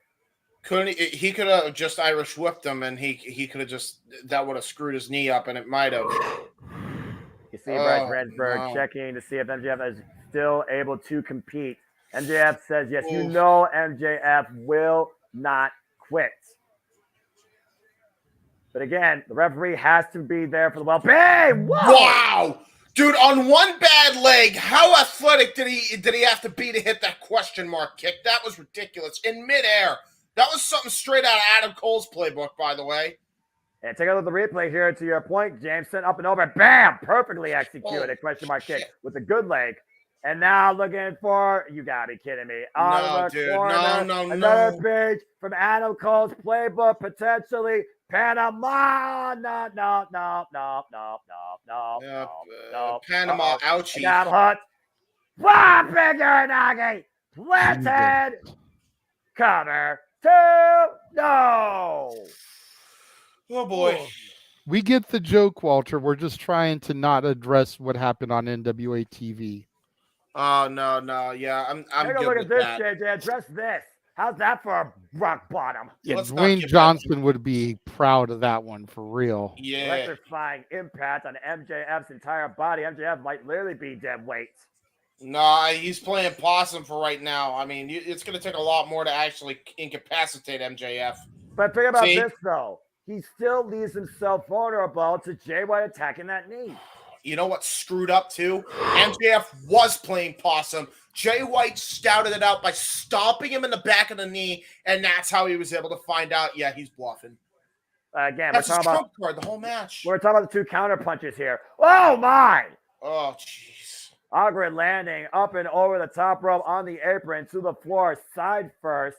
I guess if there's any good thing to that, he didn't land on his knee. Well, yeah, but he had to really twist and turn to just not land on his knee. He might have hurt something else. And Jay White is in complete control of this match. I said it before on Snip Addicting. We are looking at the ultimate counter puncher here, challenging for the AEW World Championship. He manipulates his opponent. He dictates the match. He literally Jesus choreographs the field. I'm curious to know what Jeff's thinking about this. Like, we've seen the way he gets sometimes when people that he has a connection to are in a match. Case in point, John Cena. Right. After Well, I recognize. everything that Jeff went through with MJF this past Thursday, curious what his emotions are right now in this match. Well, he's got a moment DDT to talk about it as Jay White was DDT on the floor. Trying very hard to just be a professional, if I'm being honest. Yeah, honestly, same. This is hard to watch. Well, again, we're looking at we're seeing the resilience, we're seeing the determination, we're seeing the dedication, we're seeing that growing, newfound level of confidence that MJF. Dude, I don't know if this is wise by Max at all here. He's gonna try to do something crazy onto this freaking announcer table, and we've seen what happens. We saw it in his last pay-per-view defense. There's a support beam that keeps that table on. Maybe not. Well, I mean, hey, that's what. Okay, I guess that announcer team has had enough punishment tonight with John Moxley and Orange Cassidy from earlier. Honestly, oh yeah, that's right. That did happen. That's probably what dislodged the thing. Oh, no, wait a minute. No. Come on now. He's not even on the table. What are you doing? Don't do this. Don't do this. You may be loco, but you're not Sammy Guevara. I was about to say, he's channeling Sammy Guevara of all people. On a bad leg. That's not good. No, dude. Smart. This is not smart. Oh, Jesus. Going for a broke. Top rope. Oh, good. Sweet baby Jesus of Hepzibah. That is mental. Again, a reminder, we're going to have a Disney karaoke family fun after this thing. I literally... And again, he flewed. Shut the fuck up. He flewed. He flew and he's connected. Watch this. Well, if he's supposed to be a fairy, this is one scumbag fairy. Top rope elbow drop to the heart of Switchblade Jay White. Got all of it. That's okay. Tink's a bitch in the first movie and in the original movie anyway. So yeah. Throwing it out there. I gotta tell you. Hang on. Go ahead. Right now, because Bullman on the outside. Bryce Remon's going to start his 10 count here. We might get a double count out here. Go ahead, James. I was just going to say, that table giving out was probably a blessing in disguise because there was MJF could have screwed up his knee even worse. We saw what happened to Punk against The Undertaker. I didn't want a repeat of that, especially with Max right now. Well, you know, James, you mentioned the blessing in disguise. Are we still going to see the devil in disguise? Are we going to get this reveal tonight? That's still looming over our heads right now. Are we going to see the devil in eye? Yeah, well, again, what's even more looming at this point, can MJF successfully retain the AEW World Championship on a bad leg? Yeah. Brings Jay White back inside the ring, stops the ref's 10 count. This match continues while MJF is in agonizing pain. So are you saying that the guns took Matt to the gates of agony? Oh, Jesus. Possibly. Hey, listen, man. And a possible one-way trip to the infirmary. Hey, listen, man. If this was a game of Among Us, with the way some people have been acting, especially one Phillip Brooks on social media lately, he's acting kind of sus. And I saw him in Electrical earlier. Yeah, and how about this? Grabbing the leg. Oh, no. No, not the dragon screw. Ah! Oh, God. Dragon screw leg whip. Damn, that move has to suck on a bad leg with interest. We need to ban that move from wrestling. They can't ban that move. The Alabama Slammer, right, Jeff? Right. Oh, Lord. Dragon screw is just it's awful. Yeah, awful, I know. Hiroshi Tanahashi has relied on it for years. Oh, no. And now hung up across the top rope in the tree of woe. Further pressure to that already damaged knee. Oh, man. He's going to have a hard time getting down. Oh, no, don't stomp on it. No, you dickhead. No. You realize it's a Jay White, right? I was just going to say. No. He's removing the protective bandage. Wait a minute, MJF. Wow, Spider suplex. Desperation move by our AEW World Champion. Desperation or possum? Yeah. Again, we already talked about how many times this year we still don't know the full potential and capabilities of MJF as he somehow hoists himself up.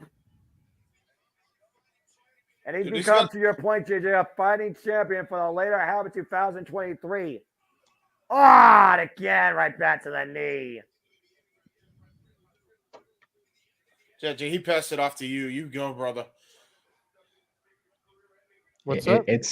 No, I was just pointing out what JJ was talking about as far as MJF's resolve becoming a fighting champion for the later half of 2023. Yeah. And and meanwhile, Jay White has MJF. Oh God, no! Off the top rope, you've got to be fucking kidding me! Oh, no. Oh, that might be it. No. Planted. Cover. No. What the hell? That took out as Not much enough. That took out as much as Jay White as it did MJF, to be perfectly honest. Dude, damn. If MJF has a hope in hell right now to win this match, he needs to pull a Shayna Baszler and literally kick a post or something to get that knee back into place now. Like, that's what it may have to take at this point. Yeah. Or call it divine intervention. Well, call it whatever you want, but whatever's effective as long as it gets the job done. At the end of the day, all MJF has to do is walk out still AEW champion and actually have his strap back. Knife edge chop by Switchblade Jay White to very prone. MJF as Amco tries to will on his brochacho. And again, you see the open mouth, gasping air of MJF.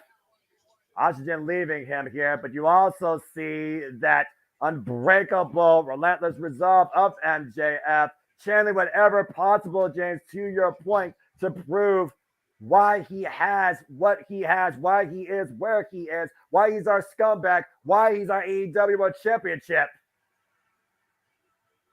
He's asking to bring more of it on again, right to the eyes. Just blatant right in front of the referee. Of course. Jay White always does. Takes advantage. And another, and there's a finally out by MJF. Referees haven't called anything all night. Why would they start now? Counter. Well, I think in this case, Bryce knows if he disqualifies Jay, it's just going to piss Max off. Yeah, that's true. MJF's not going to take a disqualification here. The old Max most definitely. Oh! What a great flatliner by Jay White. Snap flatliner. Beautiful deadlift German. Didn't hold on, though, for the bridge. Both men down the ring right now. Again, this is our main event at AEW Full Gear for the AEW World Championship. MJF on a bad knee against Switchblade Jay White. Adam Cole in the corner. And might be looking to finish him. Breathe with the Switchblade. Are we one blade runner away? Wait, counter, MJF. And the O'Connor roll. Cover. 2. Reverse by Jay White. Cover. 2. Got the tights. Reverse by MJF. Cover. 2. Reverse for leverage. Oh, the knee. Honestly, I didn't even think about that. He could have used the ropes for leverage, and I would have been okay with it. Tombstone pile driver. Oh, boy. And that hurt his knee bad. Yeah, he drove his knee into the mat on that. So, again, did it hurt his opponent more or did it hurt MJF more? Oof. And think about this. Watch the way he lands. The way that the way that Jay White's neck just crippled. God. Brutal pile driver. JJ, you still taking it in? Are you getting James, I am good, my brother. Good. There's not a whole lot to say right now on my end. Y'all just do your thing. Fair enough. Again, story versus play-by-play. We are seeing play-by-play what both men are willing to do to come out AEW World Champion. Yeah, if we're being real, there's not going to be too much story to get into until or if the devil comes out. Exactly. You're right. Oh, wait a minute. Scouting the arm off the second rope. Double stomp connect. Oh, dude, why would you do top rope moves? Because he can look for the Fujiwara armbar, salt of the earth. That's Never a good take, point. man. Yeah, that's a good point. Oh, Heat Seeker. There's another way out here. Oh, no. Again on the knee. And Jay White able to scout MJF again. That's not good. And man, you think about how bad that knee is, how bad is MJF's leg, his ankle, his hamstring. That was a mean, bad landing again for MJF. Come on, Max, channel your Rey Mysterio. Oh my God! What the hell?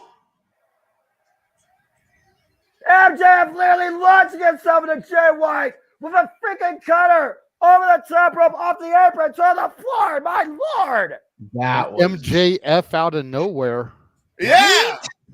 Damn. Jesus. Let's take a look at this. Taking risk. Look Guys. at this. Guys, MJF did a full sprint. Yes, he did. He did a full sprint, and the way he landed did not impact the knee. Remember what I said impacted the rest of his ass. But again, remember what I said. Adrenaline makes a man do crazy damn things. No, that might not even just be it. Oh, no. Okay, his knee is still hurt. But let's talk about this for a second. You remember how I said he needed to get his knee back in place now, right? He has a perfect opportunity to do so. Yes. Adam Cole saying, this is yours for the taking. This is your moment. And Jay White right now, once again, dragged back inside the ring. MJF breaking the ref's count. He will not take a count out here. And Rosamund cover. 2 is enough? No. No, just in the nick of time. I wasn't surprised by that. We know the resolve of Jay White, especially in his New Japan days. But, I mean, we saw his Iron Man. We saw his 2 out of 3 falls match with FTR, for Christ's sake. I mean, he could go. He's an hour-long man for a reason, guys. And MJF is the same. He went 65 minutes with Bryan Danielson. Yeah. But, you know, to everybody's point in the chat room and in the room here, is Max's desire to be our scumbag and not be the scumbag he once was costing him. MJF would have taken the count out victory a year ago. Exactly. This is not the same MJF from 1 year ago that won with the help of Lord William Regal and Brass Knucks and beat Jon Moxley 1 day from today. Because again, if MJF gets through this, he will officially have been AEW World Champion for 1 full calendar year come tomorrow. Yep. Again, hit midnight. The referee, though, he needs to check on the well-being of the athletes. If MJF cannot physically continue, Bryce may have to call an audible, no matter how much MJF says no. He's got to jam that knee in place, man. He's got to freaking punch it through. He's got to get it back in place. He's got to relocate that thing. That's his only shot. Oh, that's his only shot. Both men just collapsed. Damn. Yeah, well, I mean, Jay White's knocked out after an RKO. No shit. Yeah. But he's smiling, and he knows that he still is in control because MJF can't capitalize. Now they're bringing Doc Sampson to ringside. They're bringing Doc Sampson to ringside to check on both competitors, I would imagine, considering what just happened. Wait a minute. He's giving the thumbs up. He said no. At the end of the day, MJF is not going to let this match be thrown out. He wants to continue. He wants to win. He wants to prove why he's become our scumbag. Oh, no. Oh, God. Oh, he's hyperextending an exposed knee, dude. Exactly. With the fact that knee pass now down, that knee's even more vulnerable to these dragon screws. No. And the other direction. He's twisting it both ways now. A nice turn. No. Figure 4. Figure 4 leg lock might be coming into play. Oh, he spits it out of Cole's face, dude. What a... Dead center of the ring. And he's still well away at the exposed knee. Adam Cole just fell, by the way, on ringside. I don't know if he's letting his emotions get the best of him right now, but he's like, oh, no. He has the towel in hand. And the crowd's screaming no. Don't do it, Adam Cole. Don't do it. Oh, my gosh. Again, does Adam Cole trust his Brochacho can do this, or will he save him from himself? Will we see a surrender of the AEW World Championship? Oh, and man, think about Full Gear 2019. He threw in the towel to Cody Rhodes. Exactly. Dude, talk about irony of the old devil from the past. As MJF crawls his way and tries to find his way to roll, but Jay White brings him back to center. Oh, and he keeps punching that knee. Down. Oh, God, he's going to try to reverse the pressure. Trying to fight back, trying to turn him over. Oh, no, he's pulling at that bandage. That's dirty as hell. Impossible. Will the people will him on? Can our scumbag overcome? MJF trying to persevere, trying to survive. He got it! He got the pressure reversed! Now it's all on Jay White, but Jay White very close to the ropes. Trying to grasp for anything here. MJF right now has to rely on his submission game. He's got to keep Jay White down on the mat right now. He's got to go to that one-trick trade right now, and that's the mat game. Again, we'll see Jay White step out at this point. He's on the verge. He's on the verge. He's right there within arm's reach. Adam Cole's side. Jay White finds his way to the ropes finally. Barely. Stay on him, Max. Stay on him. Keep him to the ground. That's your one shot. Oh, wait a minute. Though, with the Ring of Honor World Tag Team Championship, though, in hand, Jay White vulnerable on the apron. Wait a minute. Well, they're trying to use it. And maybe Oh, no! No! Not like this! Not like this! You gotta get cover! 2 and jump! No! Holy shit! Wow. Where in the hell is Max Friedman getting this from? The people, Adam Cole, himself, his legacy, the Triple B, what means everything to him. He is our scumbag. We are fueling him on. This is absolutely fucking incredible. MJF chants reign throughout the fabulous forum. This is the testament of what truly is supposed to be recognized as a professional wrestling champion. This is the story of Maxwell Jacob Friedman. Acknowledge that shit. As Jay White once again tries to pull MJF back to center. Oh no! Ref bump! I think that their heads collided. Bryce Remsburg down and out. Yeah, Bryce Remsburg took a header on Jay White's head. Uh-oh. And look at this. I think the sinister smile has returned. And look what Adam Cole had. Oh, shit. 100K Dynamite Diamond ring. Ding, ding, ding. We got a $2 super chat from Walter. Thank you very much, Walter. Says this fight is how you tell a story within a match. Damn right. Oh, and a Dragon Screw leg up is how you take control of this match. And now Jay White in possession of the Dynamite Diamond ring that Adam Cole was bringing to MJF. Again, the ultimate counterpuncher. Adam Cole might literally have just cost MJF everything. Well, wait a minute. For how long?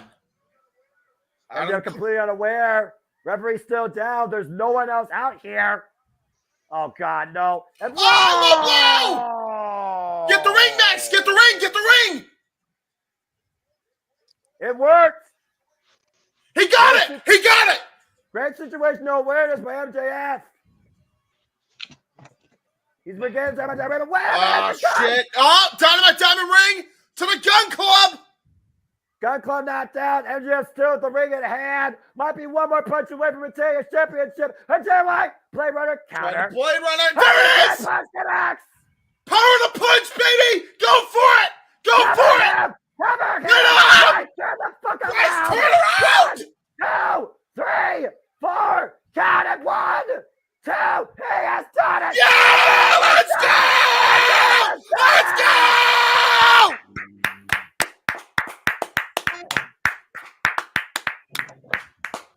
MJF has fucking overcome the Switchblade Jay White and is still AEW World Champion.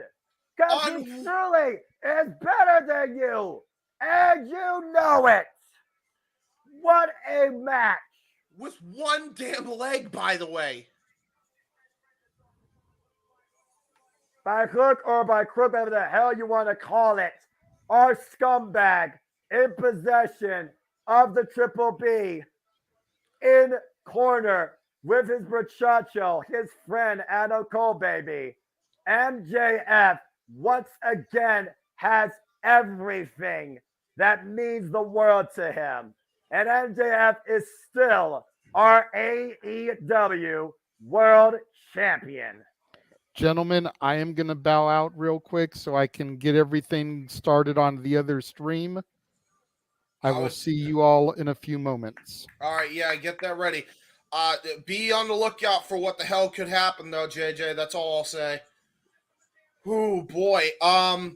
What a phenomenal testament to our AEW World Champion in what has been truly a defining match. It has continued growing legacy as he finally has his world title back, hoisted up by his Muchacho for Life, Adam Cole. And for the first time in his AEW career, Switchblade Jay White has fallen. That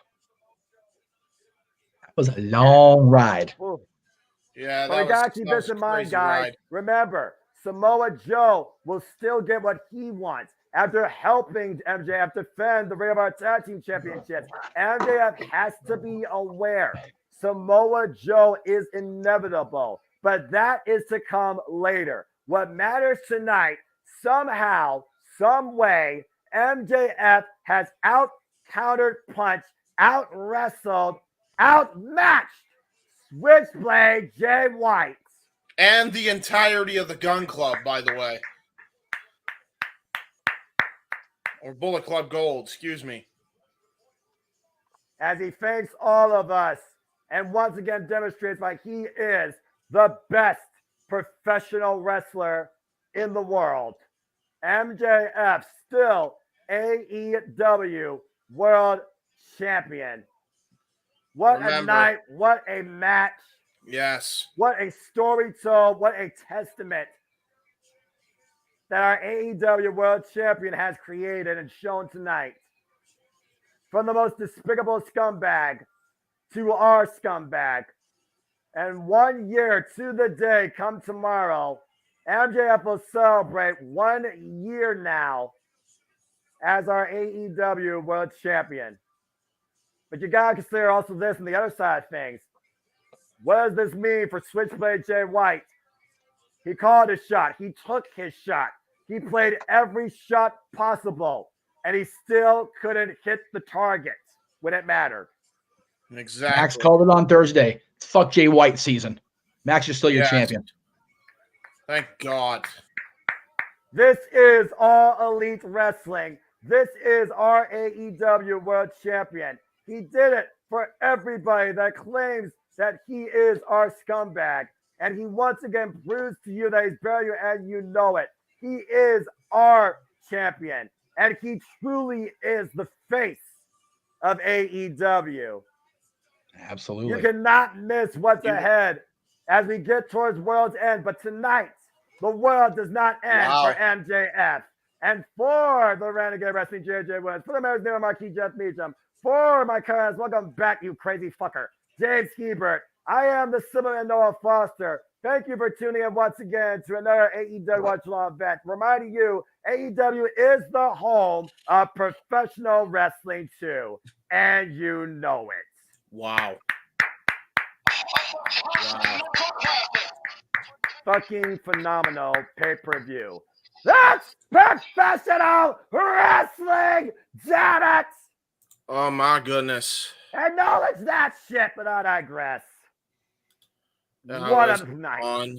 Unbelievable. And once again, AEW pay-per-views do not miss. Mm-hmm. Period. All right. Well, we are 2 minutes away from the top of the hour, so we're going to do this real quick, and I mean real quick. Ugh. I want to briefly acknowledge actually you guys go ahead and talk real quick. I need to go grab something real quick, so go ahead and do your thing. Yeah. What a phenomenal show. Great show. What a show you came back to, bro. Yeah, and I was worried they were gonna weird it out with some crazy shit, but I guess they're saving that for Dynamite, like JJ said. So I will say, as of current time, CM Punk merch is still up on the AEW shop, so it has not gone away yet. So could be Punk, could be Dave Finlay, could be somebody, but as we sign off and head for the craziness, it's going to be Disney karaoke tonight. Noah, God bless you in advance. I want to take the time real quick as we sign off here to acknowledge a friend of mine, longtime teacher at Canyon High School and friend of the channel, for being honest. He always encouraged the dreams of the Meach. Chris Ward, history teacher at Canyon High School, passed away yesterday. He fought a long battle with Parkinson's and did not come out the victor. So, Chris, tonight's show is for you, brother. Love you. Oh, Captain, my captain, sail away. And we'll see you at the end, my friend. Cheers, man. And I have this because it was in his class during the portion of U.S. history we did the Old West. We had a saloon day complete with gambling within high school parameters. And instead of beer at the saloon, we had IBC root beers where I discovered it. So, There you go. All right. 12 o'clock. Anyway, let me about that. reel it in here. Not too many matches at all. I thought it was well-paced, great fucking show. First time I haven't felt like it was too many matches in AEW in a long time, if I'm being honest.